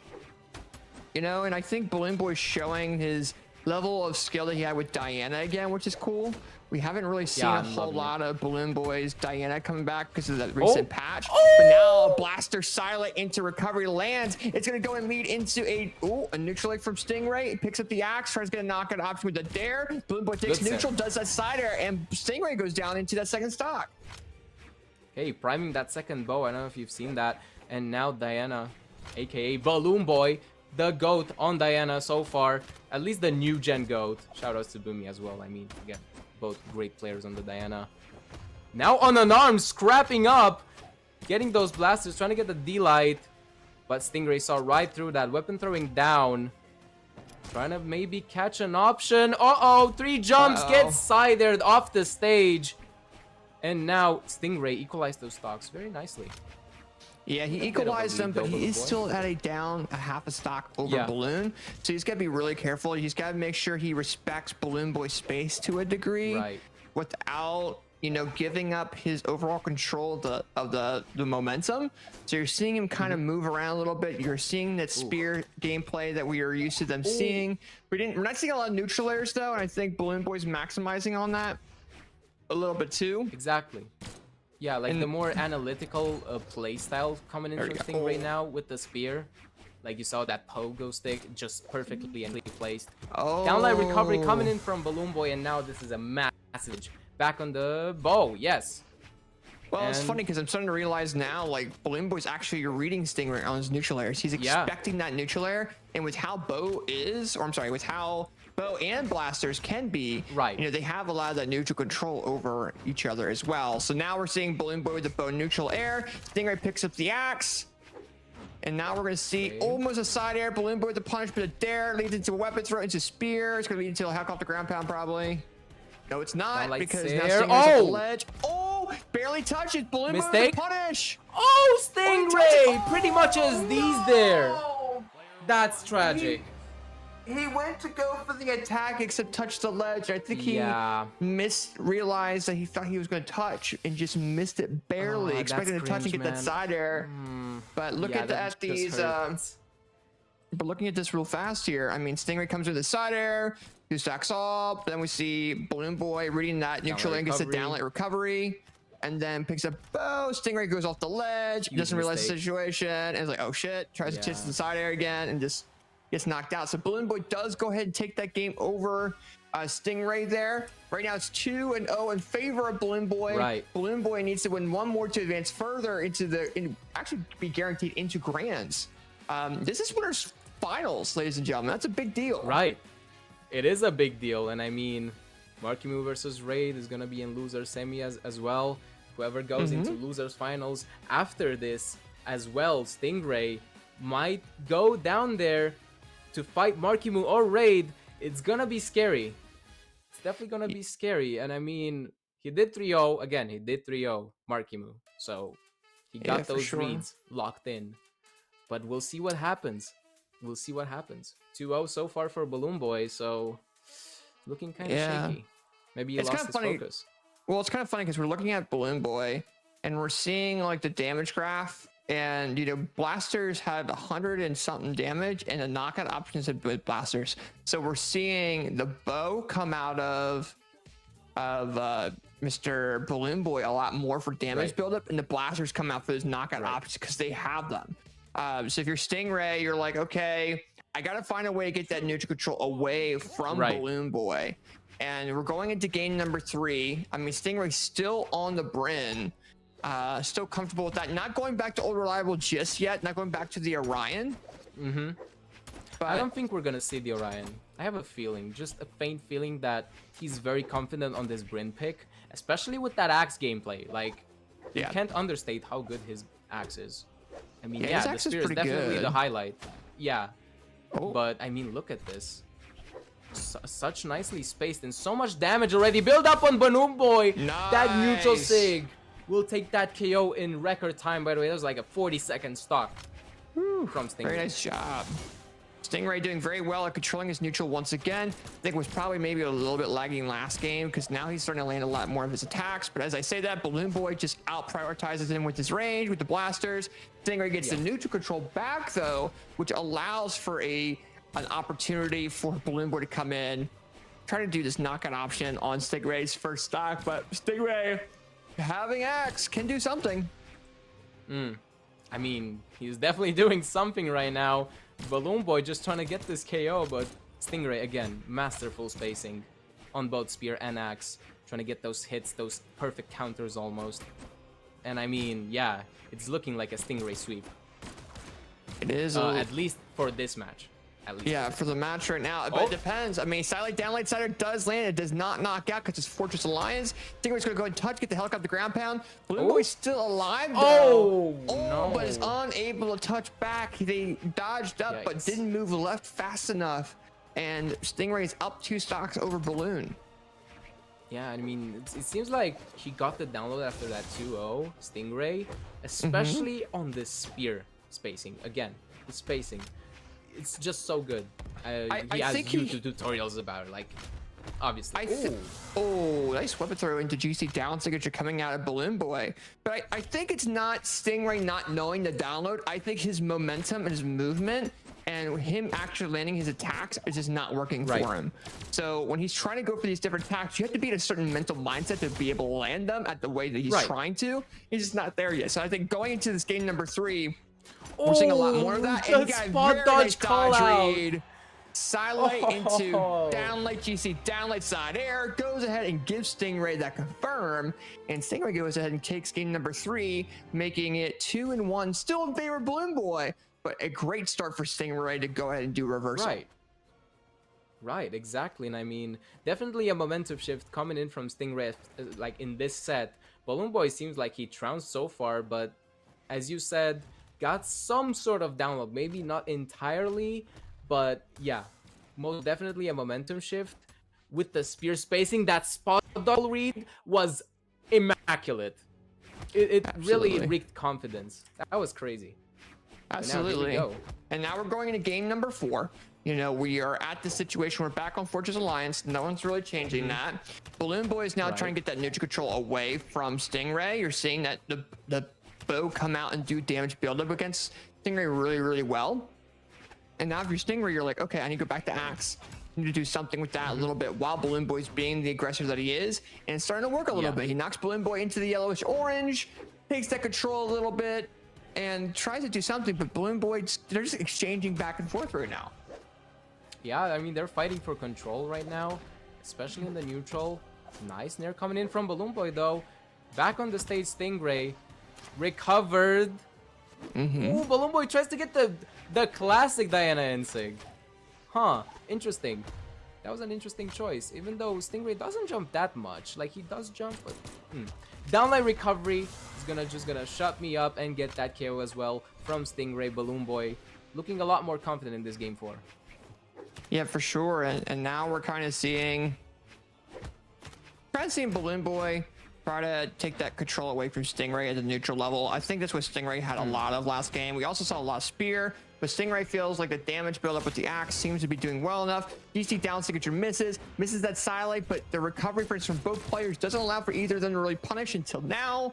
You know, and now we're seeing BalloonBoy use a blaster Ooh. range, and this is going to counter Stingray quite a bit with axe, and you're seeing that now. Now he has no option to really come back, and BalloonBoy coming in with that very nice dare read, and Stingray is going down into that final stock. This might be tournament stock for Stingray.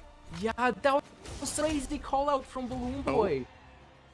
like all the way down to the wall. He knew that he wouldn't go for the stage, went straight to the wall and down there without options. That was perfectly played from BalloonBoy. But now once again fighting for neutral. BalloonBoy tries to get more hits, and I mean, in this advantage state, I don't blame him. Stingray very nicely juggling away from these blasters though. Yeah, Stingray, you know, being on the final stock of the set in Winners Finals, I mean, he doesn't want to risk being like aggressive against BalloonBoy. He would rather get a dodge read against Balloon. I think BalloonBoy's starting to realize that now. So he's starting to go off the ledge a little bit. Nice dash read coming in from Stingray, but now BalloonBoy has that control. We know BalloonBoy for their signature sets. Stylight comes in, really throw one out, but Stingray's like, you know what? I'm going to try to do the best that I can, try to reverse this. Gets the dare side air, misses the weapon throw, but a GC downlight misses. BalloonBoy saved. Stingray picks up axe, misses the downlight option though, and leads it to a signature. Okay. Yeah, that neutral sig, perfectly placed, and now Stingray definitely has some sort of comeback potential, especially on the axe. Though the downlight into the reverse down sig read, gravity cancel from BalloonBoy. There you To have 3-1 Stingray. There you have it, ladies and gentlemen. BalloonBoy will be winning the winners final set, advancing into the grand finals with that Diana pick over Stingray. And we're seeing a lot of really good gameplay coming out of BalloonBoy. We're showing what he's made of, and not even going back to Zariel, going back to Diana, his old reliable character, and still whooping butt on his old character in tournaments these days. And hey, it's great to see. Stingray was doing very, very well of like adapting in the beginning there, but BalloonBoy kind of changed his playstyle a little bit. Look at that his last set. downlight. Jeez, that GC signature, man. Down sig. That was a very clean combo. He did that so many times today, and it worked so well for him. In this top 8, and I mean, yeah, just an absolute masterclass of Diana. I'm so glad that I like the blasters buff happened just to see BalloonBoy's Diana. It's just a joy to watch. Well, and I think when we go back to Stingray and him playing, you know, Ivor or playing Bryn, you know, the axe and the spear, they're comfortable with spear, but I think they were expecting the axe to do more against Balloon. But I think the blaster's range kind of counteract that a little bit. And I think Stingray wasn't really ready for that level of gameplay from BalloonBoy with blasters again. But that was his main weapon back then. So it's starting to show up a little bit here. BalloonBoy confirming a spot in the grand finals on the winner's side. And now we have our next set that we were talking about a little bit not too long ago, of Raid versus Marckiemoo, the current, known best player in North America in the elimination side, who lost to Stingray, going against Raid as well. And we also do have a Moose Wars avatar on screen for the people that are in the Twitch chat. So there you go on having that. We were supposed to give that out last set, but going into this set, we want to make sure we start off with that. But with that being said, though, Jero, we have Raid, we have Marckiemoo, and we are going into game number 1 of this set on Small World's End. Small World's End. Yes, sir. And now Marckiemoo already on that site, already hunting for those crazy strings we know him about. And we know and love, pretty much. Raid goes back to the stage, though, back to safety, thankfully for him. Trying to get some lance reads. Get a few hits. Okay, nice highlights. Coming in from Marckiemoo as well. Okay, this is probably gonna be another one of those high octane sets, so get ready, AJ. This is probably gonna be a crazy one. Yeah, it's definitely gonna be a crazy set.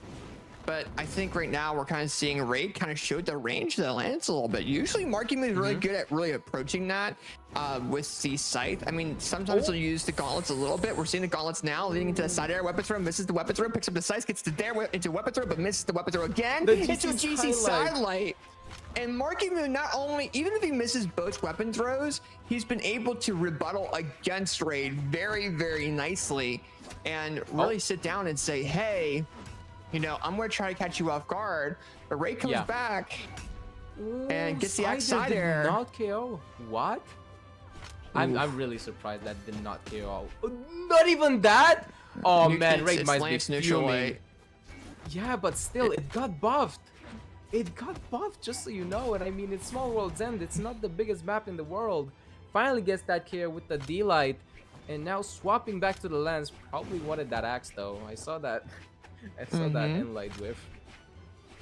Okay, He's going Marckiemoo for trying it to back hunt. and forth. But we're seeing Marckiemoo go back to the gauntlets against Raid. And I think I see why. He's already got Raid in the orange. And Marckiemoo opportunity to grab that lands. And Raid just got 0. That is a from JTD. Marckiemoo. That is a What? 0 to that right there. That was With the amazing. gauntlet. Yes. Okay. There I we mean- go. Picks up Scythe again. Still shows Again, like I'm not Gauntlet still surprised. has stuff though. Yeah, I mean, Nice of recovery, course. neutral air. Oh! The Oh my God! Rally the dare! Oh, are you What? kidding me, Marckiemoo? What? What? What was What that? are you doing? Okay. Okay. Yeah, give a breather. I told you. I told were you. fucking kidding. You weren't. I told you. weren't. Oh my God, that was Sight Masterclass. Oh my gosh. Jesus, man. The GC Silent. For once, I like GC Silent. I usually hate that move, I'm not gonna lie. But that was amazing. Jeez, was the way to that do it. read There with the into GC ground pound GC Silent. Silent into There. down air Mm-hmm. with no options left. Whoa. Okay, we're seeing Whoa. Jaeon coming in from raid. Oh, Is this a misinput? I don't think it is, because I think maybe it's just him trying the great sword out a little bit. Maybe sword, kind of seeing how they are. I mean, realistically, if you are raid, you would try to do something second stock. If you are going to do anything trial based, but as we see this here, you're kind of seeing Marckiemoo have this overall movement control. It's going to be difficult for that to really happen. I feel like this is a pick mostly to take Marckiemoo off guard, like from the Ogrim. This is like my only logical approach when it comes to this Jaeon pick. Oh, that down stick was so close to connecting. You have no idea. He's toying with them right now. Marckiemoo Yeah, spamming and I mean- signatures because he's so comfortable. Look, the dare comes in, getting a pick up gauntlet. Oh, That's a Brawlhalla Okay. moment right there. that is a Brawlhalla moment. Neutral there? Oh, Two piece. no. Did the neutral signature the wrong way. Marckiemoo to punish. That's going to lead into the knockout option, probably. Oh, it doesn't. Nice movement coming in from Raid. Oh, but as I say that, Marckiemoo. Yeah. I mean, if you look at the damage, honestly, this Jaeon pick doesn't seem that far-fetched. But, again, Marckiemoo seems like he has been toying with Raid so far. At least. At least in our eyes, but man. Oh, huge read coming in from Marckiemoo, tries to convert with that Scyther as well. Oh my goodness, that would have been crazy. That would have probably another 0 to that right there. Oh, the recovery comes in, but we're seeing Raid right now having a rough time really getting any knockout options on the Marckiemoo. He's going to go with the sword, try to do something with that. Uses GC downlight into side air that does confirm. But that's the thing with Raid. He's having a rough time getting the knockout options, even being close, big stocked with Marckiemoo in different instances. So we'll definitely see what happens. But right now, Marckiemoo's got Gauntlet, and Silent Recovery comes in. Yeah. And we do see a one stock lead for Marckiemoo right now. It does seem like a rather simple, like, strategy for Marckiemoo, just go in and do crazy stuff on both weapons, because it just works on Raid. As I'm saying this, look at this, reverse look nair, at this. GC downlight, reverse nair again, Neutral just air. toying with him, another reverse nair. That's no, down air, he's not done! Second reverse down air! Oh my god! Oh, what? Oh my gosh, okay. Marckiemoo was just toying around with Raid and game We were right. with the We were right. neutralers and the dares, the neutral air, whatever it is off that ledge. Side showed stuff. it. That's just side stuff. That's how I call it. That's side stuff. Yeah, I mean, jeez. I mean, he was like a step ahead of Raid in that situation because he had the, the jump read already opportunity there. And then look at this. He goes in for a dare, into a dare. He goes in for a save. Like, Or no actually way. gets saved. Oh, neutral air dare. And then Marckiemoo does a neutral air. And then we see the knockout option come out. And, Yeah. I mean, Jesus, Honestly, Marcky. it felt like an experimental match. I'm not gonna lie. Now we're seeing the Ragnar pick coming in from Raid. Yeah, I was expecting what that. What am I? So I was expecting I was expecting Axe. I wasn't expecting guitars though. I felt like a lot of players feel like Axe is a really good spot, and Axe did throw Marckiemoo off yesterday Oh in my doubles. God, but as I say man. that, it's not really doing Oh much. my and God! Jesus! What are you doing? Okay. Marckiemoo is, yeah, he's just trouncing. He is so pissed after that Stingray 3-0. I said that in the past during this elimination side bracket, but man, he is so angry. But wait, okay, some nice reads coming in from Raid on the Qatars. But Marckiemoo has Raid right where he wants him, and this is just dangerous. Oh my gosh. Oh my God, the reversal! Crowd He's just foul. going What is crazy even off the ledge. Marckiemoo He's doing? expecting Raid to Nair. go for some stupid stuff. What neutral comes into on recovery. He's so comfortable against Raid right now, and Raid has some really nice guitar like combos there, but doesn't go for that recovery in the right way. And Marckiemoo picks up Scythe, gets the neutral air. That's gonna allow for a dare option into a knockout opportunity, and there it is. Yeah, this is. I mean, Jeez. what even is there left to say? Marckiemoo literally making this look like an experimental match. It's crazy. Jesus. Okay, though did not KO. What a nice movement option there from Marckiemoo, dodging that weapon, not even allowing one stock away, but finally go. does it. Raid gets a recovery on the Qatars, swapping back to them, hoping for something, I guess, but I don't know. I don't know, AJ. It's looking kind of dire. Is I it don't just know, me? but Downlight Look at comes this. in. Oh, Marckiemoo has him Oh, off the ledge. The no. weapon throw lands. The neutral air allows him to come back, but the grandpa comes Oh in no! into a neutral. That's it! The reverse side as well! And there you have it, ladies and gentlemen. Marckiemoo is your set winner over Raid in what I call a Oh very my successful goodness. Scythe gameplay matchup. That was crazy coming out of Marckiemoo, showing that Scythe gameplay and throwing Raid into a loop and making him choose characters that we don't even see from him. I will keep saying this. Marckiemoo is the next gen GOAT. He is the next gen GOAT. He's got the king title in game for a reason, right? For a reason. Exactly. He does. And I mean PR #1 for a reason. For this reason alone. Like, this was an experimental set. What else can I say? That was crazy. That was insane. That was crazy. Man. What such prowess coming in from Marckiemoo. Such Yeah. prowess. He's the dream crusher. I saw that in the Twitch chat. You're Oh, definitely he is. you're definitely right there.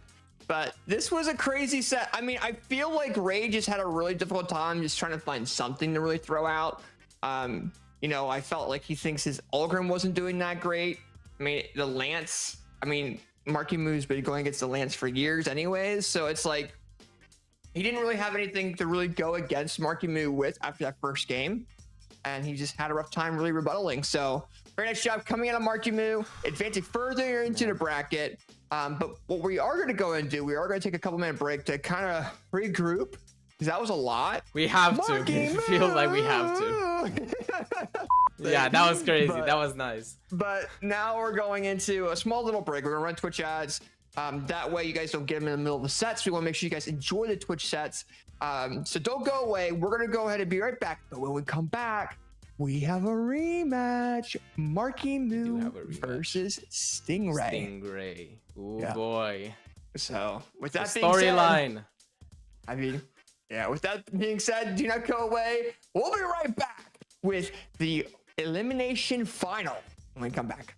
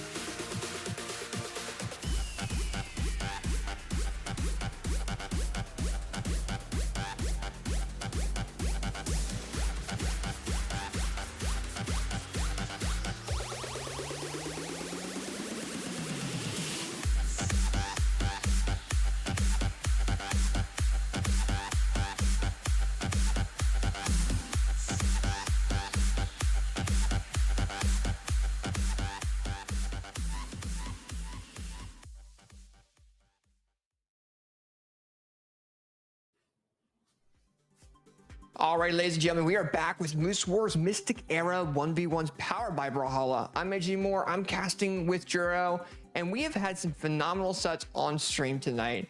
Coming from Stingray versus BalloonBoy, coming from Marckiemoo versus Stingray, and now we're going to go ahead and have a rematch of that set coming up on stream of Marckiemoo and Stingray in the elimination final. Juro, how do you feel about that, my man?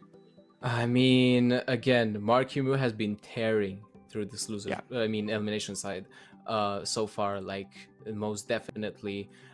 His side, absolutely immaculate. Again, making some sets look like some experimental matches, just some casual experimental matches, which is insane. It is top 8, and it's Moose Wars. I mean, it's a pretty big deal, you know? I mean, yeah, Stingray definitely got a bit trounced by BalloonBoy 3-1. But he did do good. We'll see what happens. I mean, I'm excited. We'll see if there's like any downloads that happen. But here we go now. Small Fortress of Lions, game 1. Here we go, AJ. Yeah, these players are ready to go here, and you know, this is a big deal for Marckiemoo. If Marckiemoo is able to go and at least take one game off of Stingray, that's going to put Stingray in a mental state of, okay, he's adapted a little bit, let's see what I can do. You see my Stingray 3-0'd Marckiemoo in the winners, I believe in the winners quarterfinals too. Yeah, so I mean, again, this is mostly a mental game for Marckiemoo, I'd say, even though he, again, has been very confident through this elimination side run, tearing through people, but I don't know, Stingray, again, his neutral is very scary, but so far it looks like Marckiemoo completely adapted. Wow! With a stock lead, such a good lead, by the way. Like, I don't know, he got hit like 3 times maybe. And Stingray definitely on the back foot here. He needs some crazy plays now. He can't just play neutral anymore as much, especially with this big of a lead from Marckiemoo. Yeah, what Stingray is doing right now is he's moving, but his attacks are whiffing, and he's getting a lot of recovery frames, so his momentum, his movement isn't doing very great with that axe. So you're now seeing Stingray go back to that spear. And that movement is realistically really used for spear, not for axe. But we're seeing still these neutral areas that are not landing. We're seeing attacks that Stingray's really throwing out, and they're going to go ahead and get punished because they're getting whiffed, and Marckiemoo been doing very well at counteracting that. And that silent recovery comes in for Marckiemoo. Marckiemoo has a 2-stock lead over Stingray in the first game right now there, Juro. Yeah, again, it looks like an entirely different Marckiemoo from that quarterfinals. So, I mean, I don't know. Stingray is looking really scared now, especially those nairs. They're getting called out so easily on the spear side gameplay right here from Marckiemoo. Finally gets Desik though, gets that 3rd stock taken care of, but Stingray definitely needs a lot more work done to get a dent off of Marckiemoo right now. So, yeah, it's looking kind of dire for Stingray, at least so far. Yeah, we're really seeing like Stingray. I mean, they had the ability of adapting in the beginning, but now Marckiemoo is so comfortable and warmed up. He just got a 2-stock knockout on the Stingray in game number 1. Yeah, again, blazing fast match, by the way. That was like, what, 2 minutes, if even? Yeah. That was like... That was ground pound. Okay, maybe. Yeah, Marckiemoo's gauntlets are starting to come in clutch. I mean, I thought that movement that we saw from Marckiemoo in the past wasn't going to really translate. You know, but as we saw us going forward, all 3 of those knockouts were with those gauntlets, and his momentum Marckiemoo usually has came back, and he's been able to land that gauntlet stuff a lot. So I think it's a lot more of a mental thing for Marckiemoo, but now for Stingray, he needs to get back in the same mental state that he was in winners quarterfinals and take advantage of what he had, because he was demolishing Marckiemoo in the previous games, and I think now Stingray is not in that right mindset as he's been. But now he's starting to land things a little bit here. There we go. Again, he did lose to BalloonBoy quite harshly, so that might have taken a toll on his mental, even though Stingray is known for his, like, really, like, good fortitude mentally wise. So maybe not, but maybe Marckiemoo figures something out, or as you say, maybe just warmed up and now absolutely ham. And it seems like he keeps going, man. Marckiemoo doesn't have a stop button or a stop recording, because these clips keep going, man. Yeah, Okay. but now we're starting to see Stingray take neutral control away from Marckiemoo. Nice. He does land that signature again. The signature kit that Brain has, Stingray has been able to maximize on. So now with him getting the spear, he's going to have the axe when he goes into the second stock. He's going to do some damage buildup while he is still on that first red stock. So we're seeing him move around a little bit. Double sider comes in, tries to do it again, lands the signature instead. That spear is starting to get into the mental Marckiemoo a little bit. I haven't seen this really happen this set so far, and now we're starting to see it. Look at spear recovery. Oh man, so much damage on that spear, and now Stingray trying to end with the axe. Even though I have a feeling this might not be the right call. Oh, and maybe I'm right. Oh, that was so close, recovery, yep. And if now that down sig would have landed a little bit to the right, he would have got the knockout. Yeah. I mean, yeah, it was really close. And speaking of down sigs, did not get the KO though. To the side, Marckiemoo somehow still alive after that. Gets the second one off. That's definitely gonna KO. And now with a full stock lead for Stingray. Again, completely different shift. Once again, like, can he adapt so fast? That's kind of crazy. Yeah, That's I don't know, crazy. but I mean, we're kind of seeing Stingray get back. I think he's getting back into his momentum a little bit. Silent down like Sider does land. He does read that dodge read very nicely. As I say that though, Marckiemoo's on gauntlets again. He's starting to go in for these neutral airs a little bit. Misses his attacks quite a bit. Neutral air does land. Misses his side air. Stingray to punish. Well, the recovery gets punished there by Marckiemoo. We're seeing basically each of these players get so aggressive that they're punishing each other and maximizing on the recovery frames that they're giving each other. And whoa, Stingray with the weapon throw. Picks up spear again. Going for a knockout option, but wow, that did not KO. Oh, it did, but indirectly so, because Marckiemoo just moved away from that pogo stick. So right now, yeah, Marckiemoo definitely detriment. Definitely into a detriment. It's looking kind of sketchy, but it is Marckiemoo. Oh man, looking kind of sketchy because Marckiemoo is starting to pop off with his gauntlet. Stingray needs to find a way against them. That axe is not what's worked in the past. But he's gonna try to get the knockout option. Misses the signature again. He goes for the same one.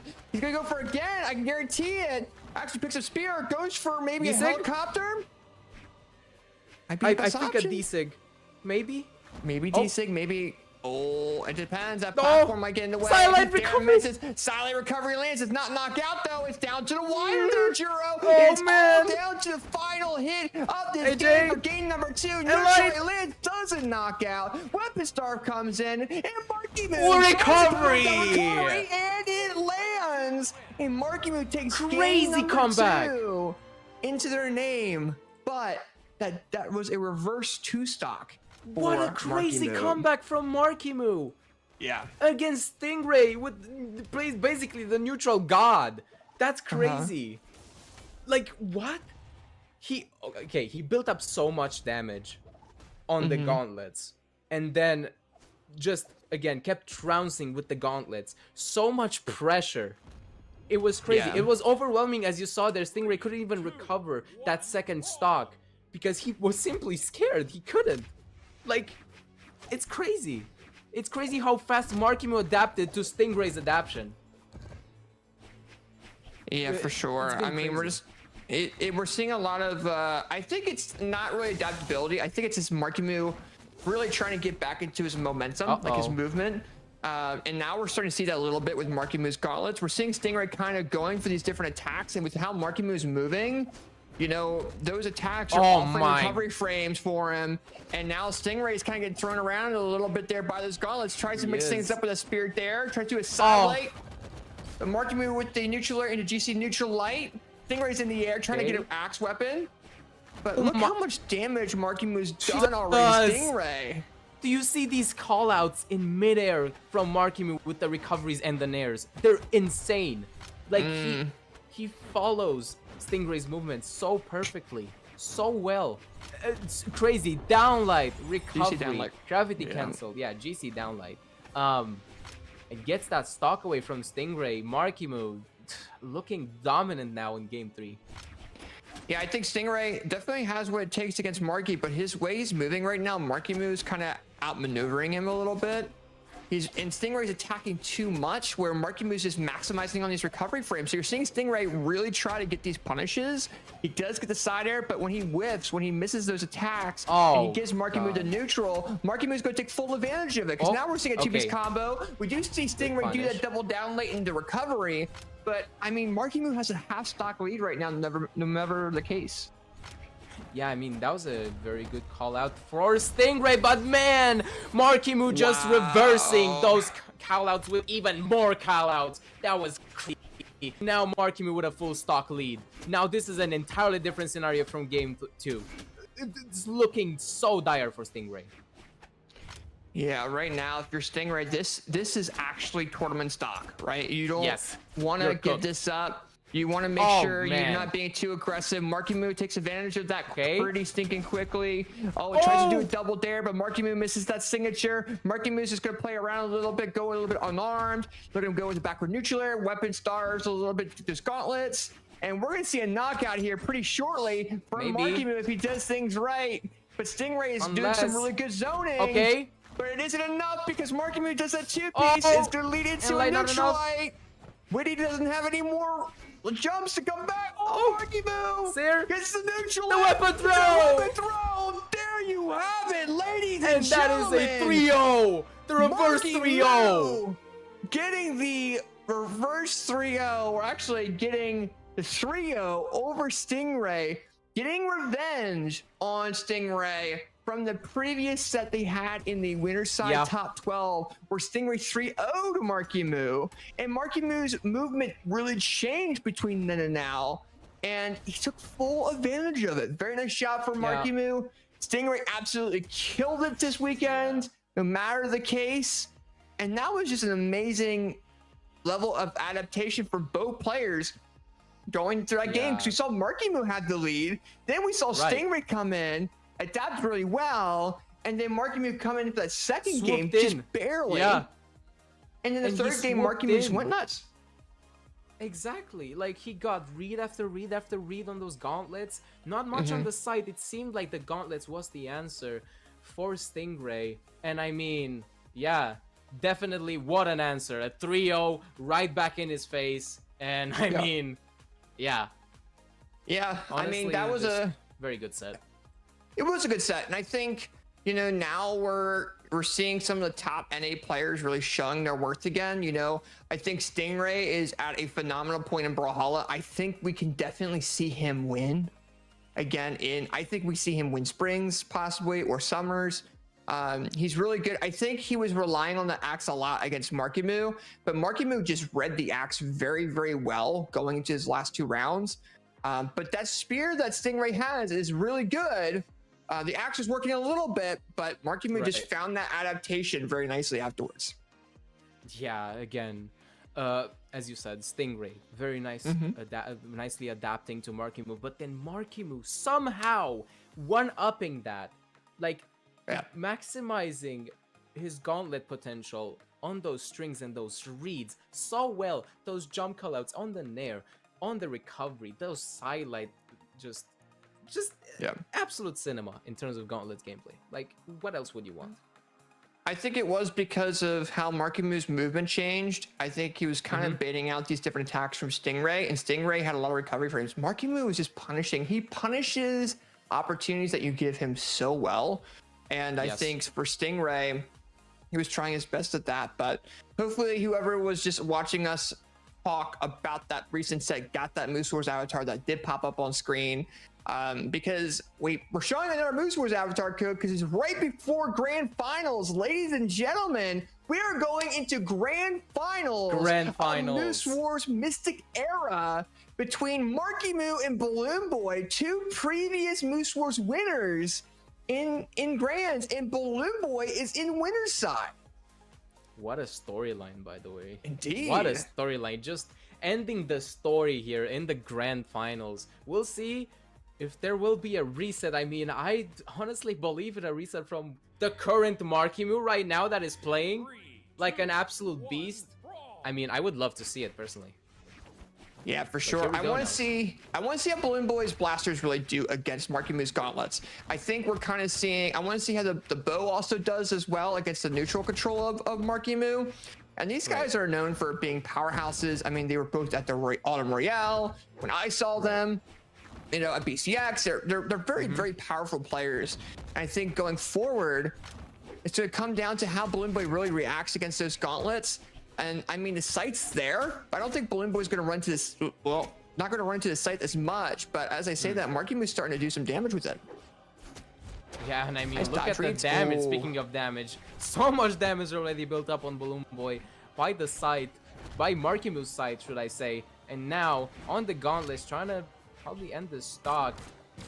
Interesting. Did you see that? End-light into turnaround Silite. That was just coverage, I guess, from BalloonBoy, but to no avail, Marckiemoo getting that stock quite swiftly. Now on the site. Yeah, I think that was a misinput for BalloonBoy. I think he meant to do it the other way. Probably. And then try to do the follow-up afterwards. But Marckiemoo was too high either way for it to land. So we do see a bow come in from BalloonBoy on second stock, keeping Marckiemoo off that ledge. BalloonBoy missing that signature, gets back to that ledge a little bit, trying to get that neutral control away from Marckiemoo, especially with this scythe. His playstyle has changed because of the fact that he knows that he could do more with BalloonBoy on that scythe. Right, exactly. And I mean, BalloonBoy, very good spacing with his blasters as well. Can definitely call out some of those string potentials from Marckiemoo, even though interesting weapon throws coming in from Marckiemoo, getting that side away, but priming those gauntlets, yeah, that was close. I saw that. Yeah, he tried to go in for nice there, recovery, GC but the Silite recovery. Oh, what a call out once again from Marckiemoo. And now it's looking like a 3-stock down heavy. Denies that completely in the same frame I say it. Yeah, I mean, I think Marckiemoo was just realizing that BalloonBoy is going to try and knock out with the recovery. Players know that pretty well against Balloon. You know, he's used it previously in the past, but it doesn't knock out in the way it does currently now. So he's kind of has to kind of get that out of the system a little bit. But as we say that though, Marckiemoo is going crazy with these gauntlets. The ground pound comes in. BalloonBoy gets the sider, saving himself. Gets the downlight sider. It's going to lead into a dare, into a GC downlight, but the downlight does not reach Marckiemoo. And BalloonBoy throwing their weapon, slams it again with the weapon throw into neutral light, into neutral air. Marckiemoo with the weapon start picks up the gauntlets. BalloonBoy still alive. And light enough to KO. And that's a 2-stock right there for Marckiemoo. First game. Man, and finals already. Yeah, for sure. And Marckiemoo showing that work there. Looking back at the replays there, we definitely see, you know, we saw Marckiemoo going with the gauntlets a little bit. Goes for second stock neutral air into GC Silite recovery. And the final stock, he goes in with the scythe to kind of try to do something, but BalloonBoy gets the knockout. But all 3 knockouts from Marckiemoo have been with gauntlets, even if with the little bit of the nerfs that they've gotten, is still doing very, very well with that. But even looking at the scythe, and he did the same amount of damage roughly for the other weapon too. I mean, again, Marckiemoo, an absolute powerhouse on both sides and gauntlets, but now kind of favoring gauntlets. Maybe it's gonna happen, something else gonna happen in this game too, and probably gonna try to get those side strings going more. We'll see if they work on BalloonBoy though. The gauntlets were definitely working. Those Silite reads, once again, absolutely celestial, like godlike. I love them. Downlight, okay. Downlight side there, Silite, excuse me. Tries to get converted with the end light, does. Okay, there we go. We're seeing Marckiemoo go off that ledge, gets this jump sider into neutral air, tries to get a follow-up option, and you're seeing BalloonBoy take that neutral control away from Marckiemoo. Yeah. But he tries to go back to blasters. But I think Marckiemoo has a read against BalloonBoy's blasters compared to that bow. But as I say that, the neutral light does land into a dare sider, and it might lead into a knockout option. The neutral light lands, but he knows the recovery's not going to work, so he doesn't go for it. And he's like realizing, Tries to get the GC Silite he again. does get the recovery again. That was nice. Yeah, that was a nice recovery pickup. He's smart though. He doesn't go for the downlight recovery because he knows like the second recovery is not going to be able to land. So he tries to go for it a little bit later. Whoa, BalloonBoy the bow. Where's that coming from? Yeah, that's crazy bow skill. gameplay right there. Yeah, that was crazy. On the Diana ground pound. Oh no, that's a brutal KO right there. Oh man, BalloonBoy fighting right back. He's like, nah, you're not gonna reset me just like that. I got things in my arsenal, especially on the bow. Oh, silent recovery though. Yeah. The Marckiemoo classic. Gravity cancelled. Now swapping back on the side, hoping for probably some strings. We'll see if a BalloonBoy allows them though. Gets a silent, tries to get the downwards there. Did not work. BalloonBoy just spot dodged it. Double nair. Okay. Nice sunlight with the reversal there. Okay. There in the neutral Clean light. movement Okay. from both players. Yeah. I think if you're BalloonBoy, you want to use the blasters against the scythe.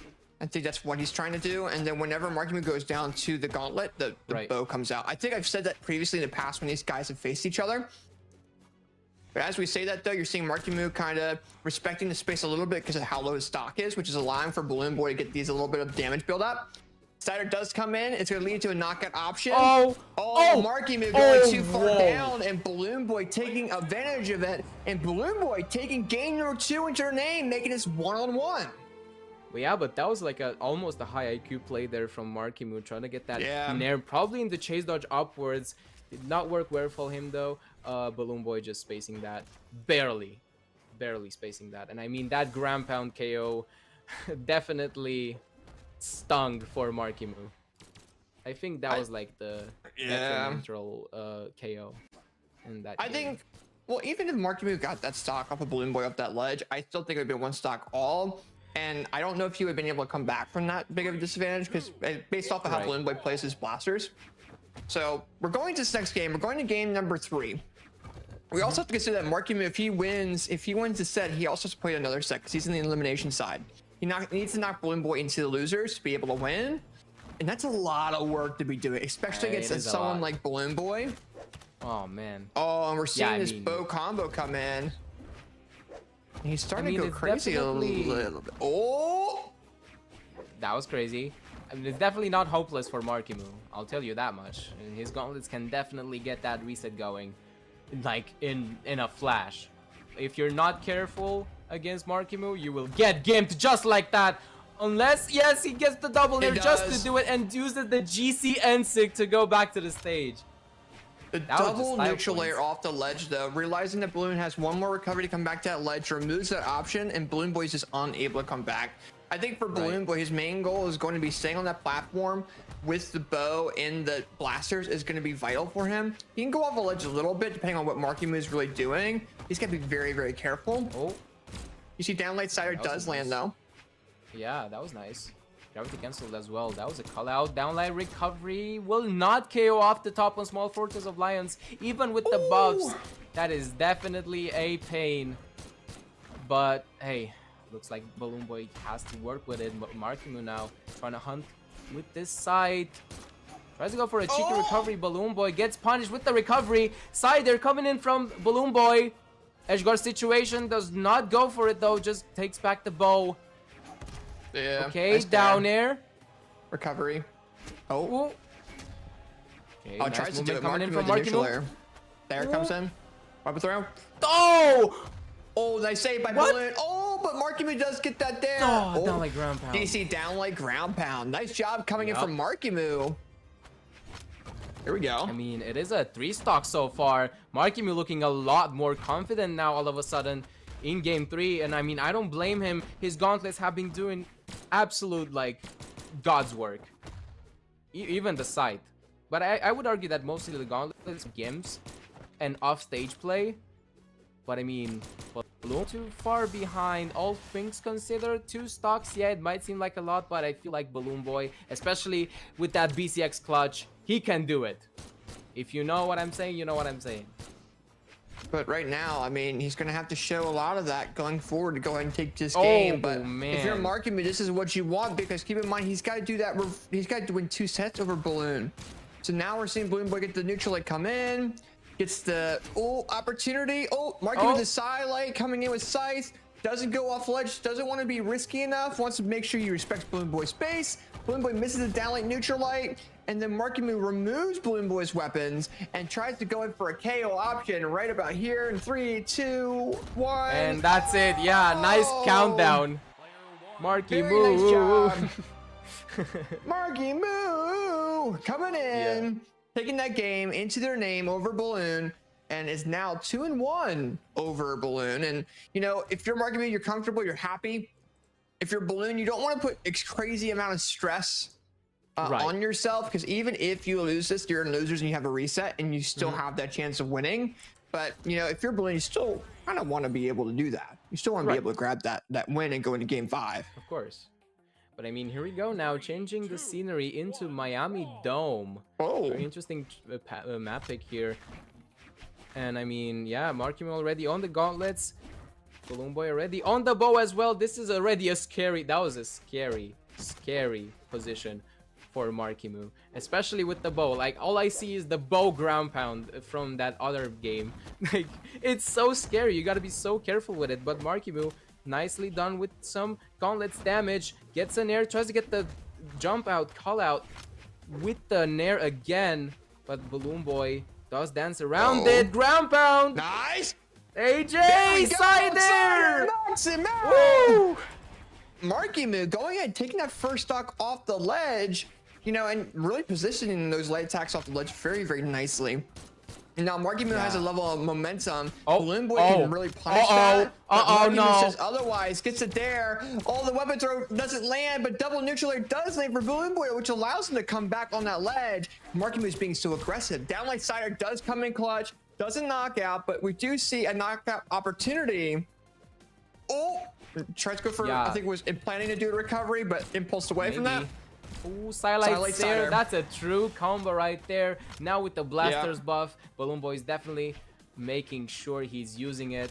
And now equal stocks, even though Marckiemoo definitely got the damage lead. Ground pound, this could be huge. Misses the weapon throw, but doesn't even matter. Gets that clean stock, the Giro to that. And Marckiemoo back on the side with 2 stocks. This is looking bad for BalloonBoy. Yeah, BalloonBoy, I think he's not really putting a lot of effort into this. I think he's just going into the next game. Marckiemoo has his momentum. You know, I wouldn't blame Balloon for not really putting a lot of effort here, but Marckiemoo is just absolutely demolishing him with this Scythe gameplay.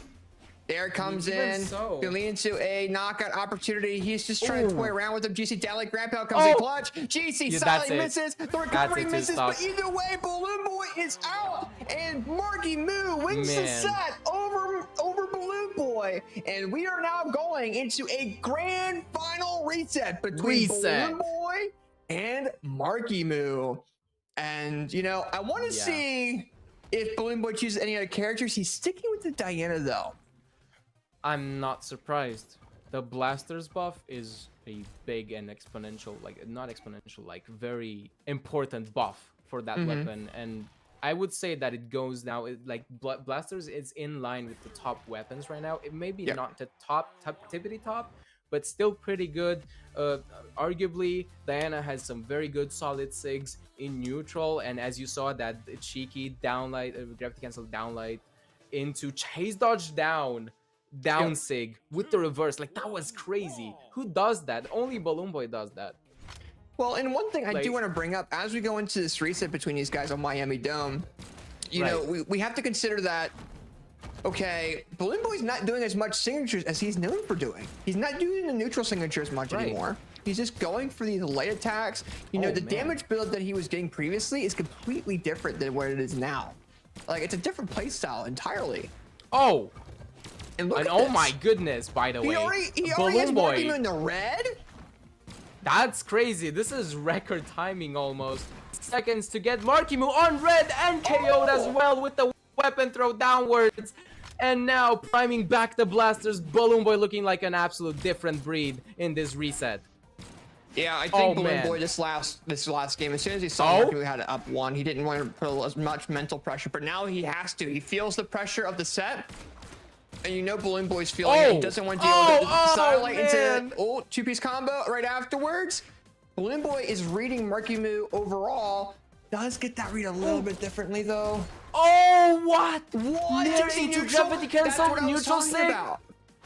He needs to go ahead and throw the signatures out more. Marckiemoo gets dared and then tries to get a recovery again. BalloonBoy throws the weapon. Starter for Marckiemoo does come in. Gonna lead into a possible knockout option. It does, but the movement is changing from BalloonBoy now. Once he gets Right. into similar movement momentum like Marckiemoo, Oh, you're seeing BalloonBoy Silent just absolutely side demolish into that two-piece combo, and Marckiemoo's down into his final now. Right. I mean, it looked like a confident Marckiemoo grand finals, but now BalloonBoy proves us wrong with this just blaster masterclass, in my opinion. Oh, but the GC Silite, the Marckiemoo classic once again, building up so much damage on BalloonBoy. Oh, Oh, this is bad for Marckiemoo. Even though BalloonBoy does respect the spacing away from that wall, gets those Enlights, just more damage build up. Why not GC Enlight into the pivot nair? Oh my So much gosh. damage. Jesus, this is like Boomy in his prime. I don't know, but right now we're seeing BalloonBoy kind of showing a different style of Diana that we're not used to seeing Right. from him. We're seeing him be a level of aggressiveness. His momentum has kind of changed. He is starting to give a lot more recovery options, recovery frame options to Marckiemoo. Marckiemoo is starting to punish them a little bit. But I think BalloonBoy is very confident on getting this final stock knockout. But Marckiemoo is coming in clutch here. Has knocked Right. 2 stocks off of BalloonBoy. He might be able to reverse this, but BalloonBoy has to make sure he gets this KO. Yeah, I mean, oh, Sai there Oh. did not do it. I thought I just didn't have to say anything because that said it would have KO'd, but no. Even with the buff, still not enough to KO. BalloonBoy tries to get something, gets the Sair, the reverser, Nice. should I say, and locks that game away. 1-0 for BalloonBoy. Yeah, for sure. And BalloonBoy really showing, his overall gameplay with, his character. I mean, his momentum was very great. His movement, the way he's throwing out these different attacks is starting to land. And I think what's happening now is, he is getting a little bit of throwing these attacks out a little bit too early, and Marckiemoo is starting to come back a little bit. But as soon as he was able to go and get that final stock, he got the knockout very clean. And we're going into the second game.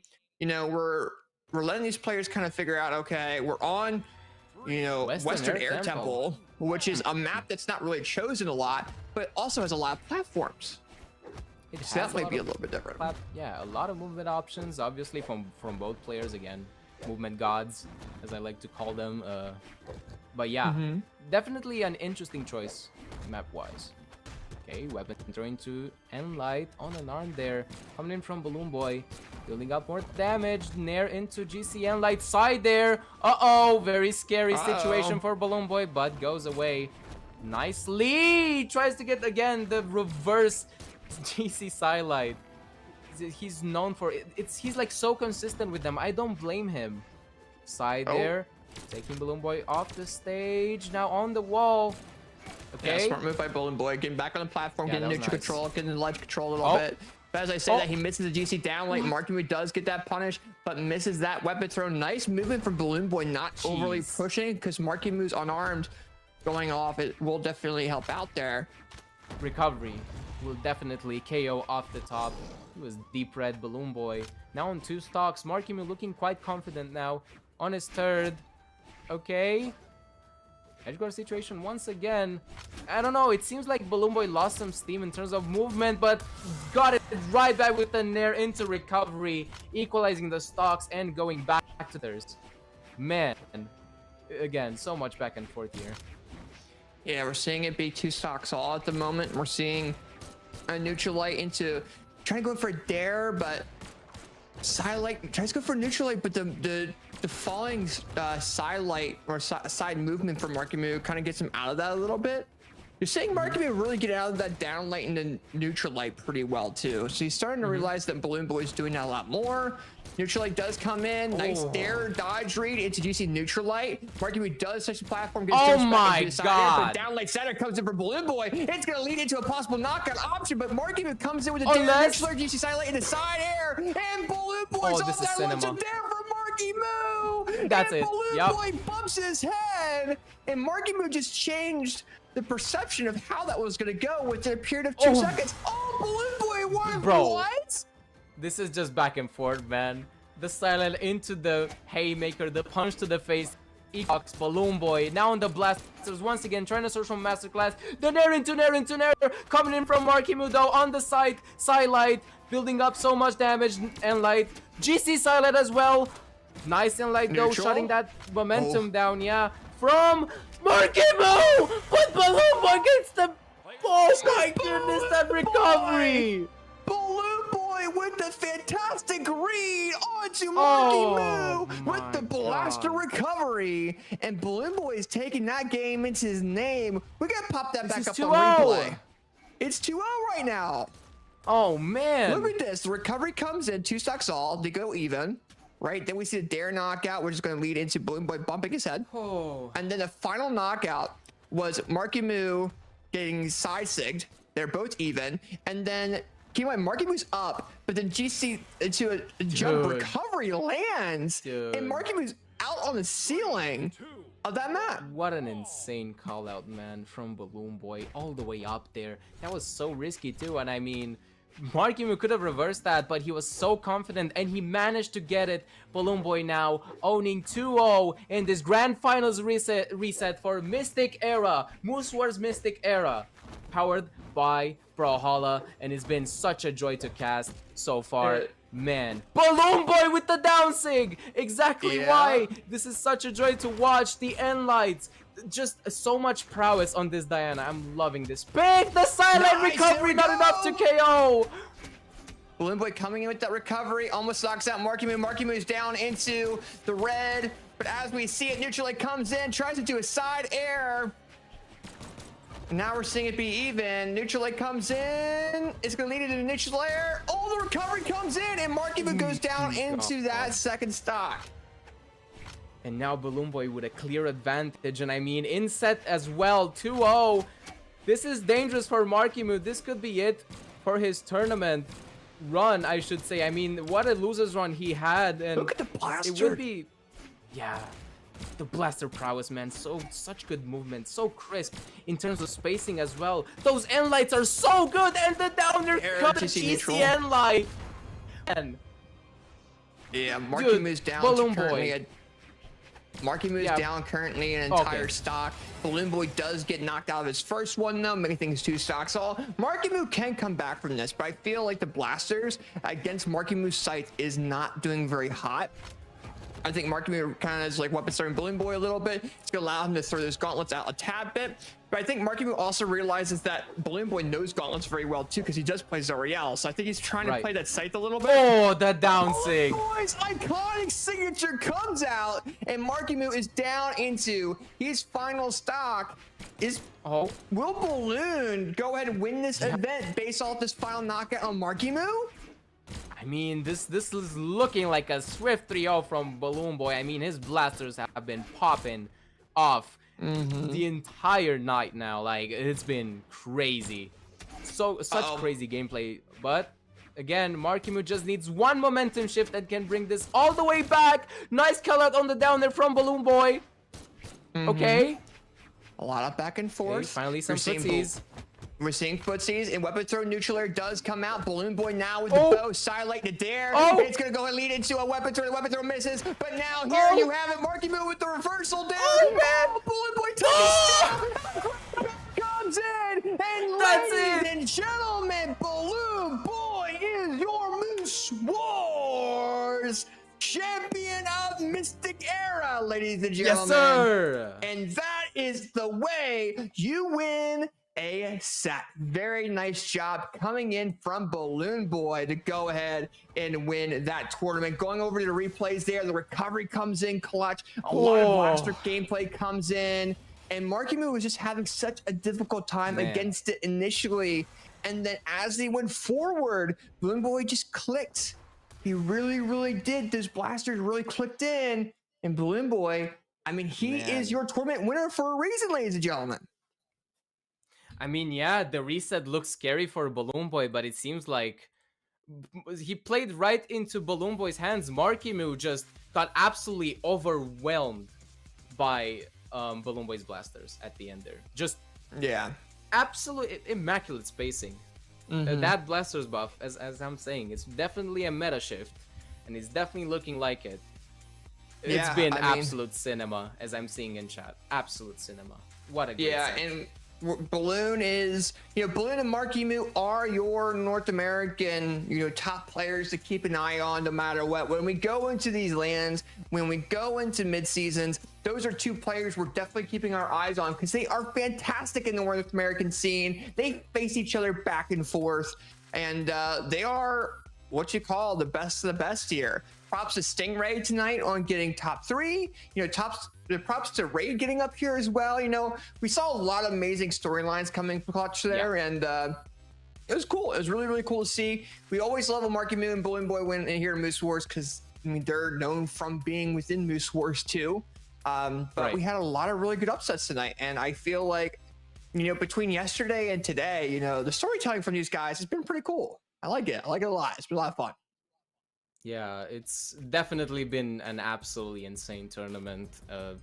Such crazy, just upsets after upsets as well. Like Stingray absolutely trounced Marckiemoo in that quarters final, and now got 3-0'd in losers like it was nothing. Mark is like an absolute elimination side beast. Yeah, it's been crazy, but BalloonBoy prevailed with the Blaster's prowess.